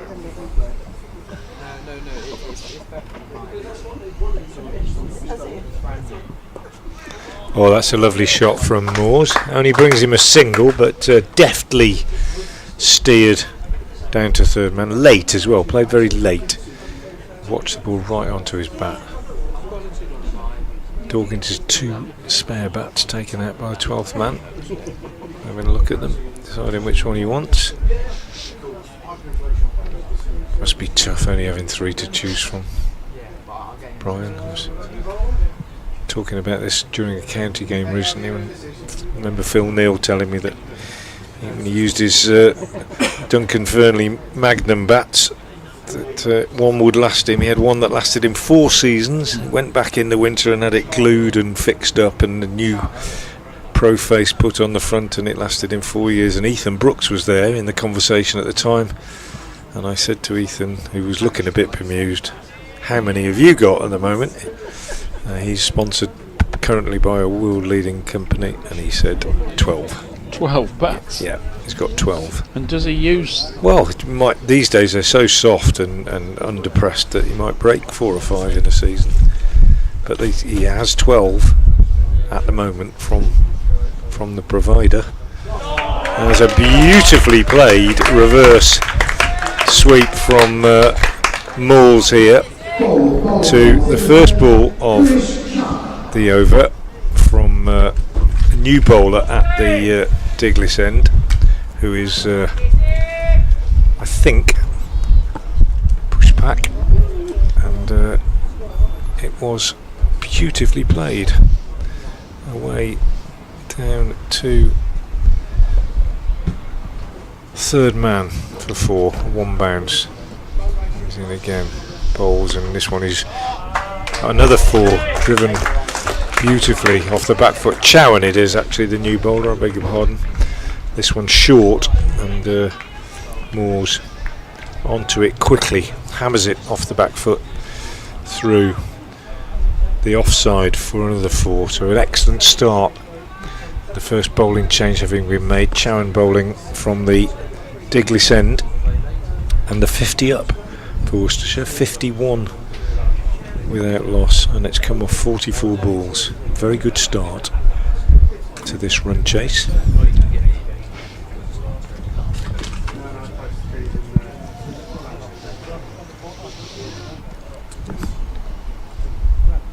Chowan again in with his off spin, and Moores takes a third 4 in successive deliveries with another beautifully executed reverse. This is one of the things I particularly enjoy, Brian, about watching these young players, is the way they play these what used to be regarded as unconventional shots with such skill, and the risk element is almost taken out of it. They've played them with as much skill as they play the more conventional shots. Beautifully executed. 3 successive boundaries. Chowan to Moores, and he cuts this one away down to third man. Is that going to go all the way? It is indeed. 16 of 4 deliveries, and Chowan stands with his hands on his hips and wonders what he's got to do to stem the tide. Gave himself loads of room there, Moores. Took that off the stumps. No lack of confidence from the young left-hander. And now it's the Indian captain with a little bit of thinking to do.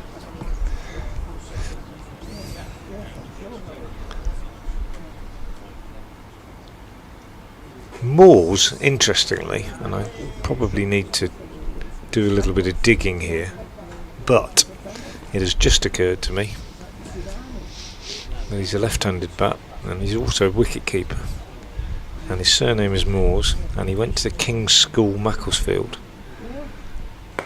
Cuts this one just for a single, and King's School, Macclesfield is the school that Peter Moores attended. Yeah. And I wonder if there's a family link. Peter is his uncle. Is his uncle, yeah. I thought he might be. Peter Moores, who of course played here very briefly at the start of his county career before moving down to Sussex. Obviously more famous as a coach. But there is a look of Tom Moores about him as well, isn't there, as a left-hander and a wicket-keeper.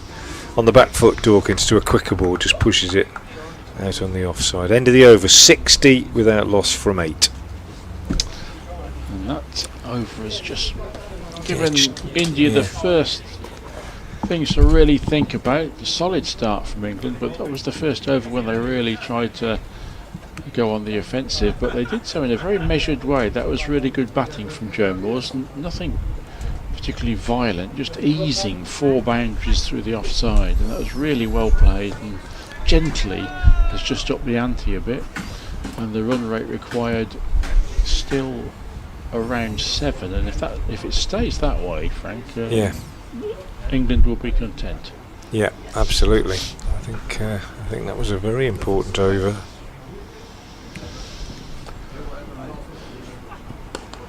Moores just pushes this one out on the offside. Good running again. Immediately called his partner through. Good stuff from young Joe Moores.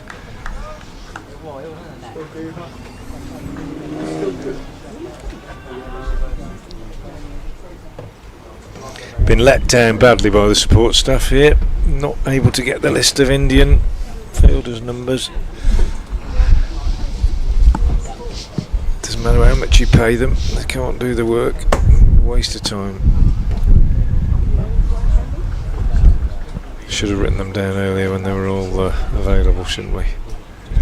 Have to get them. We can get them when somebody takes a catch or comes on to bowl. We'll find out who they are. And Dawkins, well, bit of a flat-footed swing at that one. That's the one he likes to slice over.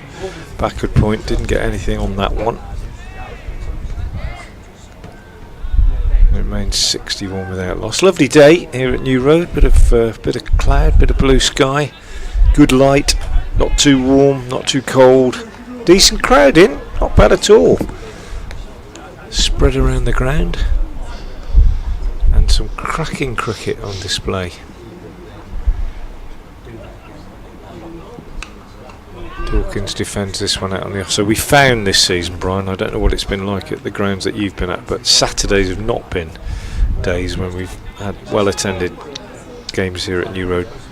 And my theory is that a lot of people are watching cricket at their clubs or playing or umpiring or whatever on a Saturday. All the leagues obviously in full flow. Fridays and Sundays have been better attended generally.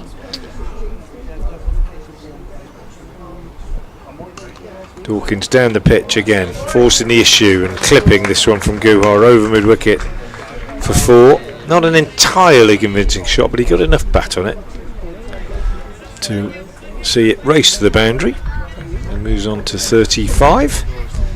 65 without loss. This is now turning into a very decent start to the Worcestershire run chase, and the target, the number of runs required to win, has dropped below 300, and the run rate remains a requirement of just over 7, and they're scoring at 7.5, so they've got to keep going at a similar rate. This one threw outside the off stump.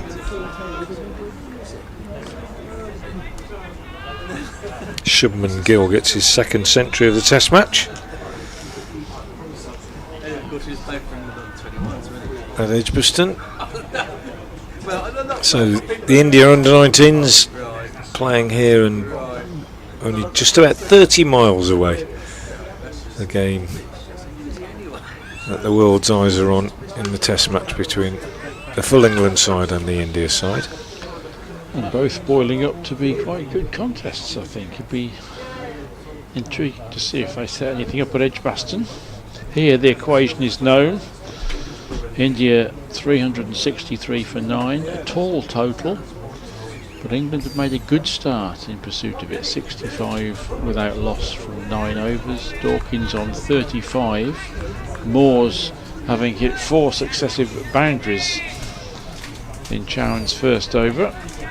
He's about to face him again on 29.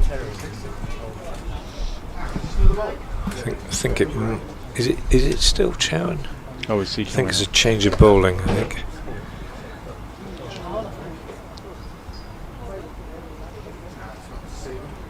Yes, Chowan has been hit out of the attack. Yeah, after 1 over.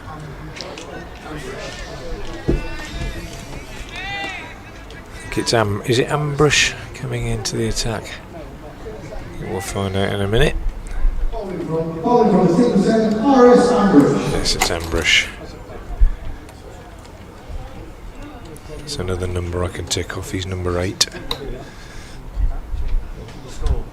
And his first ball is through outside the off stump. So Guha, tidy. 5 overs, 1 maiden, no wicket for 30. Devendran, 3 overs, no maidens, no wicket for 18. Chowan hit out of the attack, as Brian says, having conceded 17 off his first over. And that first ball from Ambush doing quite a lot off the pitch, away from the left-handed Moors. Clipped this one away very nicely over. Deep backward square leg for 6.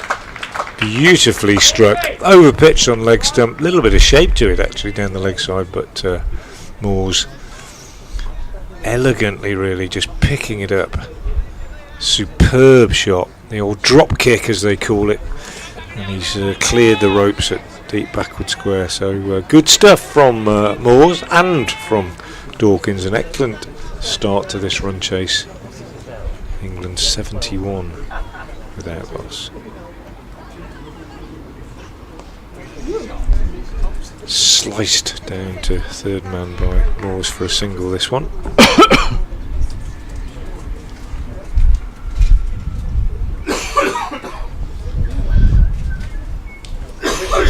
Good start for England though. Run rate at the moment 7.6, runs required 7.2. Long way to go, further 292 runs needed. But a bold and positive start from the 2 openers. Oh, trouble. Oh, well, we nearly had a run out. It would have been out had the ball hit the stumps as the throw came in from backward point. It was an ill-judged single on this occasion, but the throw missed and just about got home. But I don't think he would have been even in the frame, Joe Moores, if that throw had hit, but it didn't.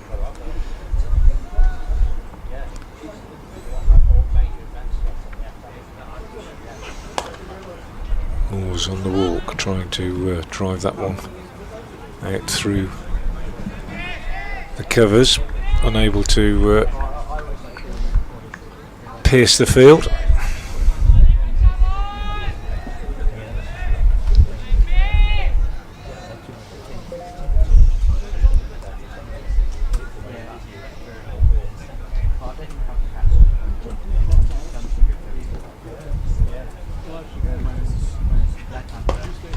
Does pierce the field this time though, with a lovely shot to the cover boundary. So unable to finish off the over effectively. It was quite an expensive one in the end. First one bowled by Ambush, goes for 12. 77 without loss off 10. Good start.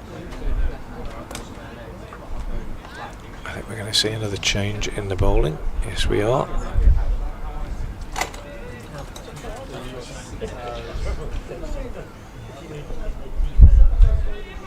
Deepesh coming on at the other end.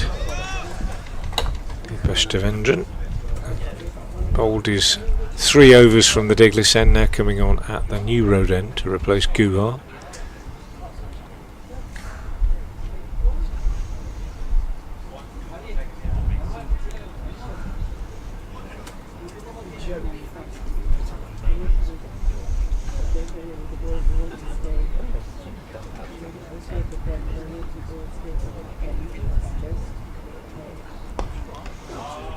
And Dawkins has hit his first ball to the boundary. Guess where? Behind square on the offside. He likes that. He does. He just opens the face a little bit. He's got big reach, given a bit of width, batting on about off stump. Just slices it away. I'd be tempted to have a couple of catches, you know, sort of deep gully.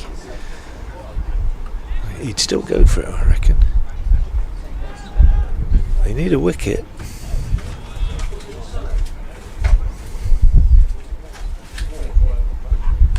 better, straighter from Deepesh.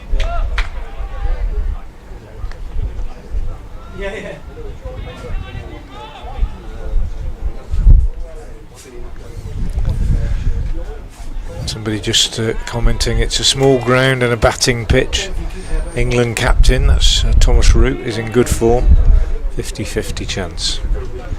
Yeah, maybe. I'd say probably a little bit more than 50-50 in India's favour with this score on the board, but another single here to Dawkins.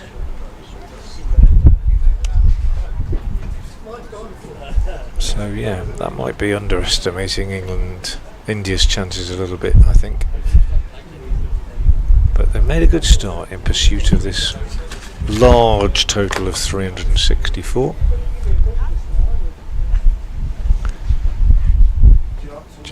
Joe Moore's the left-hander on strike. Edges this down to third man. He'll get one, won't get back for two.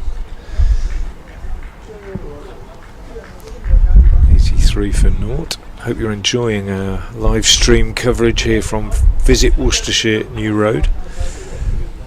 My name is Frank Watson and my co-commentator today is Brian Halford. We'll both be back on Monday. We'll also be joined then by Matt Howes. And we're hoping, I think, as Dawkins gets 4 more to his favourite area at backward point, we're hoping, as I say, to be commentating on a game on Monday that is a decider. And that's not to say that we don't have the greatest of respect for India, but it will be good if England can win this game and come into that one on Monday. 2-2 in the series, and both teams hoping to take it. Just add a little bit more jeopardy on Monday. Dawkins has an amazing knack of getting the ball away through that backward point area. Just looking at his wagon wheel now, and it is extraordinary the number of balls that he has sliced down into that area. 1, 2, 3, 4, 5 boundaries, I think, and going along very merrily. 41 not out to him, 41 not out to his partner, 87 without loss off 11. It's quite contrasting styles, the two batters out there at the moment, but dovetailing beautifully, and a bit of thinking for India to do. They're in total control of this game. I'm just sniggering because I've got a comment here on the live chat that the Worcestershire groundsman would love to see. I'm sure, given what's happened at this ground all season, I'm not sure, but this kind of ground and pitch is not promoting cricket. We need trickier pitches so that bowlers have a realistic chance. We've had some tricky pitches here this season, believe me. Horrific Paul that came from. It's good to have a positive comment about the pitch here, but in red ball cricket this season, on this ground in county championship cricket, batting has been a pretty perilous exercise. Just a measure of how well both sides have played today, that comment. Although that's the second consecutive play and miss outside the off stump from Joe Moores against Ambrish in this over. Yes, it doesn't apply today, but that comment is valid, of course. You do not want pitches that just feed the batsman runs, and there have been a few in county cricket this season. They have, and this week in particular with the Kookaburra round of games that's just been played. And it makes for dreadful watching. Yeah, it does. That's a good shot from Moores. He's only going to get one for it because the field's gone back now, but walked into it nicely. He looks a capable player, the left-hander, and they are different, as you said. One tall with a big reach, Dawkins, who likes to throw his hands at it, particularly strong behind square on the offside. Moore's much more of a, I think they call it a 360-degree player nowadays. In other words, he can score all around the wicket, including the little reverses that we've seen. That one clipped away by Dawkins on the leg side. They'll pick up 2. And our first view close up to the great man, the great boy who's in front of us, fielding on the boundary, Suryavanshi. Quite remarkable performance from him today. The fastest youth ODI 100 ever. And it was absolutely breathtaking to watch. Nicely played this one by Dawkins, and a good run taken. Put the fielder under pressure at mid-off. He came in, misfielded it, and through for a single. Good positive batting by these two.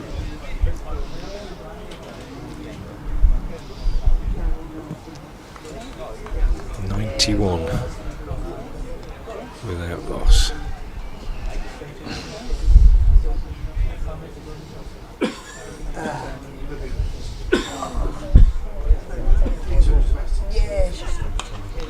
Moores slices this one away in the air on the offside, just a single. The field now fairly well spread. End of the over. England going on very nicely indeed. 92 without loss off 12. 364 the target. If you're wondering about the run rate, they're ahead of it. 7.7 so far, 7.2 required. But they've got to keep this up. They've played it really well so far, not taking too many risks, and the time will come quite soon where maybe they may feel as though they can just step on the gas a little bit. They've played it perfectly so far, 92 from 12.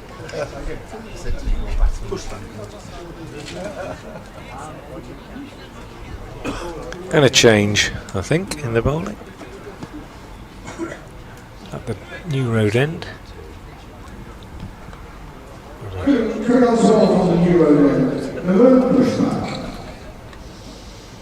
Push back into the attack at the New Road end of the ground.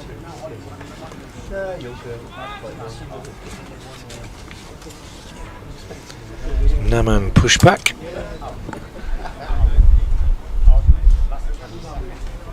Off spinner, I think.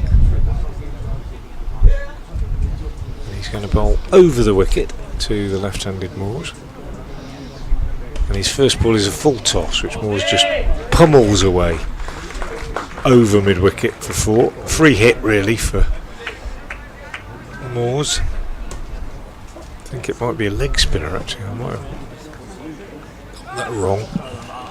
This is leg spin. It doesn't matter what spin it is, if it doesn't land, Brian, yep. He's just whacked it away over mid-wicket.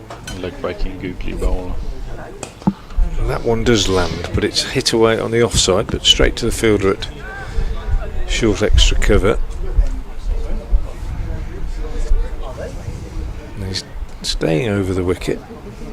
Might get a little bit of turn out of the surface. Don't think we saw anything extravagant earlier on. He's in again now and bowls a bit short outside the off stump, cut away by Moores, and tumbling stop on the boundary by Suryavanshi. Just about got away with it, flicking it back in as he rolled onto the rope. They picked up 2.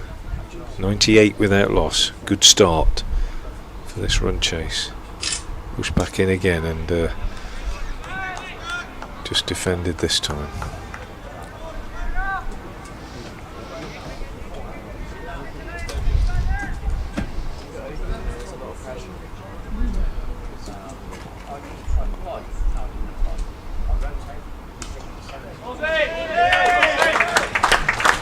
.50 for Moores as he clips this one up to long on.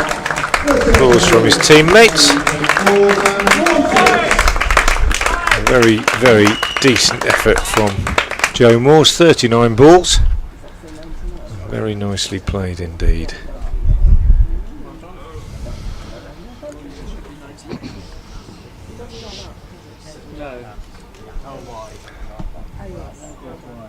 Pushed back in and just chopped away between his own legs by Dawkins, who keeps the strike. end of the over. And the 100 is up for England. Coming up in the 13th over, 100 without loss. Dawkins 49 and Moore's on 50.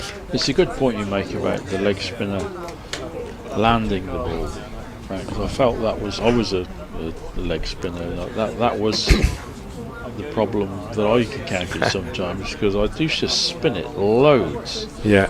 I just think if the pitch was 23 yards long, I would have probably played for England. I always look when a leg spinner comes on, or in Worcestershire's case, sometimes commentating when Tom Hinley comes on, he's a left arm wrist spinner. I always say if they land the first 2 or 3, the signs are usually good. If they don't land the first 2 or 3, it might not be such a good day. This one is nicely played off his legs by Dawkins, and that's his 50. So both the openers reach 50. Dawkins off 41 deliveries, and they congratulate each other. Good start, long way to go. But yeah, I agree. It's always nice to see leg spinners. There aren't enough of them around. Thinking back to some bowlers that you will have heard of, if not seen, Brian, I'm not sure, but when I was a young member at Warwickshire as a schoolboy, this one steered out on the offside by Moores. I can remember a leg spinner from Sutton Coldfield called Warwick Tidy, who was very good at the start of his career. Had a big long run up, used to bound in, and played against him a few times as well, but just kind of lost it really at some stage. And another one from Sutton Coldfield called Keith Gardam, who played a bit opening batter. I think he was an opening batter, wasn't he? Bowled a bit of leg spin. So there's been a few over the years. Going back further, here at Worcester, of course, the famous old Rolly Jenkins was a great leg spinner. This one, Dawkins just chipping it up in the air on the onside, gets away with it. Ambrish bowling quite nicely now. But leg spinners in county cricket, really few and far between, it has to be said, over the years. Right arm leg spinners. Been some great overseas ones, of course, in county cricket, and there have been a few, and there's still 1 or 2 around, but we don't see that many of them. He's steering this one off an edge, I think, down to third man Dawkins. I spoke to Jake Lintott last week for a podcast which is going to come up in a week or two's time. Left arm wrist spinner, of course. Yeah. Immensely successful in T20 cricket for Warwickshire and various places around the world. But he's only ever played 3 red ball games in his career, and that does frustrate him. Yeah, one of them was here. That's right. This his debut. Driven off the back foot by Moores for a single. And he didn't get much help from the surface in that game. No. It was a very dull game as I remember it, but But I don't know Jake Lintott, but I know I'm fascinated because he was a late entrant to the game, and he was a teacher, wasn't he? He was a PE teacher and a cricket master. He was a teacher at Taunton School and didn't get his break until 27. Yeah, that's right, and then sort of living the dream.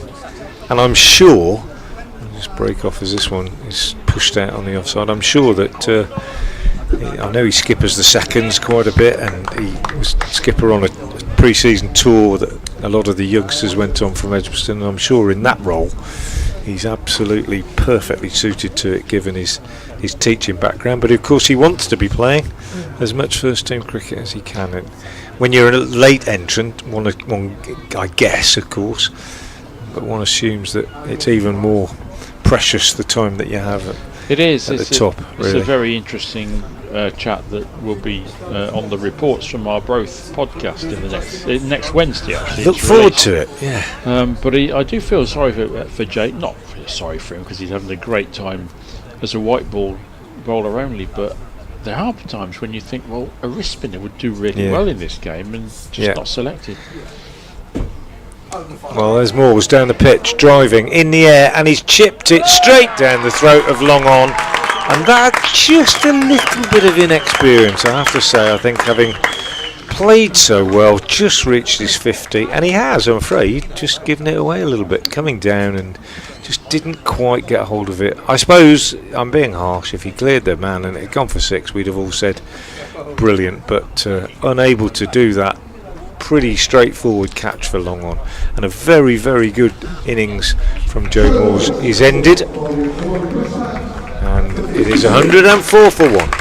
Well, we've spoken a little bit today about the batter's desire to impose themselves at the start of an over. That's what Moores tried to do there. The man was right on the boundary of long on, and he backed himself to clear him, and unfortunately for Joe Moores he didn't.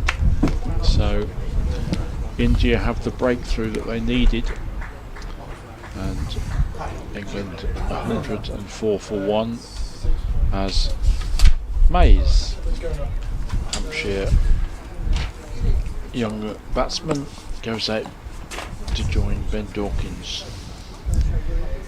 Yeah, just to finish off that conversation about Jake Lintott and wrist spinners, I fully understand what you mean. Not saying sorry, but having sympathy with him. But the surfaces just don't offer enough help, do they, to wrist spinners generally in this country? And when counties have occasionally produced turning pitches, like you get sometimes at Chelmsford or at Taunton, counties get harangued for producing such surfaces. If we want spinners, we've got to have surfaces that help them, I think. Oh, that's out. First ball. Googly, I think, from pushback, and it's kept low. It's a clever bit of bowling. It's kept low, and Mays, who is one of the leading batters in this side, is trapped. First ball. Not much doubt in the mind of umpire David Milnes. I'm just having a look at it again on replay. I think it was the googly. Clever bit of bowling. He's gone back to it, and it's hurried on and hit him in front. Looks a decent shout. Don't know if it was a googly or whether it just didn't turn. Having a look as closely as I can at the hand. I think it might have. Do you know what? I think it might have been going on to miss the leg stump. That one might just have been drifting down, but because he'd gone back and it hit him on the back leg, it had that look of one that was out. But when you watch the replay, you look how far. Well, I don't know. Maybe umpire's cool, but anyway, good bit of bowling. 2 in 2 for pushback. Rocky Flintoff, the new man, he's on a hat trick. Second bowler we've seen on a hat trick today.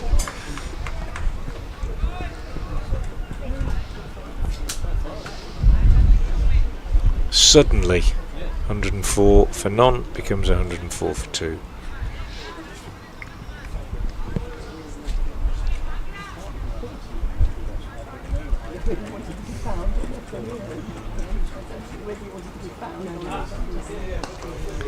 But no hat trick, as Flintoff just pushes this one out on the offside, on the onside.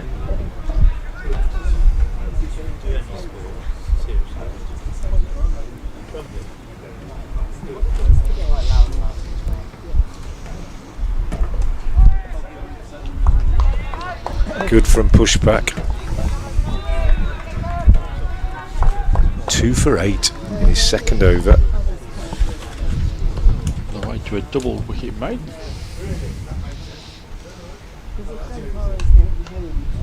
Not to be, as Flintoff is off the mark, driving that up to long off.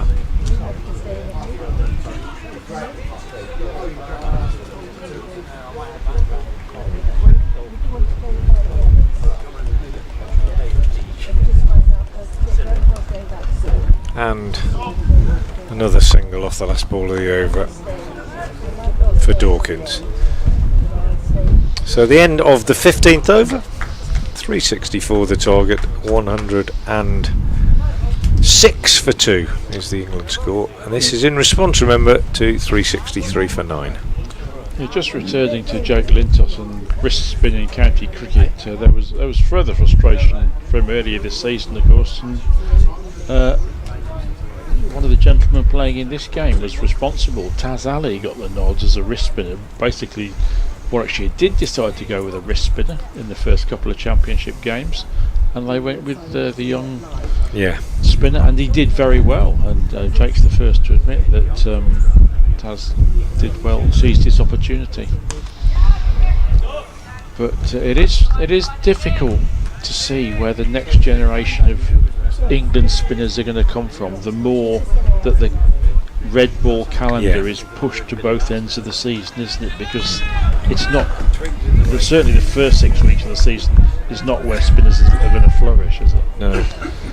I mean, this in an abnormal year this year, we had dry weather in April, but you're absolutely right.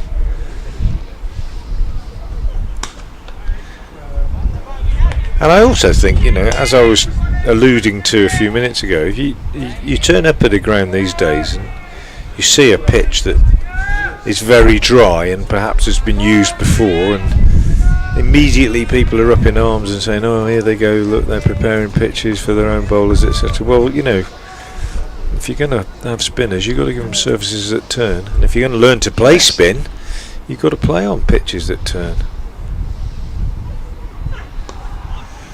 Dawkins again plays that down into his favourite area, and we often hear now of little camps and tours that are undertaken by groups of English batsmen where they go out to the subcontinent specifically to learn how to play against spin. Well, if there was ever an admission that you haven't got surfaces in your own country that help spinners, or you haven't got enough spinners, it's that you have to take little groups of batters abroad to learn how to play against spin. I think you can't do it at home, and that tells its own story, I think. Not enough spinners in the county game, and not enough surfaces to help them, in my opinion. Dawkins again steering this behind square on the offside, and there's no run. 107 for 2. England's excellent start just derailed a bit by those 2 wickets in 2 balls from pushback. Might go back to this game. I might go back to the farm. I might go back to the farm.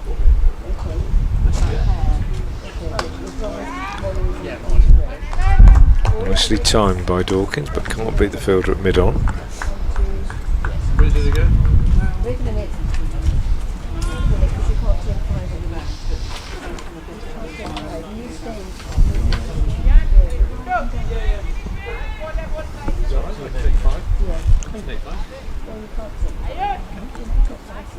Three in the back, 2 in the front.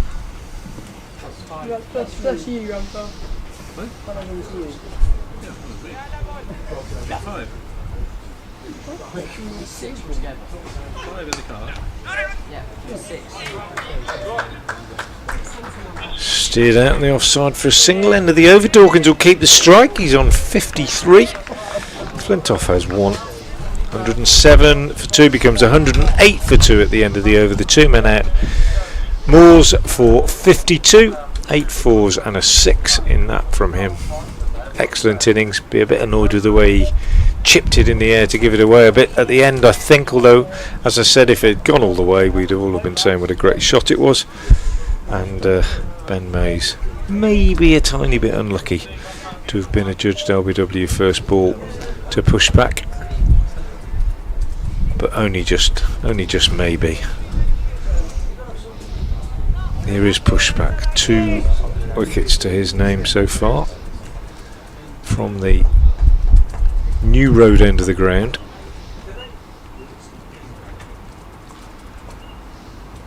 Bowls, and Dawkins has gone big. Has he gone big enough? He's just about got away with it. Straight down the ground. It's not gone all the way. 2 fielders in pursuit. Drops just beyond their reach, and he gets back for a fortunate 2. Went to try and hit it all the way, but didn't get hold of it particularly well. 110 for 2. Lets that one go outside the off stump.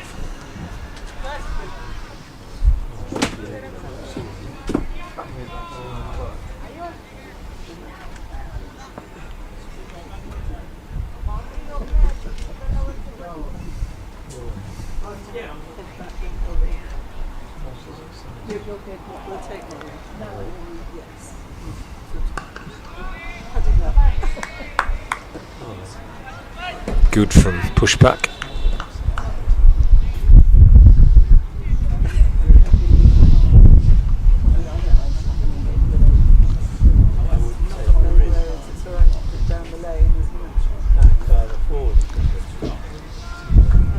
Single from Dawkins. In fact, they're coming back for two. Good running. Two big men, long striding men. Flintoff coming back to the non-striker's end.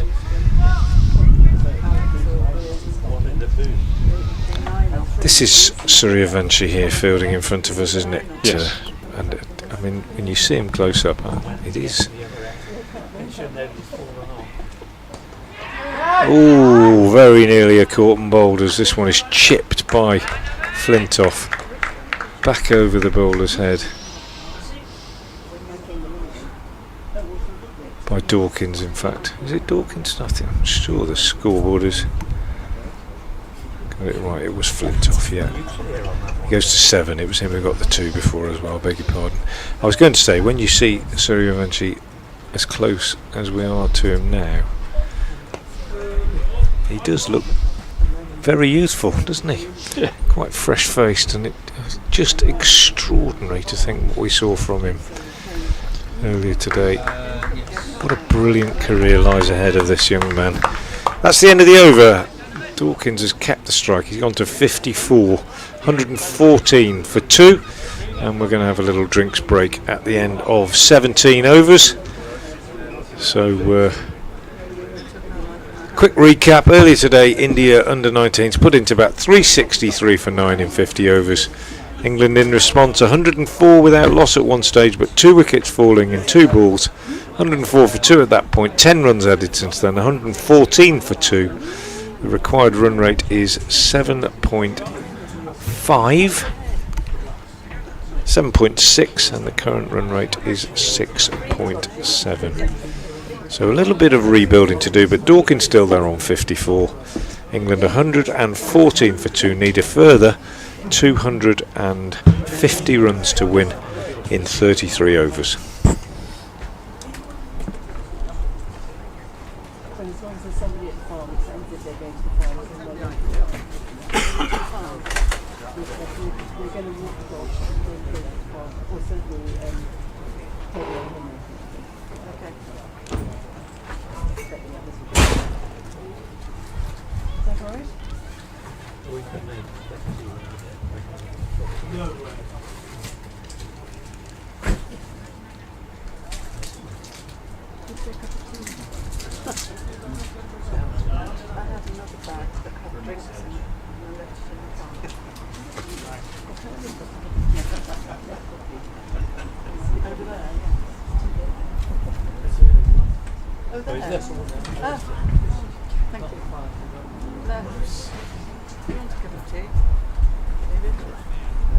Well, you've got 3,500 watching now.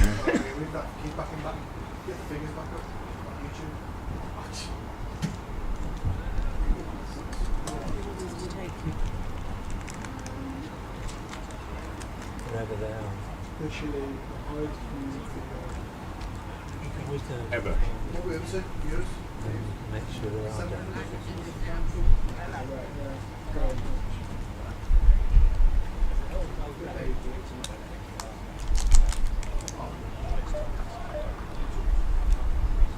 537.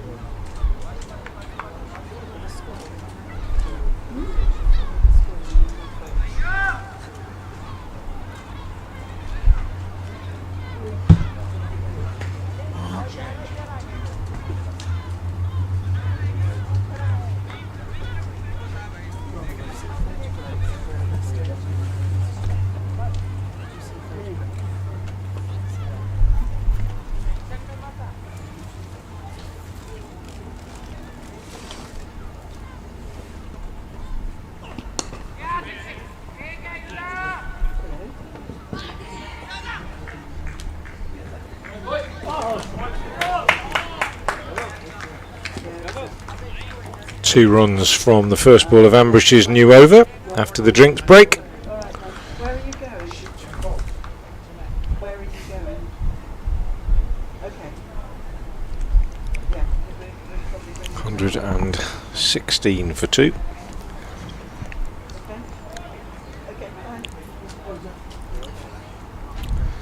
Ambush again into Dawkins. Slower ball.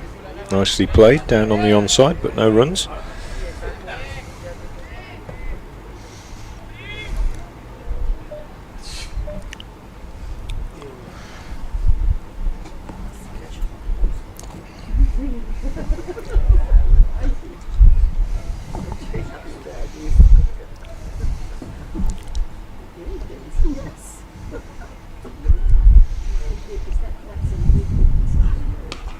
Another slower ball from Ambush, but Dawkins waiting for it, pulls it round for a single. Very, very old.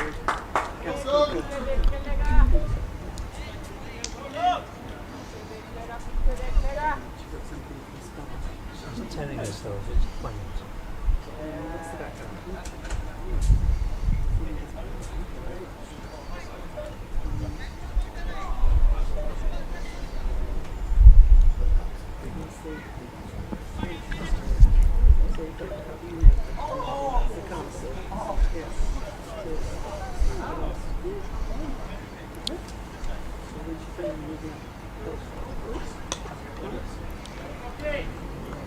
Flintoff steers that one down to third man for a single.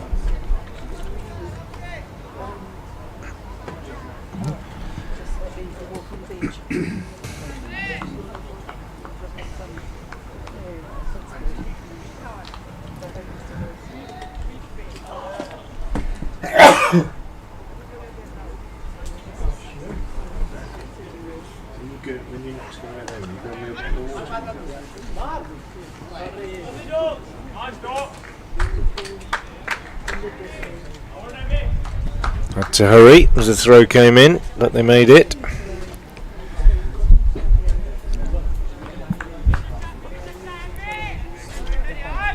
Might have been Strudley. That had been a direct hit.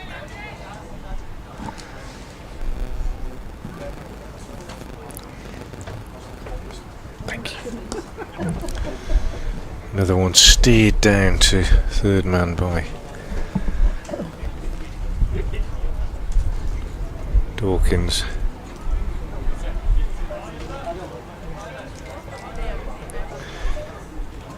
Keeps the strike. Two tall men out there. These two youngsters. Flintoff on 9, Dawkins on 58. Ian's been relieved. Maybe. Push back to continue from the New Road end. Looking at the comparison of the worms on the screen, not hugely different. Push back in now, bowls, and that's beautifully driven by Flintoff down the ground for a single. Thomas Roux due in next, probably the star batter in this England lineup, and if they're going to chase down this 364, you would imagine that he would have a big part to play in that. Push back in, bowls, and on the back foot Dawkins drops it down in front of him. The run rate has remained between 7 and 8 for most of the innings. Required run rate is 7.7. Current run rate is 6.6. Saying earlier, I don't think they'll want that required rate to get much over 8. And in response to that challenge, Dawkins is down the pitch and driving this one from pushback straight, bullet straight down the ground over the bowler's head for a boundary. Lovely shot from him, and he goes to 62. Good stuff from the tall Kent opener.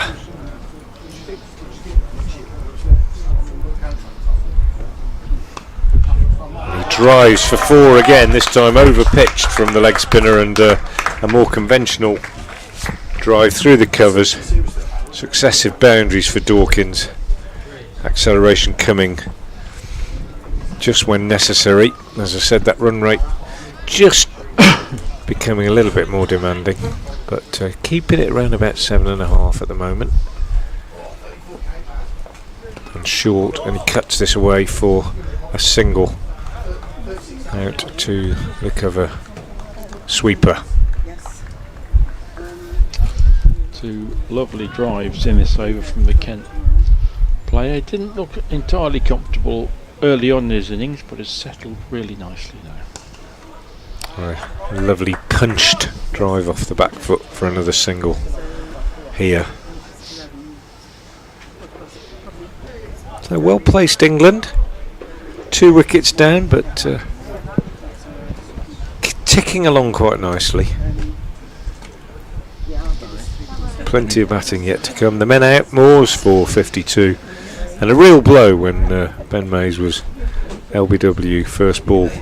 Push back the man picking up both the wickets. There's some immense talent just in front of us, isn't there, Frank? There's Thomas Roux there, waiting to go in. Yeah. Just in front of him on the field. The immensely talented Suryavanshi. 2 cricketers with immense futures. God willing, who knows, lots can happen in a professional sports career, but my word, do they have some talent. Changing the bowling at the Diglis end. Spin at both ends now.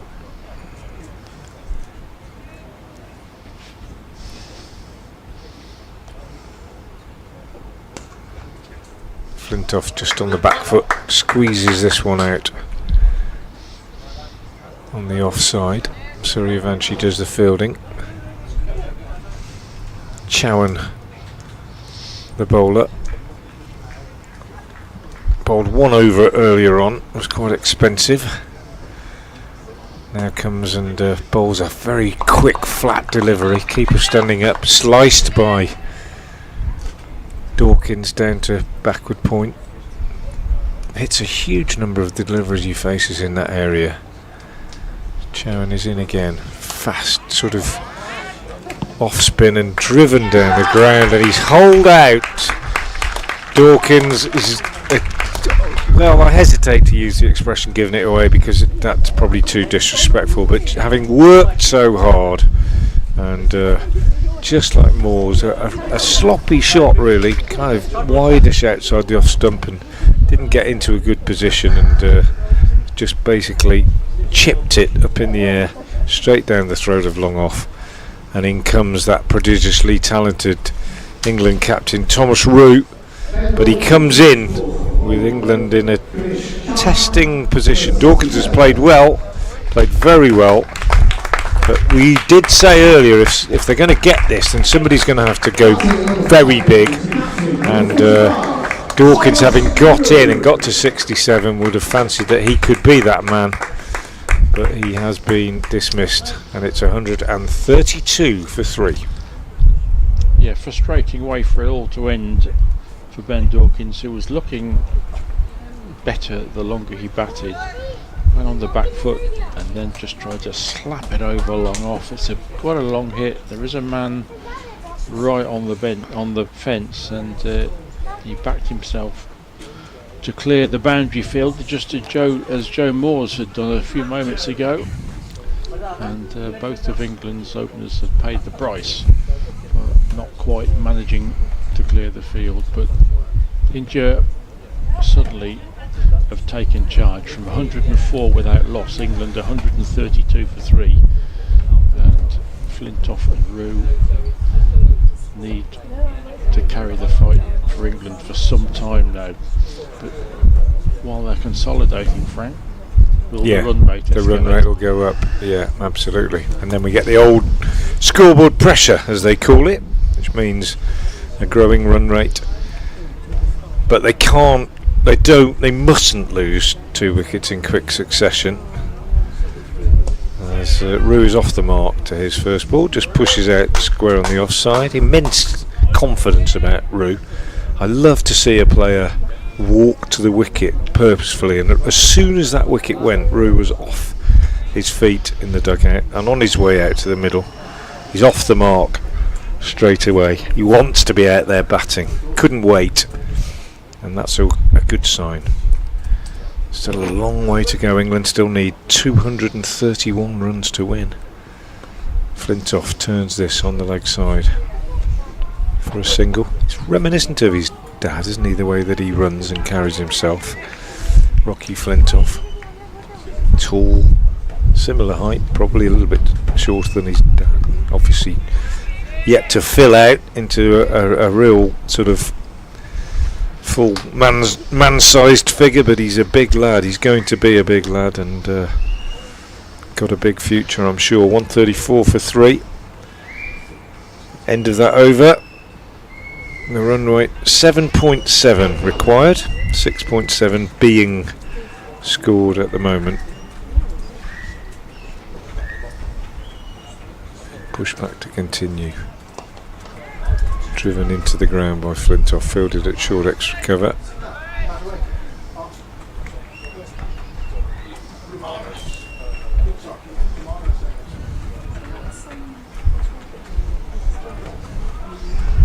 I agree with you, Brian, though. It's just watching Suryavanshi out in front of us, this young lad fielding on the boundary and walking in, walking out. You can't help but muse about what the future holds as Flintoff hammers this one straight down the ground for 6. Lovely shot from Flintoff. Don't even think he really middled it, but big lad, as I said, and got under it and straight into the crowd for 6 at the New Road end of the ground. But Suryavanshi, what the future will hold. I mean, he could, as we've been talking about the great names that have played here in the past, and whether we're seeing a new one. But who knows whether he'll come back in the future. Who knows what the future holds. But I wouldn't mind betting that he has a big future in the game, as Flintoff maybe gets away with one here. He's edged it, I think, hit the keeper's gloves, lobbed up in the air, slip dive backward, couldn't get his hands on it, and it's landed safely. So Flintoff, having hit pushback down the ground for 6, I think gets away with one off the next delivery, judging from the reactions out there. Haven't seen a replay, and his response is to drive the next one out through the offside for 4 more. So cracking couple of shots from Rocky Flintoff, and in the middle of them and maybe a let off, but he's being aggressive just when he needs to. It's a lovely shot. 144 for 3.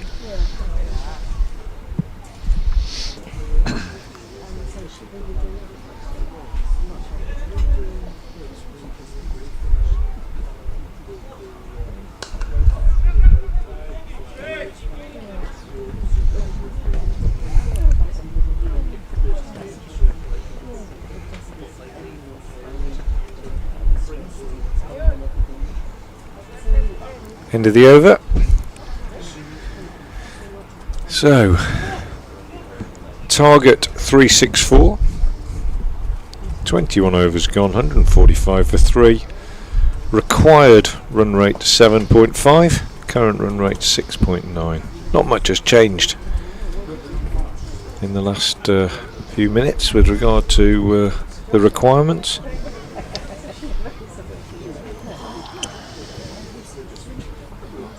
And it's going to be Chowan to continue.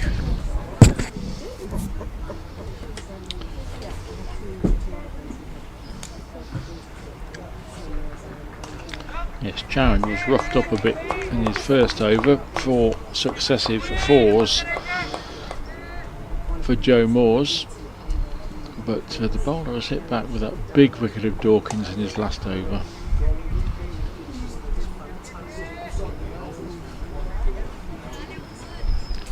And know that they almost certainly need something big from this partnership, certainly from one member of it, because to win from here somebody's probably got to score a century for England.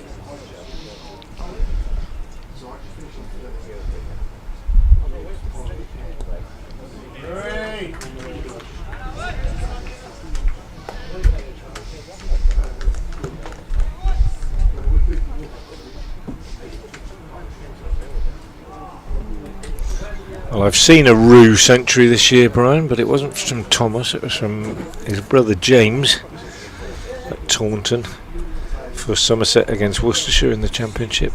A wicket-keeper batter, left-hander. I wonder if Thomas develops into a top-class wicket-keeper batter himself, whether he might displace his older brother. Well, that's an interesting point, though, isn't it? Because if you only have one wicket keeper in the team, and if they're both good enough, yeah, I suppose one could play just as a batter, but drives this one up to mid-off. but if they both would like to keep, which is what keepers like to do, Yeah, would at some point one of them in theory have to leave to get first team cricket?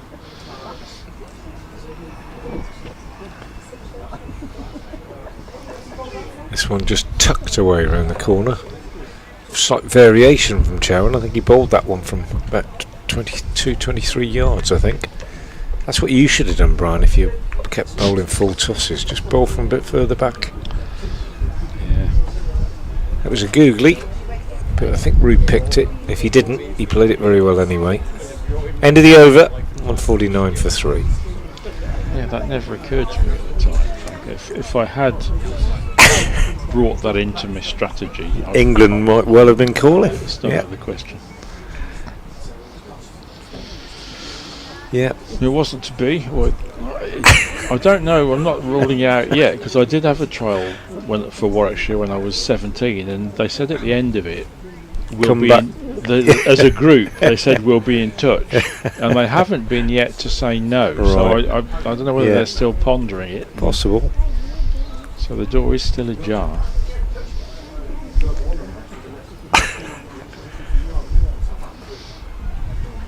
First ball of this next over is played out on the offside by Rue. We had a change in the bowling. Pushback has come out of the attack. 5 overs, no maidens, 2 for 38, and it's Deepash Devendran back into the attack at the New Road End. 4 overs, no maidens, no wicket for 28 so far for Deepash. Comes in again now to bowl, and Rue is just watchfully pushing out on the offside. Bright sunshine again now. Lovely evening here at Visit Worcestershire New Road. Highly recommend coming down. I think it's free entry if you want to come down and watch, and the game here again on Monday as well between these two sides. And as Brian and I have been saying all day, it would add a little bit of spice to the contest on Monday if England were to win this one today and it was an even Steven situation going into the 5th and final game of the series. Rue drops this one down on the offside and they take a single. And I think, in all fairness, if England do win this one and make it 2-2 and then they come to an agreement that Suryavanshi has a day off on Monday, it might be a good contest. He must be due a failure, mustn't he? Yeah, I doubt that word even enters his vocabulary.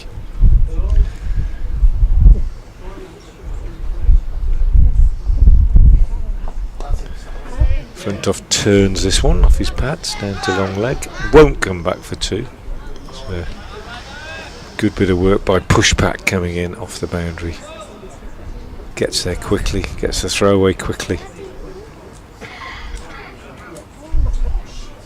So 151 for 3. 6.66. The run rate 7.79. Just creeping up a little bit the required rate.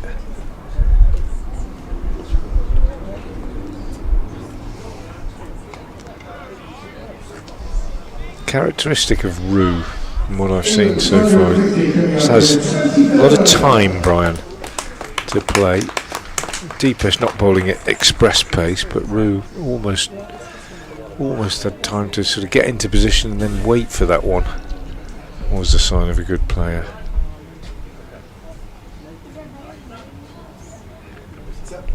Just imagine how many runs have been scored in the Rue back garden. Playing a miss here though.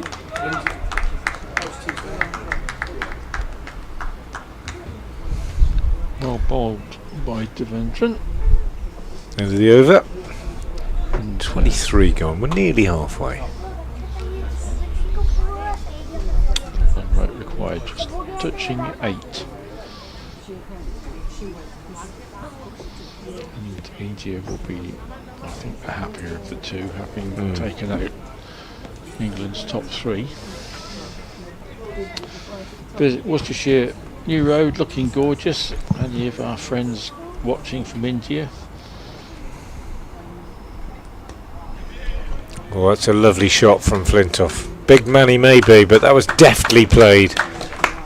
Proper late cut or dab down to third man, using the pace of the ball and the slight spin. Really lovely shot from the big man. Our viewers from India, if you're thinking of paying a visit to the UK and be a cricket fan, do pop into Worcester. It is a gorgeous venue, not just for what's happening in front of us out there now, but 3 cricket matches also going on around us at the moment, just at the back of the ground. It's the school, King's School, and then youngsters playing as well, just at the back of the Diglis end. At certain points, if you stand at a certain point of this ground, you can see 4 matches going on. Junior games and a senior game for the King's School, I think, on those fields. The King's School fields, which adjoin the sort of net area here at New Road. That's the first time I ever came on this ground, Brian, was when I was playing next door. That's a lovely shot from Thomas Roux for 4. Lovely little ramp, perfectly played. Knew exactly what he was doing, deftly played down to fine leg. Yeah, I was playing next door, I think it was 1973, and it was a Saturday afternoon, baking hot sunshine. I was playing next door for my school team, King Edward's Birmingham, and Worcestershire were playing Warwickshire on this ground, and I was a Warwickshire boy in those days, and we climbed over the fence and came and sat in here, and I thought I'd walked into paradise. I could not believe the beauty of the ground. The old pavilion was here, the old chestnut trees were around, the famous old green scoreboard, another beautifully executed sweep by Roux, another boundary for him, excellent stuff from the England skipper, goes to 13, 164 for 3 at the end of the 24th over, and Rowan Canai and John Jameson were batting, and it was just the most perfect scene I had ever seen in my life. I'd been to Edgbaston, I'd been to quite a few county grounds, but never had I seen anything which matched this ground, and it was a very similar view to the one we have. I think I was sitting somewhere up in where the pavilion used to be, looking across towards the cathedral, and I think I fell in love with this place at that moment, not knowing that about 10 years later I'd end up living in Worcester and working and occasionally playing on this ground, and just remember it so well, that first experience. Flintoff taken on the pad by the first ball of this new over from Deepesh, and there's no run. But yeah, it is a special place, I think.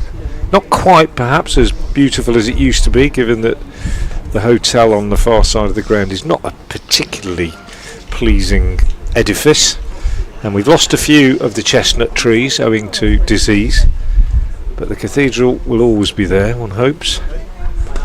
And that's a lovely shot from Flintoff, very reminiscent of his father. I hate to say that too often with young players, because I always feel it probably isn't fair on them, but it was reminiscent of Big Andrew, clipped away on the leg side to the boundary.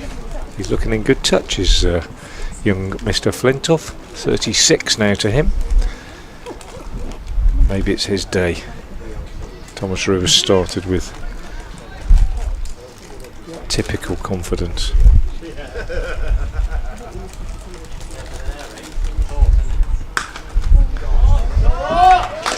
And well, dare I say it again, that one very much a Flintoff-esque, Flintoff senior-esque shot, as he just stands and delivers, stands up and just whacks it over mid-wicket. My word, that sounded good off the bat. It did. Sort of resonant. Beautiful, beautiful shot. 39 off 32 now to Rocky Flintoff. And that is, ooh, he's just about got away with it. Chipped it away on the leg side. Maybe, you know what you were talking about before, Brian, about how you've got to just make sure the adrenaline is kept in check. Has chipped that one away on the leg side. Yeah. Only just cleared Kumar, I think it is, at mid-wicket. Jumping up in the air, threw his hands up in the air and unable to hold on to it. Just cleared him and went to the boundary. So 3 successive 4s. And banged in short, this one by Deepesh, and Flintoff looking to try and steer it down to third man, manages to miss it. Good response that from the bowler. Yeah, very Bent good. his back there, lift outside off stump, and good response. And I think the fielder, was it Kumar there at mid wicket, might not have picked that one up the previous delivery. Yeah, because he jumped late, didn't he? Yeah. Oh, that's well bowled as well. It's a wide, but I'd say well bowled. The intent was good because Flintoff was on the walk and he bowled a much slower delivery, but just unable to control the line of it. Good little contest developing. It is. That's only the second wide of the innings as well. England delivered 27. Could be crucial.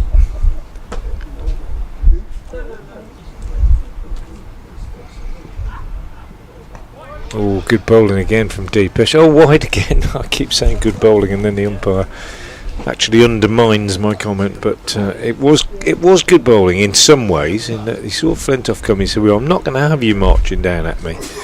Banged it in short, but just a little bit too wide.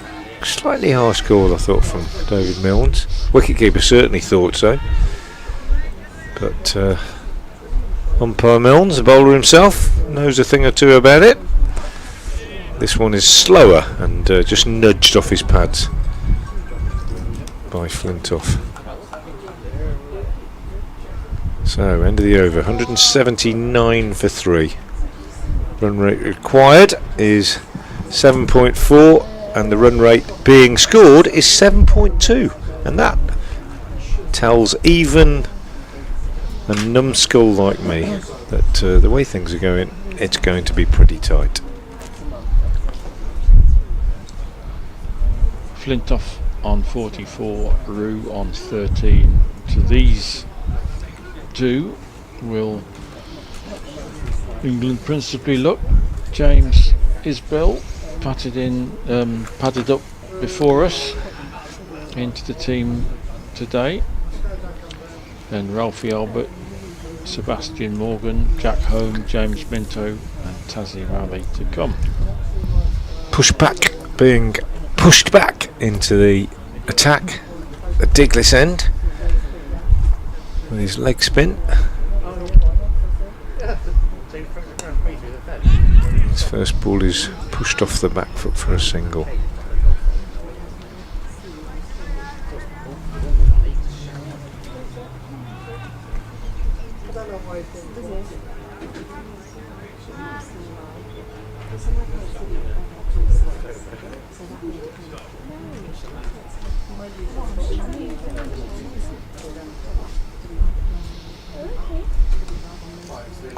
Nicely bowled, just held that one back a bit.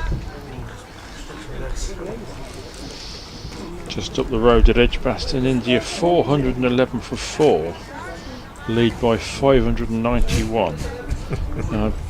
Time to declare. They may have enough now, I think.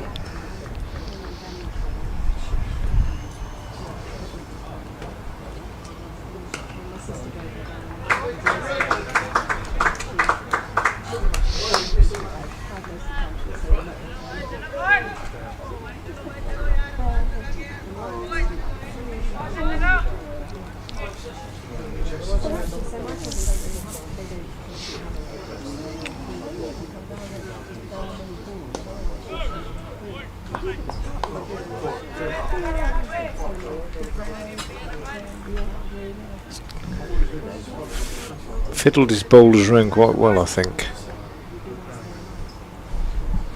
Indian captain. Pushback's third spell this. 6th over. 2 for 39, 2 in 2 balls. Good over so far, this one.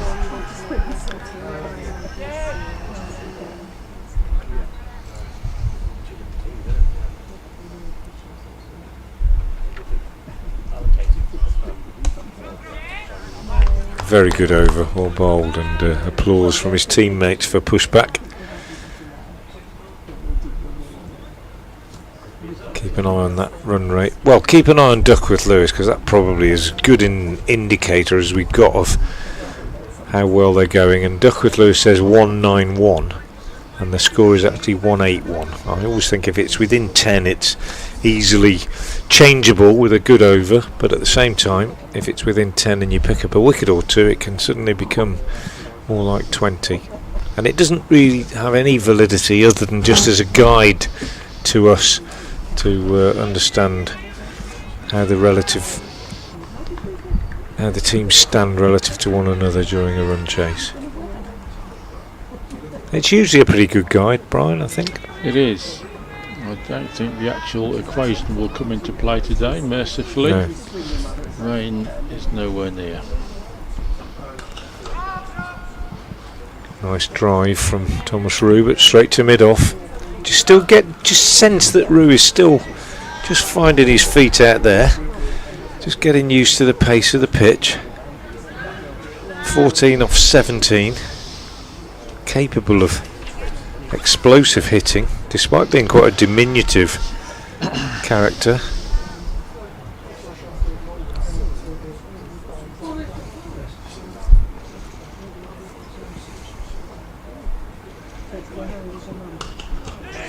And the shot a bit straighter this time. Fielder at mid-on moves to his left, and they get a single. England will need somebody, one of these two ideally, to go explosive, won't they? Suryavanshi and later on Malhotra did really lay into the bowlers later on. Moores and Dawkins both tried that and perished. They played really well, both of them. Moores 52, Dawkins 67, but then they went for big shots and found fielders. So at some point the England batters have got to go for those big shots and get away with them. Another boundary for Flintoff here through the offside. He's played very well as Rocky Flintoff. So far he's on 49. It might be that he plays a big part in this outcome. 100 partnership, beg your pardon, 50 partnership is achieved between Rue and Flintoff, and it's come in fairly quick time.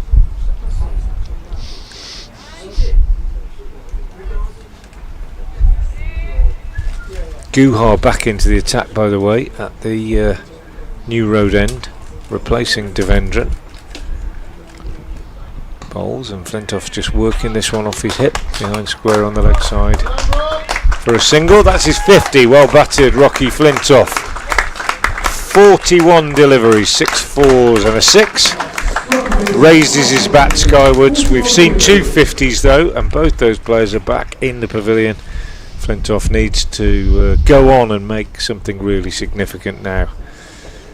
If Worcestershire have done it again, if England are to win this game, pull off this big run chase, still need 177. That's a lovely shot from Thomas Rue up to long on for a single. Rocky Flintoff's second half century of the series. He really needs to build it into something really significant. England are going to get over the line here and keep this series alive. 2-1 down in the 5-match series, which concludes here at Worcester on Monday. And India are trying to kill the series today. Guha bowls. Ooh, Flintoff, a little nibble outside the off stump. Probably the least positive shot he's played in his entire innings, just a little fiddle. Most he could have expected was to run it down to third man. Could easily have got a nick. As it was, he missed it, got away with it. 188 for 3 at the end of the over, 27 overs gone. The run rate is 7. The required rate is 7.7. Been there or thereabouts throughout the chase, and it's still anybody's game.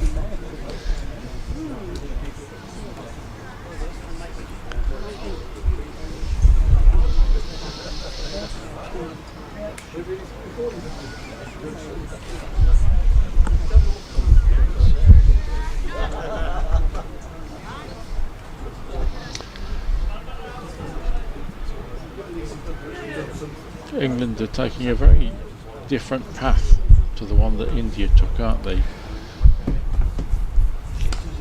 It's been very steady, pretty much 7 and 8 and over all the way, whereas India fluctuated between spectacular assaults and then mini collapses.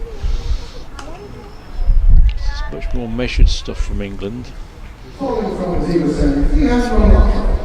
We'll see which approach comes out on top.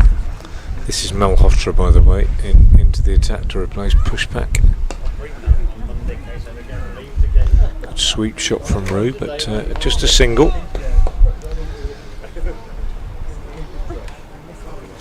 Malhotra, the 6th bowler used,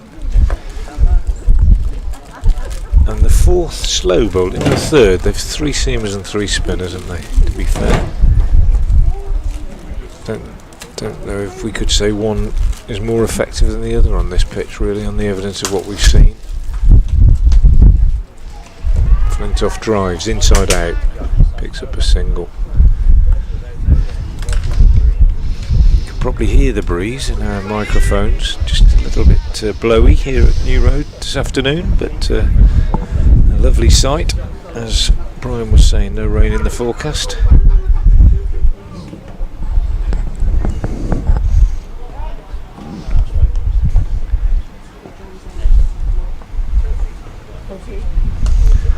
And down the pitch comes Thomas Rue and strikes that one straight down the ground.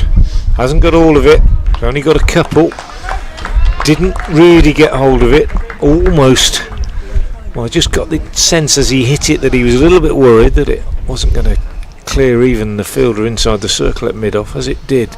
As it was, it did, but it didn't go all the way. Just a couple, but not convincing.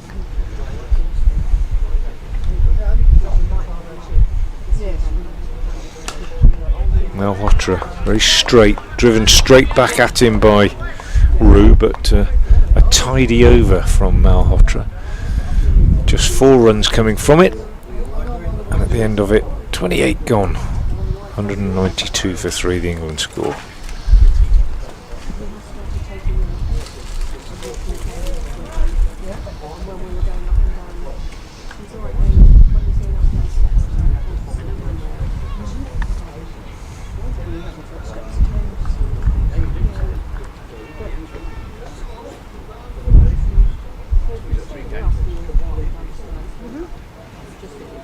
Guhar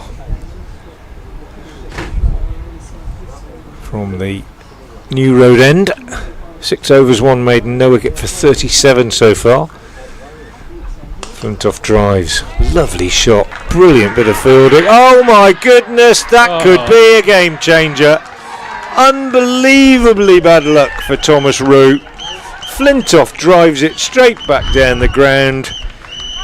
Guhar gets his hands down to it, gets 2 hands onto it, and the ball dribbles onto the stumps at the non-striker's end, and England's probably best batsman and captain Thomas Rue is dismissed in the most unfortunate fashion possible, backing up at the non-striker's end. It wasn't even as if he was trying to nick a run, really, and cue remarkably vigorous and exuberant celebrations from India, because they know that was cruel luck for Thomas Rue and possibly a game-changing moment. Oh, Thomas Rue trudging off just in front of us here, thinking cricket can be a cruel game. And I think it took just a moment for even the Indian players to realise what had happened there. Because reflex, a good piece of fielding by the bowler because Flintoff cracked that straight drive, didn't he? It just dribbled onto the stumps, didn't it? It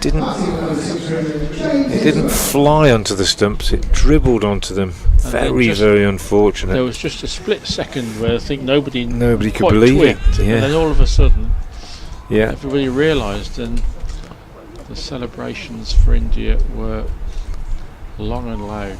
What a huge twist to this fascinating game. It's a cruel way to get out. Flintoff will need to keep his wits about him now. Even more responsibility on him.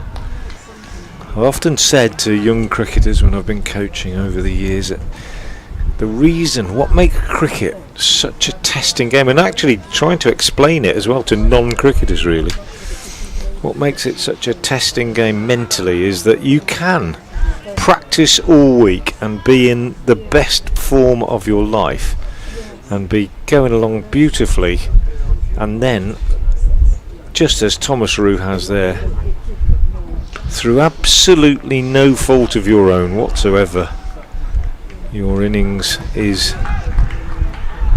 ended. It could be a bad decision from an umpire, it could be a cruel piece of luck like that, nothing to do with you, and your innings is over, and you have to learn to cope with that. And Thomas Roux, well, I'm sure it won't be the first time.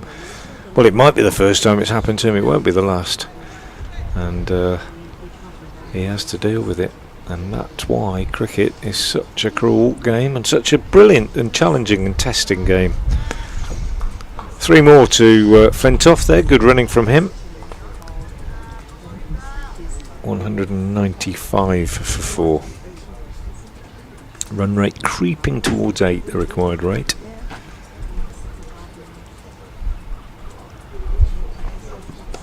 Slower ball from Guha, just dropped down on the onside. They say cricket's character building, don't they? And that's an example of it. But you are right, because whatever you do in cricket, you can do what you do very well. Bowlers can bowl brilliantly and have catches dropped, can't they? Batsmen can get sawn off or run out like that. Yeah. And if you're going to play it for a long period of time and be successful, you've got to be able to cope with that. Yeah. Yeah. Testing game mentally, isn't it? Well bowled, Guha. Dropped down on the offside by the new batter, who is James Isbell. Yet to get off the mark. Isbell,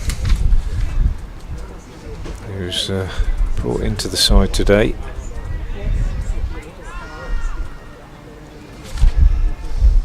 And quite a challenge for him.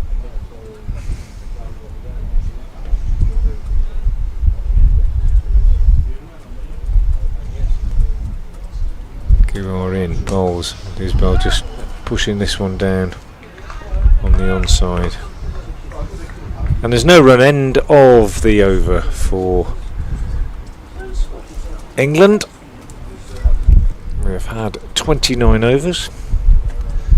The score is 195 for 4. Flintoff has 54.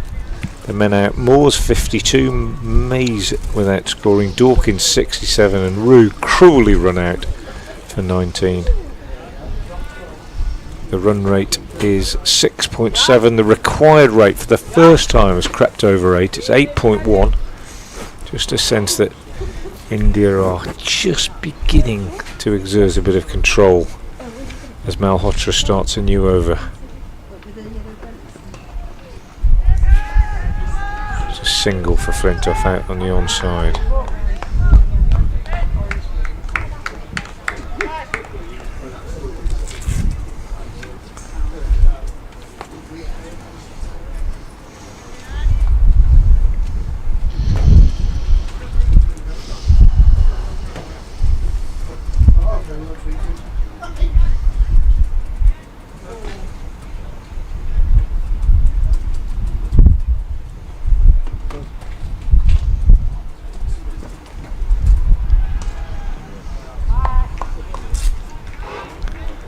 Difficult time for Isbell to come in now with the run rate creeping up. needs to settle in but hasn't got too long. And he's off the mark with a little dab, a chopping sort of paddle round the corner.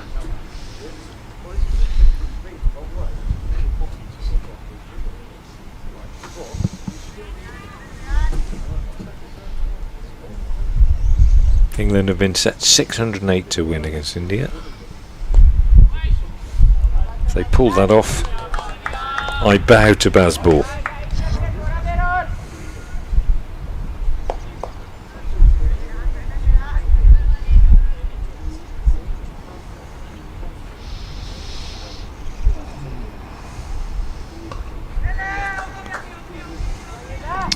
With a single here.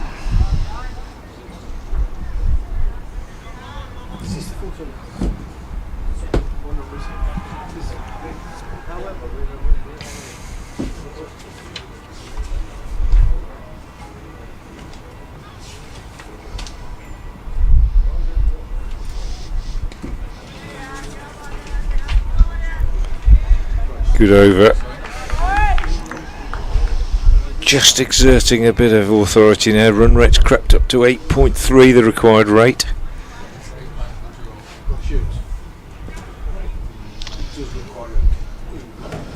James Isbell coming in for his first game of the series.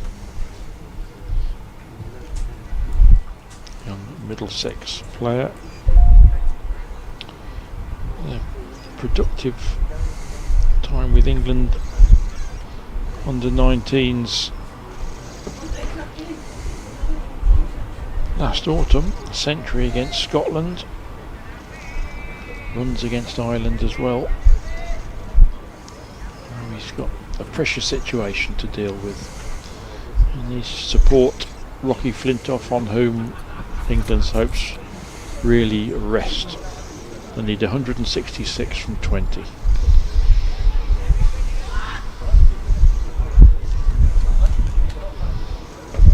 A wretched piece of luck that was, wasn't it, Frank? Yeah. Really is amazing. We've seen a lot of great cricket today, some wonderful batting, some very good catching, some good bowling, and yet a piece of luck can also do so much to shape the game, can't it? Yeah, absolutely. That's why we love it, I guess. Why we love it so much is, you can call it fickle. You can call it, to use Steve Rhodes, the former Worcestershire head coach here and Bangladesh head coach, incidentally, as well, and may be known to a lot of people who are watching in the subcontinent. Often refers to almost another run out there as Isbell sets off for a non-existent single.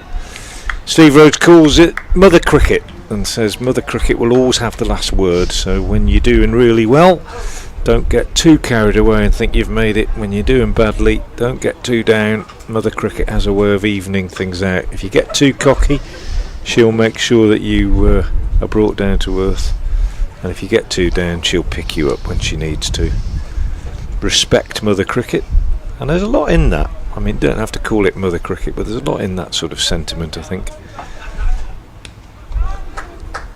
Slower ball, which Isbell just steers out on the offside, and there's a little bit of uncertainty about the running now. You can feel that. It's understandable, but the 200 is up for England, so a further 165 runs required.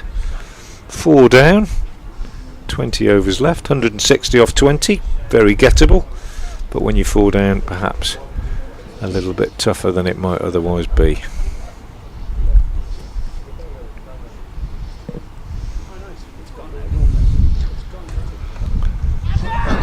And again, slight uncertainty in the running as Ambrish has come back into the attack, I should have said, at the New Road end, and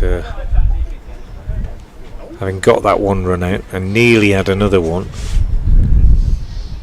India are on full alert out there, and England are perhaps a little bit less confident than they were between the wickets. Another quite well disguised slower ball, I would suggest, from Ambrish, and Isbell is through the shot a little bit too early, taking on the chest, gives it a rueful rub, walks away, trying not to show that he's in any kind of pain. But good bowling. Yeah, good bowling indeed. And it'll just take a couple of overs that just leak 5 or 6, won't it? And that'll get the run rate really Over 9. escalating. Yeah. And there's a wicket. So Isbell's gone. Big wicket for India, and Ambrish in particular. Short outside off stump, cut by Isbell straight into the midriff of the man at backward point. And England lose their 5th wicket.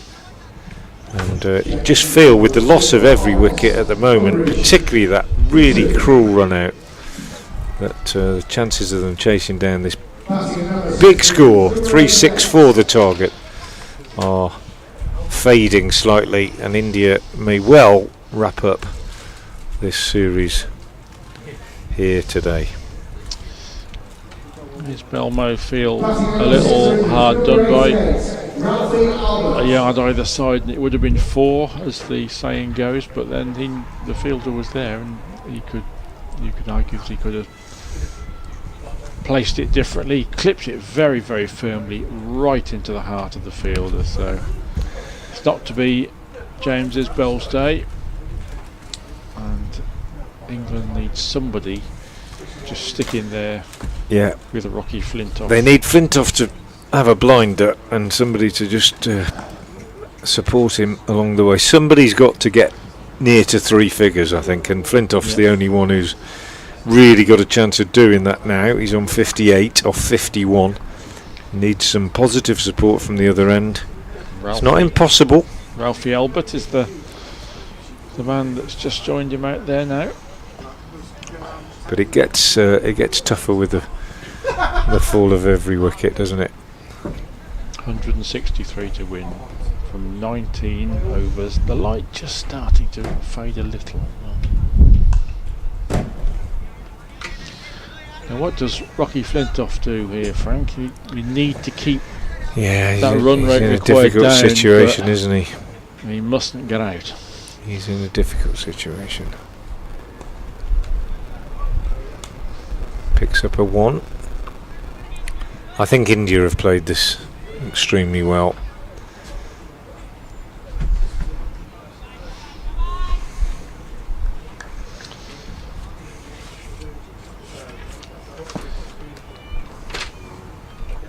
They have, yes.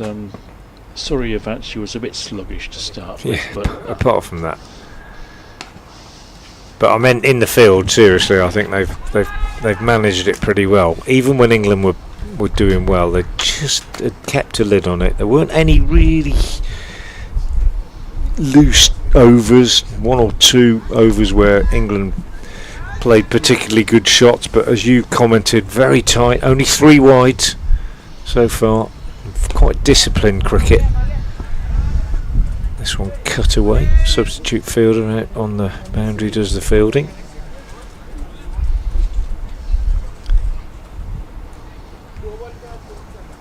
And the run rate just creeping now up towards 9. Pressure on Flintoff growing.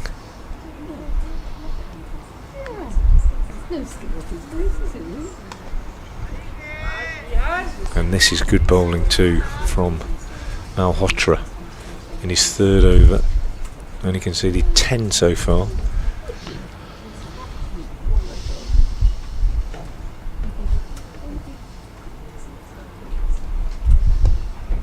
And Flintoff pushes out on the offside, keeps a strike, a run out. He's run him out. Flintoff pushed it out on the offside, called Albert through. Fielder, bowler quickly onto it, underarm to the keeper, clear run out, given it from here, we're nicely sideways on, and poor old Ralphie Albert has been run out for 3, and England are just buckling a little bit under that pressure that I was talking about, being cleverly built by the Indian side, and they are in a bit of trouble, it must be said now, at 205 for 6. Well, a very different sort of run out there, won't it? And if Thomas Rue walked off feeling a bit disenchanted with life. So will Albert, I think, in a different way. Yeah. Because he wasn't given much. He's been done now, hasn't he? Yes. Sebastian Morgan is the new batter. And that was the end of the over, and the run rate has crept up to 8.8 now, the required rate.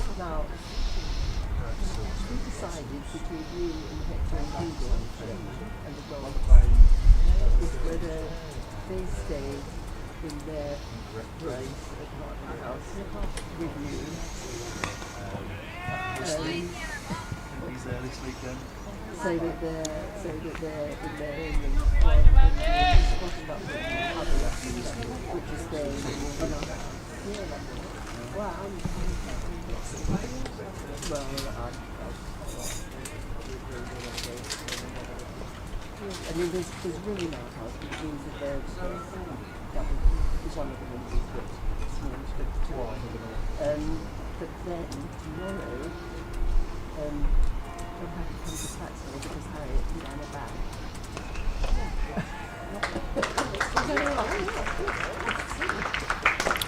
Beautiful shot from Sebastian Morgan to get off the mark, leaning into that, driving it through the offside. Glorious, glorious shot.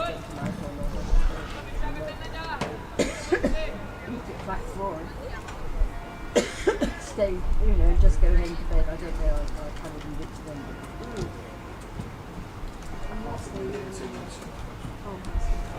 No, couldn't stay at Farmhouse. No, that was changed because Good response from Ambrish, holding that one back. Morgan just dropping it down on the onside, unable to do anything with it.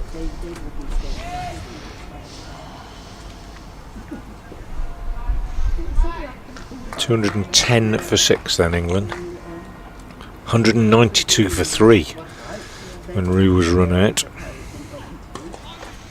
Lovely shot again from Morgan, but only a single this time. Fielder running across to his left. Another substitute, I think.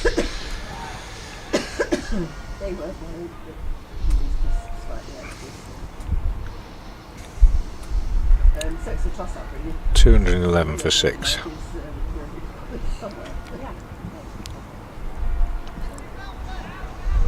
Actually, it wasn't a substitute. I think it was Guhar running across to his left. Yes, it was.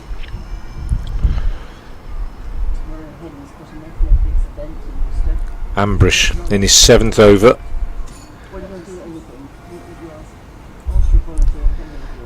Bowls, and Flintoff can't do any more than just pick up a single. And at some point, somebody has got to, as you said, Brian, go big in some way, because the run rate is going to be over 9, I would have thought, at the end of this over, the required rate, and they're going along at only 6.5. 152 more needed. It's not impossible. Jack Home with his pads on in front of us in the dugout, perfectly capable of putting bat to ball. Got 100 for Worcestershire's second team a couple of weeks ago, but it's a tall order.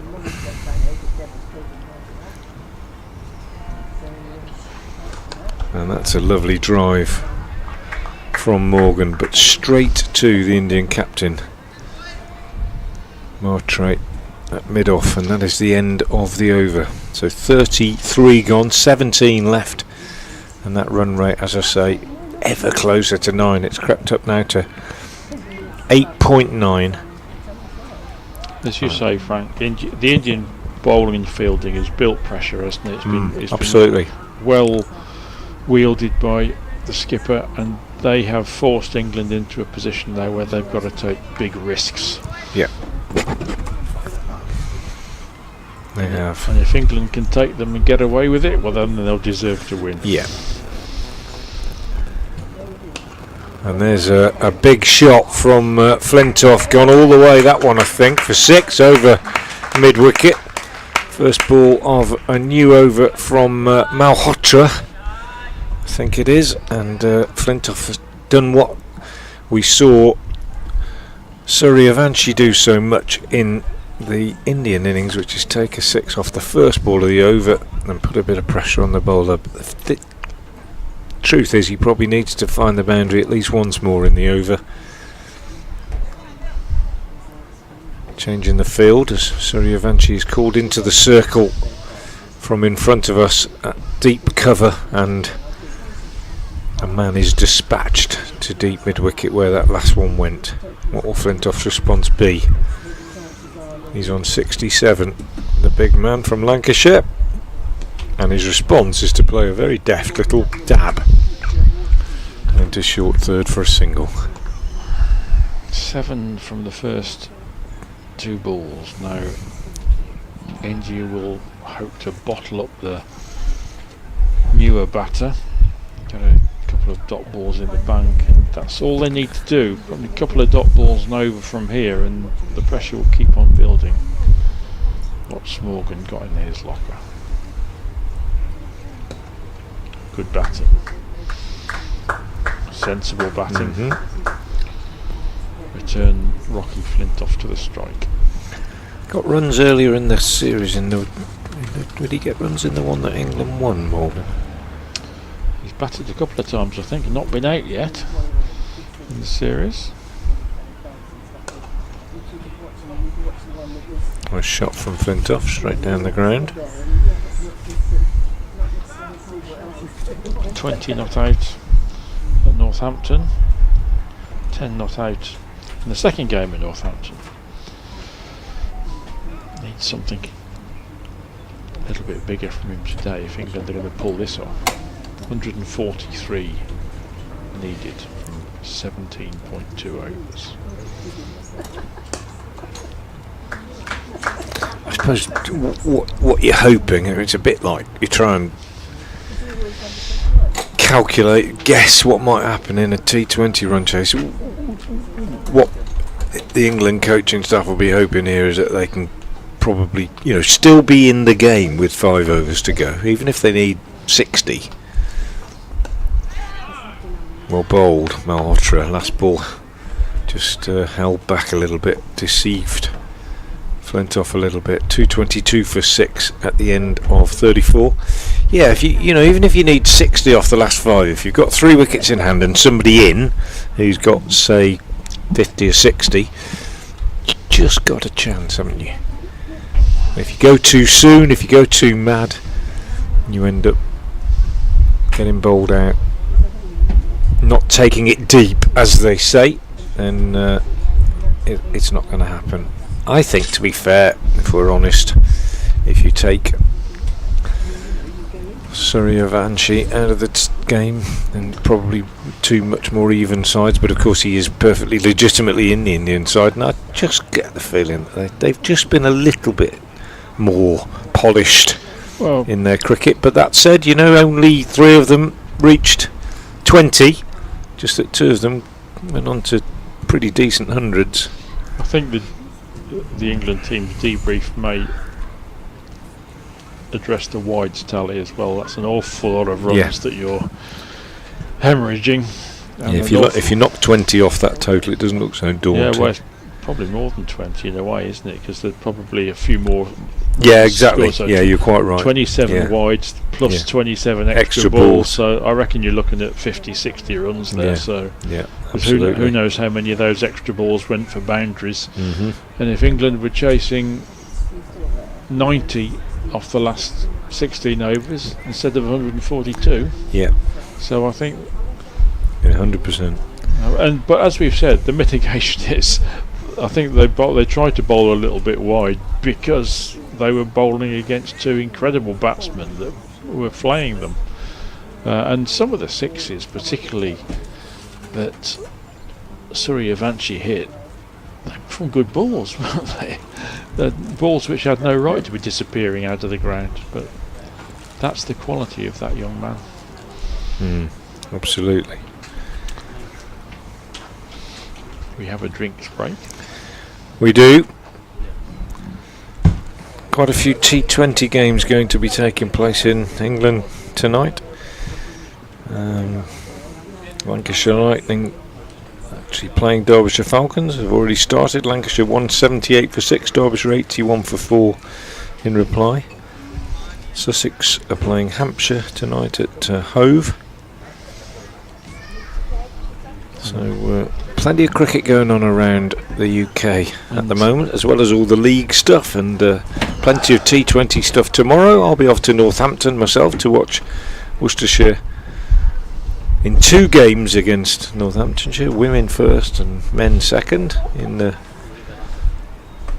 T20 competitions.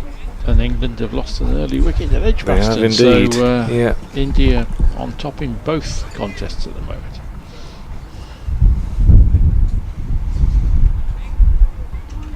And a bowling change here. I think it's Pushback coming back into the attack at the New Road end. 2 for 40 so far from his 6. They've kept the bowler changes going of India. Not allowed anybody really to bowl more than a spell of about 4 overs. Pushback is in and bowls, and this is driven by Morgan into the covers. That required rate now 8.9. Just becoming a little bit tougher all the time. Push back in again, bowls short, and an attempted pull away on the leg side by Morgan. Takes him on the pad, runs away to short fine leg, well, deep fine leg really. Fielder pursues it. They pick up a couple. 224 for 6.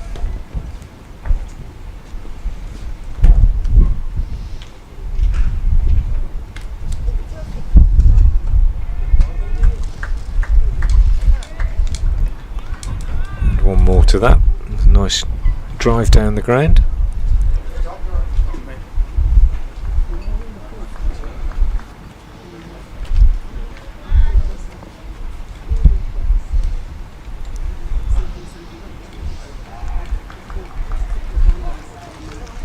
I can't help myself looking at Suryavanshi fielding here. He's probably about 10-12 yards away from us, looking fresh-faced and youthful, as you might imagine. This one driven down the ground for a single, and you just look at him and you think, how on earth can you hit the ball as far as you do? Because he really did hit some monstrous shots today, didn't he? His timing was perfect. Yeah. Nicely bowled. My pushback, pushed away on the offside, and another run out. A direct hit this time. I thought he might have been in this time, but Morgan has gone. He called it, I think, pushed it out on the offside, went for the run, and a good bit of fielding, a direct hit, and a 3rd run out as the England innings begins to fall apart a little bit. Just having a look at the replay on this one. He'd set off a bit late, Morgan. Good bit of work. Throw on the run. Direct hit, and yeah, well, I haven't seen a clear indication from sideways on yet of the moment that the ball actually hit. Don't know whether we will be able to see that, but umpire had no hesitation, and Jack Home is the new man. I think Jack Home will try and be positive, tends to be the way that he plays. But 3 run outs, I think one of them desperately unfortunate, but the other 2 probably telling their own story. As sadly, this England innings is just falling away. Yes, 3 run outs tell the story, although the first one, of course, horribly unlucky. The second and third a little careless.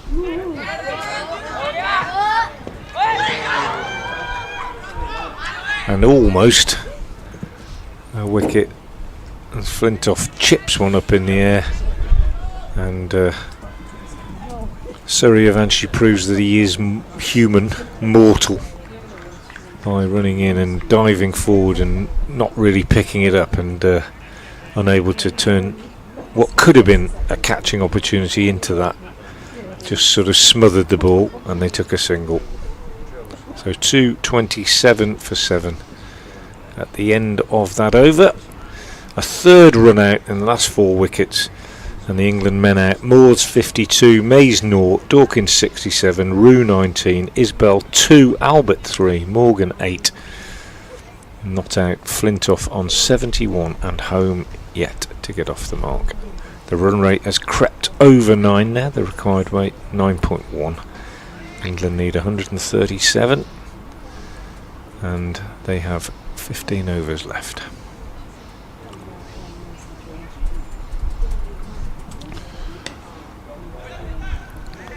The first of those being bowled by Malhotra, cut away to backward point, no run.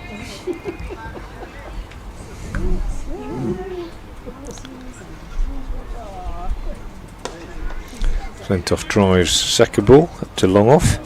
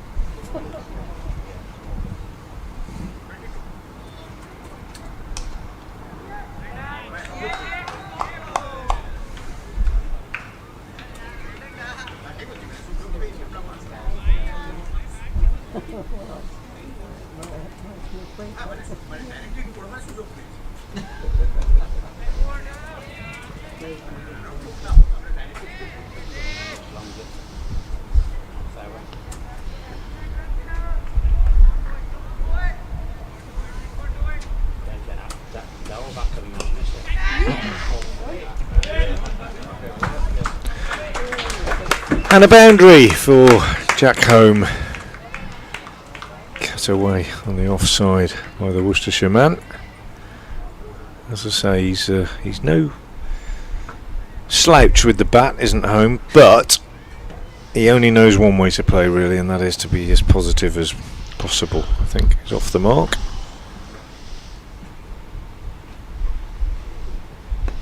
Just forward and pushing this one out on the offside. Chowan the bowler, I think I said it was Malhotra early in the over, I beg your pardon. Chowan completes his 5th over. 1 for 39, I think his figures, and 232 for 7. At the end of the over, the run rate now required is 9.4. India closing in on a series victory, and you'd have to say today, with brilliant batting and good disciplined bowling, they are deserved winners. Although Rocky Flintoff begs to differ, using his feet to turn the first ball of this over from push back into a full toss and driving it beautifully straight down the ground. 2 men at long off and long on, very straight, converged on it, but it literally was almost as straight as it is possible to hit it, and it goes to the boundary. Beautiful shot from him. He goes to 76.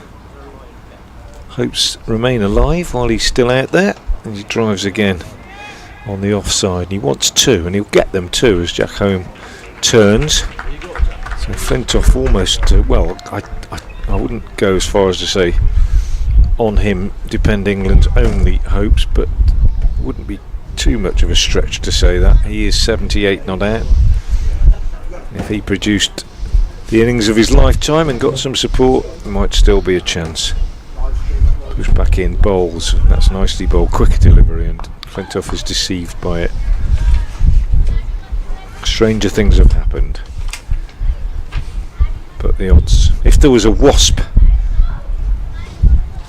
calculation, it would be about 90-10, I should think, 95-15, but that's massive from Flintoff. Big slog sweep into the seats just to the left of the Graham Hick Pavilion. Beautiful shot from Rocky Flintoff. And he really does look the part, and he's moved on to 84 with that shot. Beautifully struck. And while he's there, hopes are alive. He's forward to this one, pushing out on the offside. And not surprisingly this time, a scream of no from Jack Home at the non-strikers end. We don't want another run out, he thinks. We've had 3. That will do for 1 innings. 244 for 7. Another single for Flintoff here. Might even get another 2. Home turns and indeed runs back. Good running. End of the over. Good over from the England point of view. 246 for 7 at the end of the over. And 13 runs coming from it. Flintoff 84 off 69. England need a further 118 runs from 13 overs.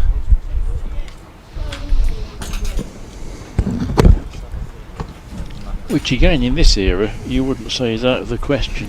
If you had a couple more wickets, if it was 4 or 5 wickets, yeah.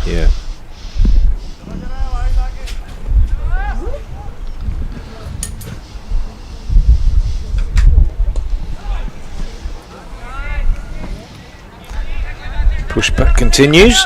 Chowan continues, I should say. Pushback having just finished his over.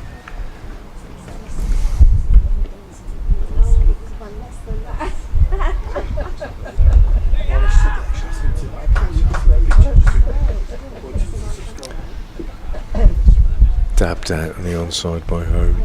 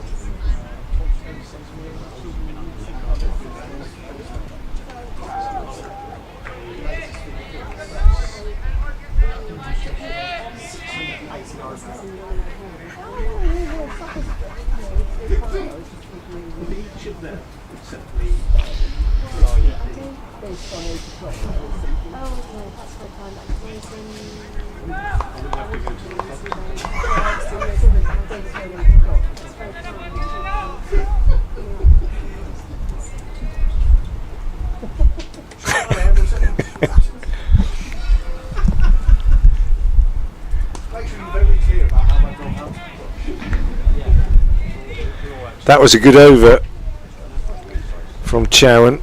Kept things pretty tight. And he's done pretty well actually, to be fair.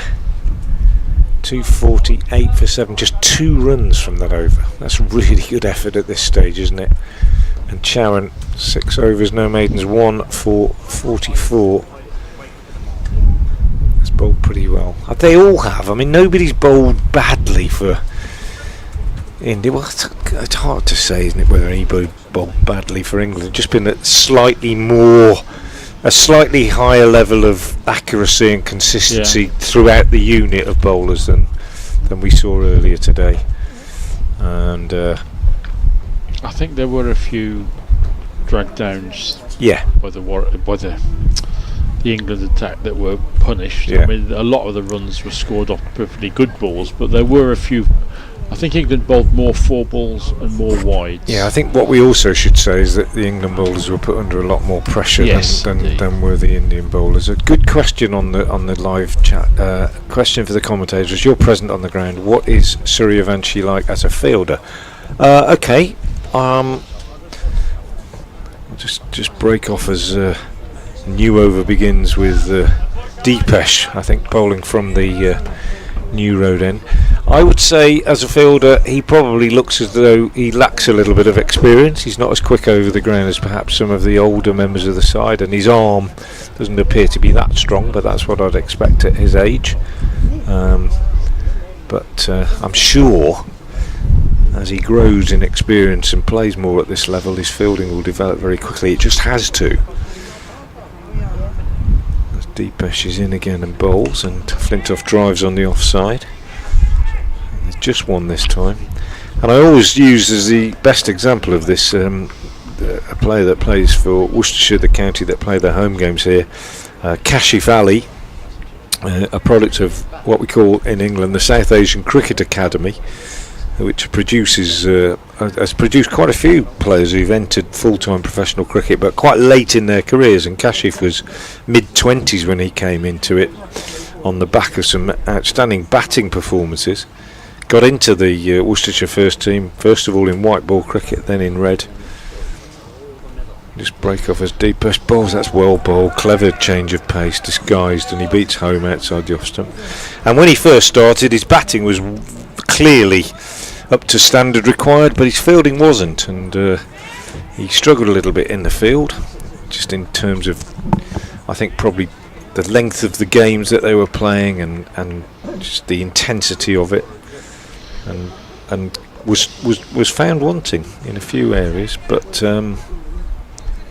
worked at it and pretty quickly developed his fielding and became a fielder that is almost as good as everybody else, and you don't really notice. And I guess that Suryavanshi as a young lad is a little bit behind the others in terms of his fielding, but I don't think anybody's going to tell him.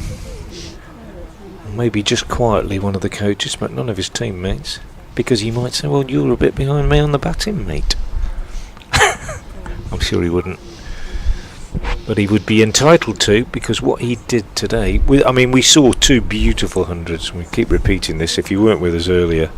Suryavanshi's 143 off 78 balls was extraordinary, but Malhotra's 129 of 121 balls was also very impressive.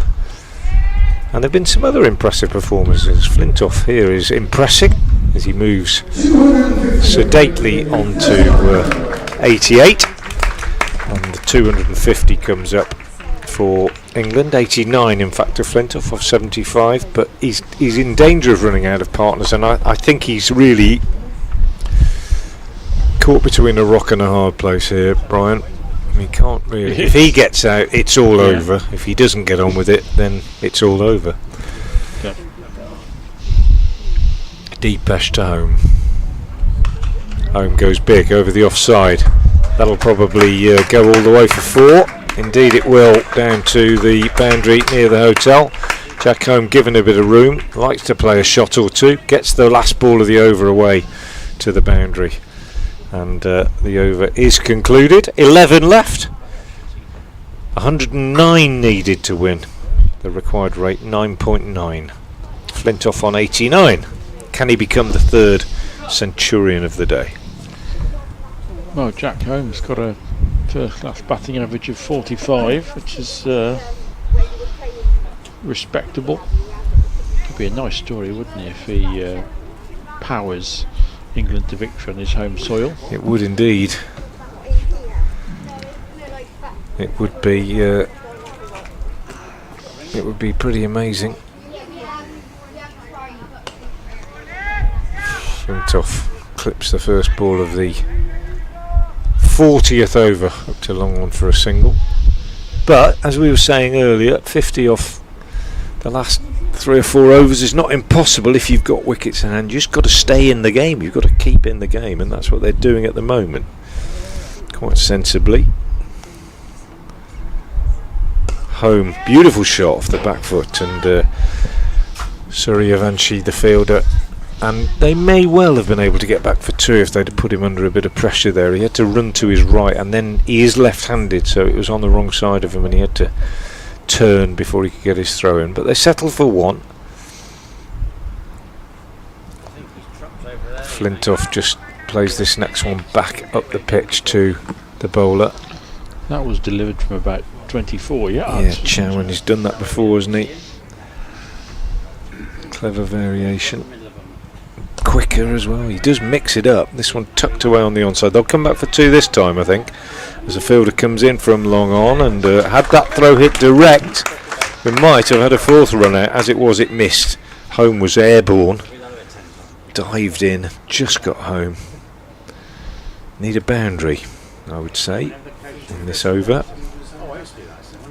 Easier said than done. Chowan bowling nicely. 4 off the over so far. He's in, he bowls, and Flintoff cuts, but straight to the fielder at backward point. Malhotra, that fielder, and there is no run. Good from Chowan. 1 for 48, coming to the end of his 7th.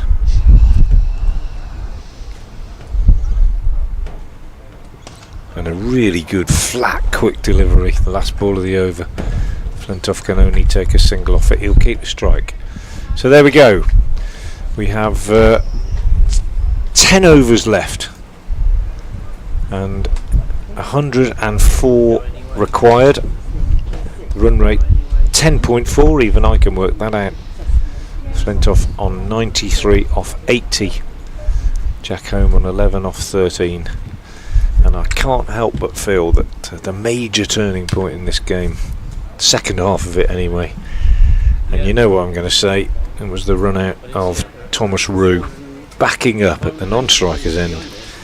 A drive from Flintoff hit the hands of the bowler, and almost in slow motion the ball dribbled back onto the stumps.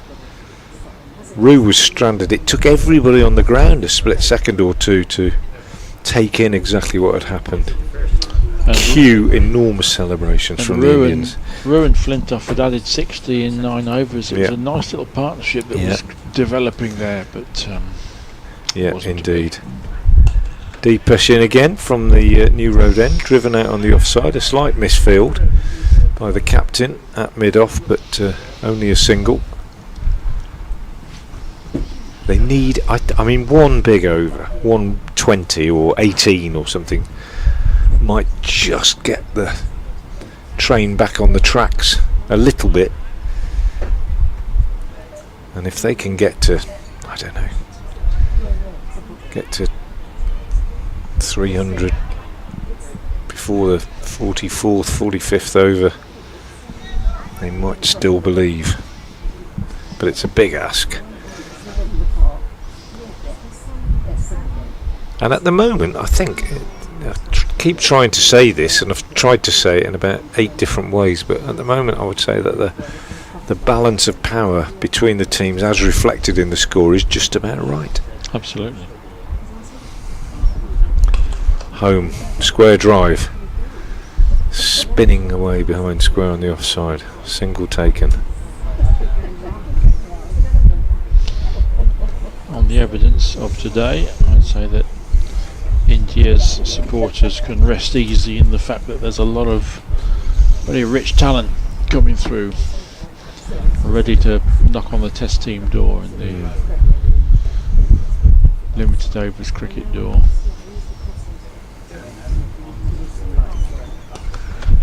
Flintoff drives. Good bit of fielding by Malhotra, the captain, at mid-off. One-handed stop. They get a single. Rocky Flintoff played really well. 94 off 81. You just feel that if one of the top 6 had been able to stay with him and play a more significant innings, it might have been a different story.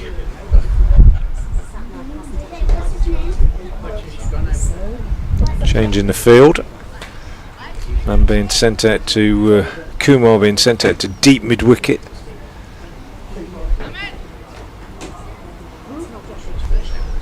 Man being brought up from long leg into the circle.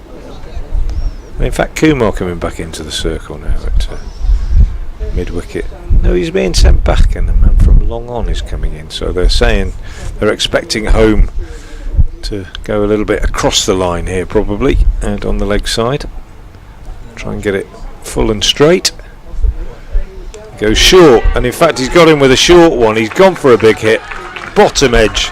Down onto the stumps, and Jack Home turns around in dismay. He's gone for 12. Deepesh picks up his first wicket, and England are 263 for 7.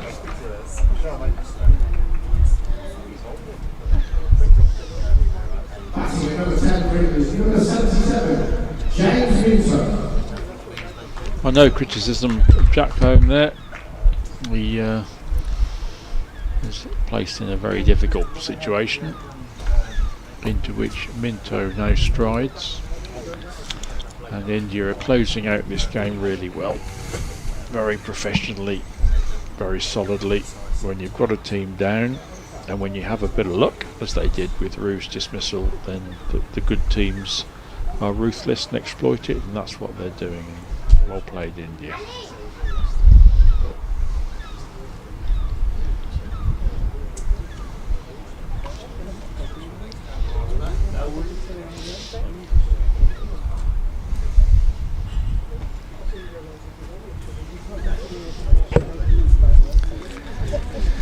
Yep, professional is the word. I think they've gone about their business in very, very impressive style. You could say that there was a little bit of mayhem in their batting, a little bit of lack of focus as the innings fell away quite badly. In fact, from at one stage 327 for 4 to 363 for 9.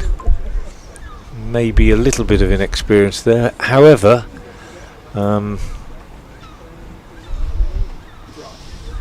they've been very, very impressive in the second half, and 2 of them were very, very impressive in the first half. The new batsman is James Minto. Just steers this one, well, tries to steer it down the offside, doesn't get a bat on it, through to the keeper.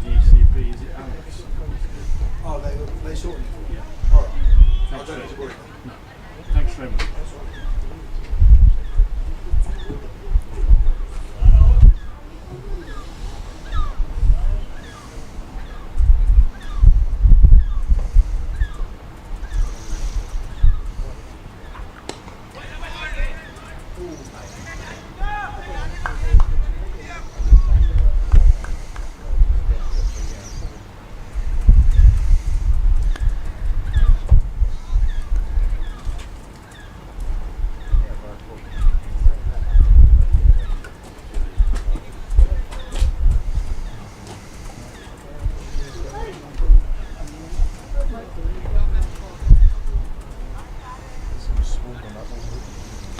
End of the over.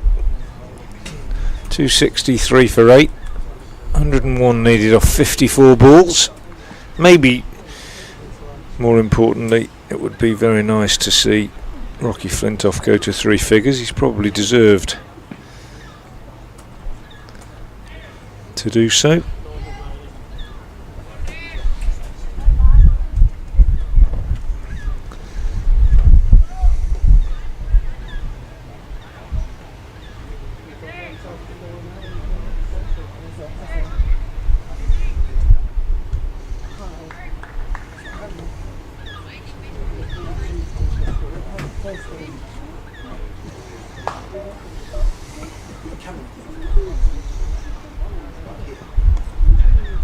Pushed out this one on the offside by Minto. So Flintoff, can he get his 100?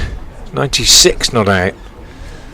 It would be nice personal milestone for him, I think, despite the fact that it looks like being a losing cause. And plays and misses at this one outside the off stump from Chowan.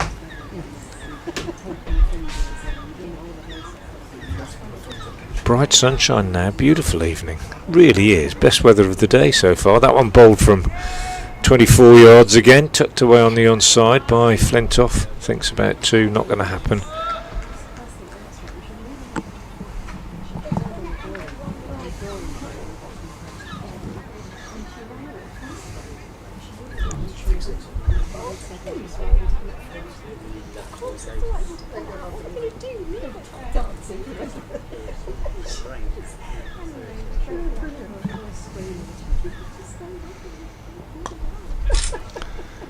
Minto just steering this one behind square on the offside. 97 off 49 balls. I think what we'll see probably is Flintoff, if he gets to his 100, just think, well, I've just got to go for everything now and see if I can pull off a miracle. Steers that one down behind square and gets another single, goes to 98 at the end of the over. 267 for 8, becomes 268 for 8 at the end of the over, and England require 100, well, 96 more to win in 8 overs, so 12 and over required. I doubt that's going to happen, but Flintoff, I think, will probably try and bring up this 100, get the 2 runs he needs, and then he might as well see if he can smash it out the park. It's the only chance that England have. Excellent performance from the Indians.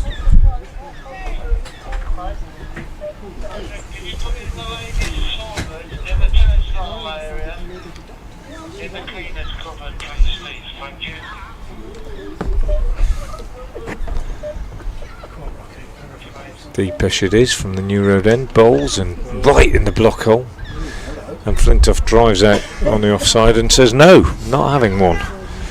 So they're giving him one, an attempt to bowl at Minto, and Flintoff turns it down. Not quite sure about that strategy. No, nor am I. You need every run. You do. I mean, does that suggest that any attempt to win the game is gone? If it does, seems a bit pointless. Deepesh bowls, Flintoff drives, this time will take one. Will he come back for 2? He will come back for 2. Minto is in, just in, and that is Flintoff's 100. Applause for Rocky Flintoff. A brilliant effort. Just hasn't quite had the support that he might have had, but a brilliant effort. 87 balls, 7 fours, 3 sixes, and a 100 for a famous name. Rocky Flintoff takes the score to 270 for 8, and now I think he has simply got to try and clear the ropes. Certainly heaves this one away on the leg side, but it's only going to be 1. But he's got the 100, and there is no point now in doing anything other than trying to win it, because there's no credit for a draw. Makes no difference whether you finish 10 short or 50 short. You've got to go for a win.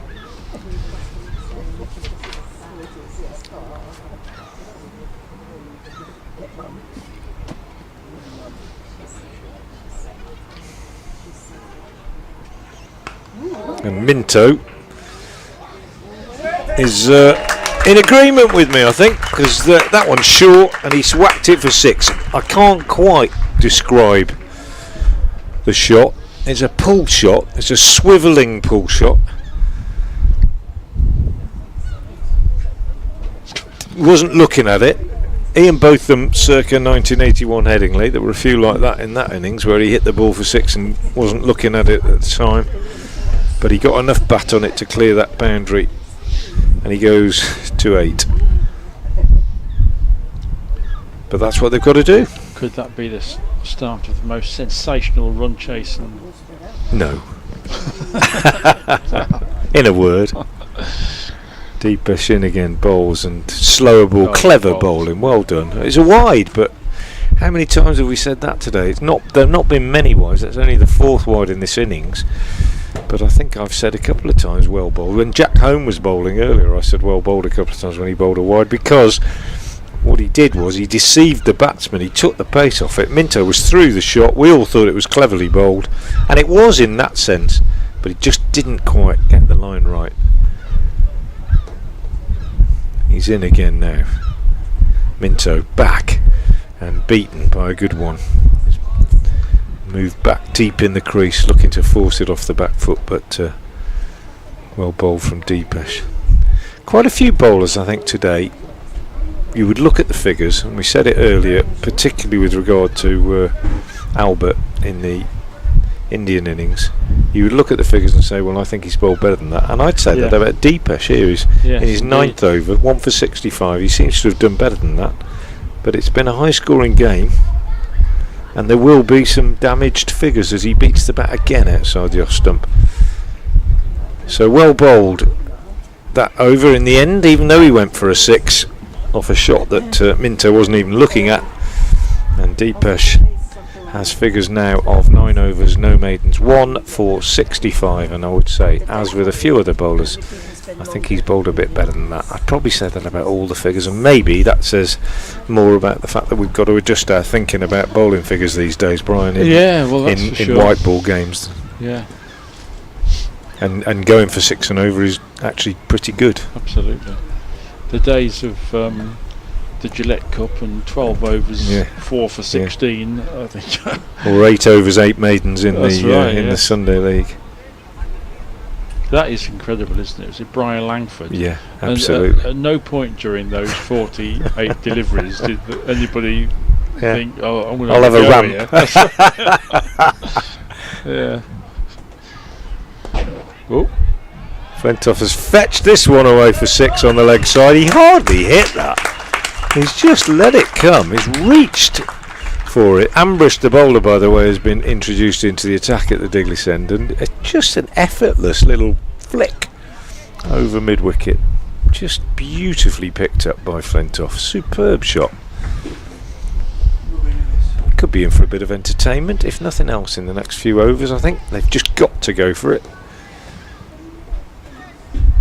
Up to nearly 12 and over required, but they're still in it. Just what did I say? 60 off 5 I said was possible if you had 3 or 4 wickets in hand. They need 80 off 41 deliveries at the moment. Ooh, and he's out. LBW. Nice bit of bowling from Ambrish. Very full Yorker in the block hole. Hit him on the foot. They nearly always give you out if you hit full on the foot in the block hole. And Flintoff's excellent innings comes to an end. He's LBW for 107. And that surely is that. For 107 off 91 balls. You say that.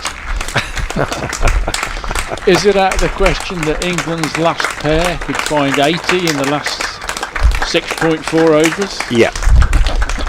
In a word. Well played, Rocky Flintoff. A very, very good effort from him. Warm applause for him. A splendid attempt, but he was unable to do it. Didn't really have the support that he needed. Still look back to that very unfortunate run out of James Rue with the score on 192 for 3 as being a turning point, and since then Rocky Flintoff almost single-handedly has kept England clinging on in the game to the faintest hope, but unable, I'm afraid, to take it all the way. And now Tazeem Ali is out there, and you know more about his batting than I do, Brian. I suspect that he is a number 11 because he's not the best in the side. He's not the best in the side. He can hold a bat. Whether he's capable of getting 80 in 6.4 overs against a very good India bowling attack, I'm not so sure. Right, thank you for that insight. From one Warwickshire man assessing another, even though Brian claims to be from Arbroath. I'm just looking at this young man in front of us. He's been fielding in front of a Suryavanshi, hasn't he, for the last 2 hours. I think later on in our lives, if he does turn out to be as great as he could be.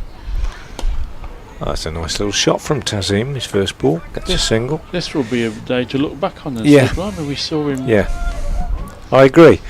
And we might see him again on Monday. He might have a rest, we don't know. But it's not a day I'll forget. I mean, it's been really special. I'm very, very, very fortunate to have been here. I also think he's looked over a couple of times and said, look at those two distinguished fellas in Yeah. the headphones Yeah. over there. What an Yeah. honour it is for Yeah. me to be Yeah, playing in front of them. yeah. Who on earth are they? Probably thinks we're DJs doing the public address or something. Or an outing from He has local looked care though. home. Yeah, you're right. He has looked a couple of times. Full toss outside the off stump, and Minto squeezes it away for 4. So they're still alive in this game. It's not beyond mathematical possibility. A big wide full toss that one, and sliced away. But it's over to all intents and purposes. Minto though moves on to 12. 289 for 9. Probably be nice to get the 300 up for England. But they haven't been hopeless. They haven't been hammered, but they've just been dealt with, I would say, by a slightly more mature bowling attack in many ways. More of a unit. Minto drops this one down the offside. We're going to have another run out. No, we're not. He doesn't let go of the ball. Could have done. Definitely on. Could have thrown to either end and had a chance.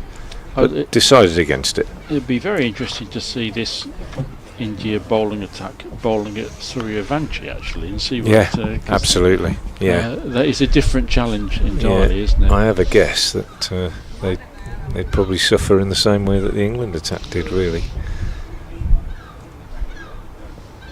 Just imagine being that good at anything, Brian. Oh, that's a great shot from Tazim Ali. Sliced away in absolutely perfect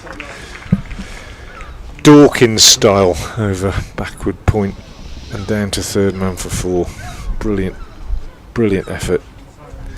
Tazim Ali on 5 off just 2 deliveries. 294 for 9. 6 overs left. 70 runs required. Well, I said 60 off 5, but I was thinking if you're only 7 wickets down and somebody was still in who had 70 or 80, it's not going to happen. But they've kept trying, the England lads.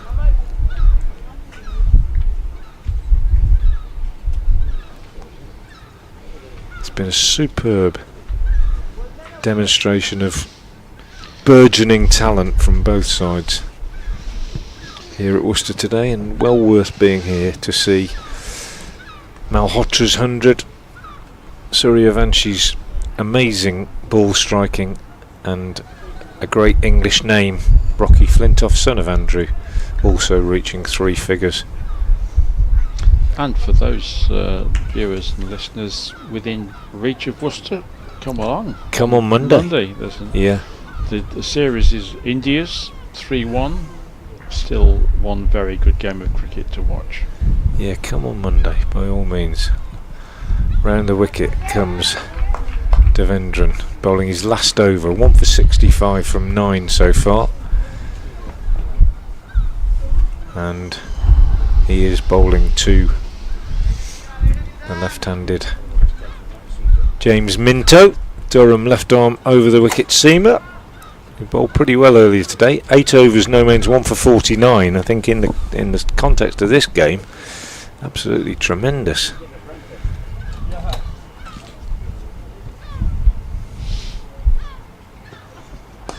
And he drives square of the wicket, and Suryavanshi can't get round, and it is a boundary. 298 for 9.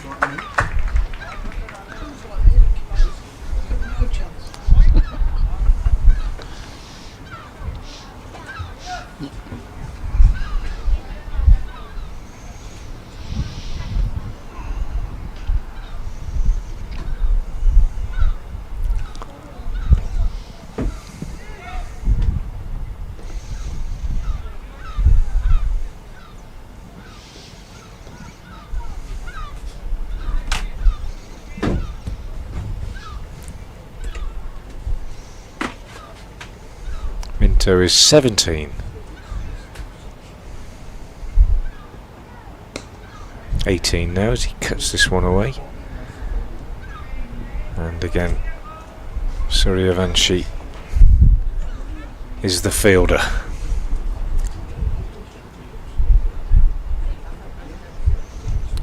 Guha, the bowler. Devendran, 9 overs, no wins, 1 for 65. Guha reintroduced for this over at the new road end of the ground. None for 44 for him so far in his 8th.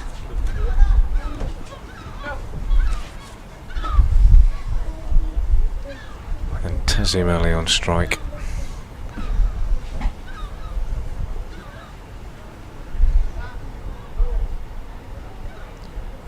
One run away then from 300. And there it is as he slices that away to deep backward point. England's 300 winner in the 45th over.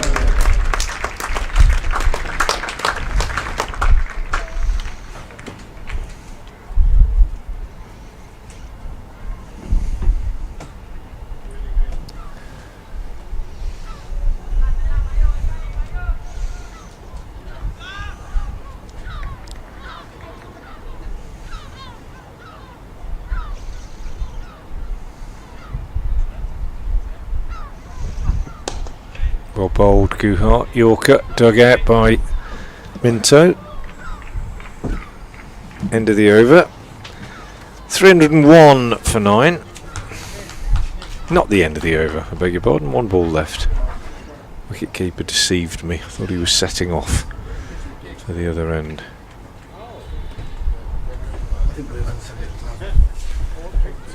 63 needed off 31 deliveries. If they were 7 down, you would genuinely be thinking you could get these 12 and over off 5. Not impossible, but with 9 down, a faint hope and no more.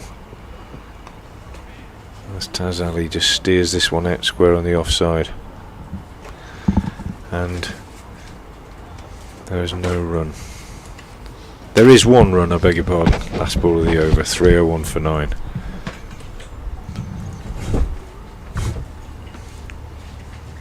.302 for 9 at the end of that over. So I was saying earlier, if there were 5 overs left and they needed 60 to win and they had 3 wickets in hand, they'd have a chance. Well, we're almost there. 5 overs left. They need 62 to win. It's just over 12 and over.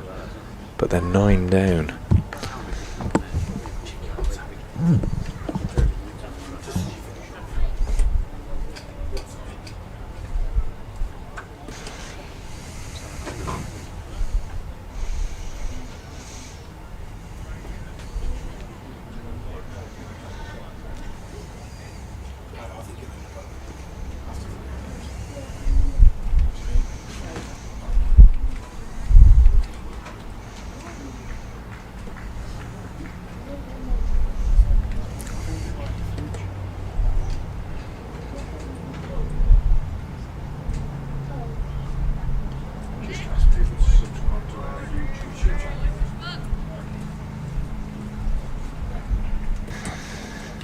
So dot ball to start the 46th over, which is being bowled by Pushpak from the Diglis end. He bowls and that's smashed down the ground for 6. That's a super shot from Taz Ali. So hope springs eternal. England still clinging on to a faint hope with that straight 6. 308 for 9. Pleased to say that we've had over 750,000 viewers to our live stream today, and over 10,000 of you have already subscribed to the Worcestershire YouTube channel. I would love that to be a few more, so feel free if you're watching the stream as he goes back and hits this down the ground, and he is caught. That's the end. Dropped a bit short, hit down the ground and caught it long on. So India are the winners. A valiant effort by England. They finish on 308 all out in 45.3 overs. India the winners. Just to go back to my previous point before I recap on all the activity today, we've had over 10,000 of you subscribed to our Worcestershire CCC YouTube channel. We'd love that to be a few more. If you're watching and you haven't subscribed and you'd like to do so, please do so. And That will boost our subscribers, the figure for our subscribers, and we would love that here at Visit Worcestershire New Road, where India have beaten England in this 4th one-day international, and the winning margin, we'll just work out in a minute, is 55 runs. I think 55 runs, the winning margin. And just to give you the Indian bowling figures, Guha finished with figures of 8 overs, 1 maiden, and no wicket for 48. Chowan, 8 overs, no maidens, 1 for 54. Ambrish, 8 overs, no maidens, 2 for 55. Pushpak, 8.2 overs, no maidens, 2 for 63. Malhotra, 4 overs, no maidens, no wicket for 21. And Devendran, 9 overs, no maidens, 65 runs and 1 wicket. Minto finished unbeaten on 19, and the last man out was Ali, who was caught at long on by Chowan off Pushpak for 13. Big difference is that there were only 6 extras in that England innings, 4 wides and 2 leg byes, 308 all out in 45.3 overs, and India deserved winners of a very good contest between 2 very good sides, and they go 3-1 up and take the series with 1 game left to play. That game will be here on Monday against at Visit Worcestershire New Road, the same 2 sides. There might be 1 or 2 changes, and we'll be back to cover that game again for you. Myself, Frank Watson, Brian Halford, who has been alongside me all day, and very many thanks to him for his company and his insight, and we'll also be joined on Monday by Matt Howes. So there'll be 3 of us here on Monday to bring you the action. We'll be very much hoping that we can see some brilliant cricket again. We saw some brilliant cricket today, particularly memorable from Suryavanshi, 143 of 78 balls, 13 fours and 10 sixes, another 100 as well in that Indian innings from Malhotra, 100 of different character but of great quality, 129 for him. England fought back well, 363 for 9 in 50 overs India, and though England were off to a good start, half century from Moore's 52 and a half century from Dawkins 67, both of them getting out, and thereafter only Rocky Flintoff with 107 really making a significant contribution, possibly a turning point when Thomasrud was run out in the cruelest fashion, backing up at the non-striker's end. But England kept going right to the end, and even at the very end Taz Ali was trying to hit another 6 to keep them in touch when he lost his wicket, and they ended up 308 all out in 45.3 overs, and India win by 55 runs. Very, very many thanks for your company and for your comments and for your messages today. As I say, feel free to subscribe to the Worcestershire County Cricket Club YouTube channel if you would like to. And until Monday morning, when we will be back here at New Road, this is Frank Watson on behalf of Worcestershire County Cricket Club and of Brian Halford, my colleague, saying a very good evening to you, or a very good afternoon, or good morning wherever you are in the world, and thank you very much for being with us.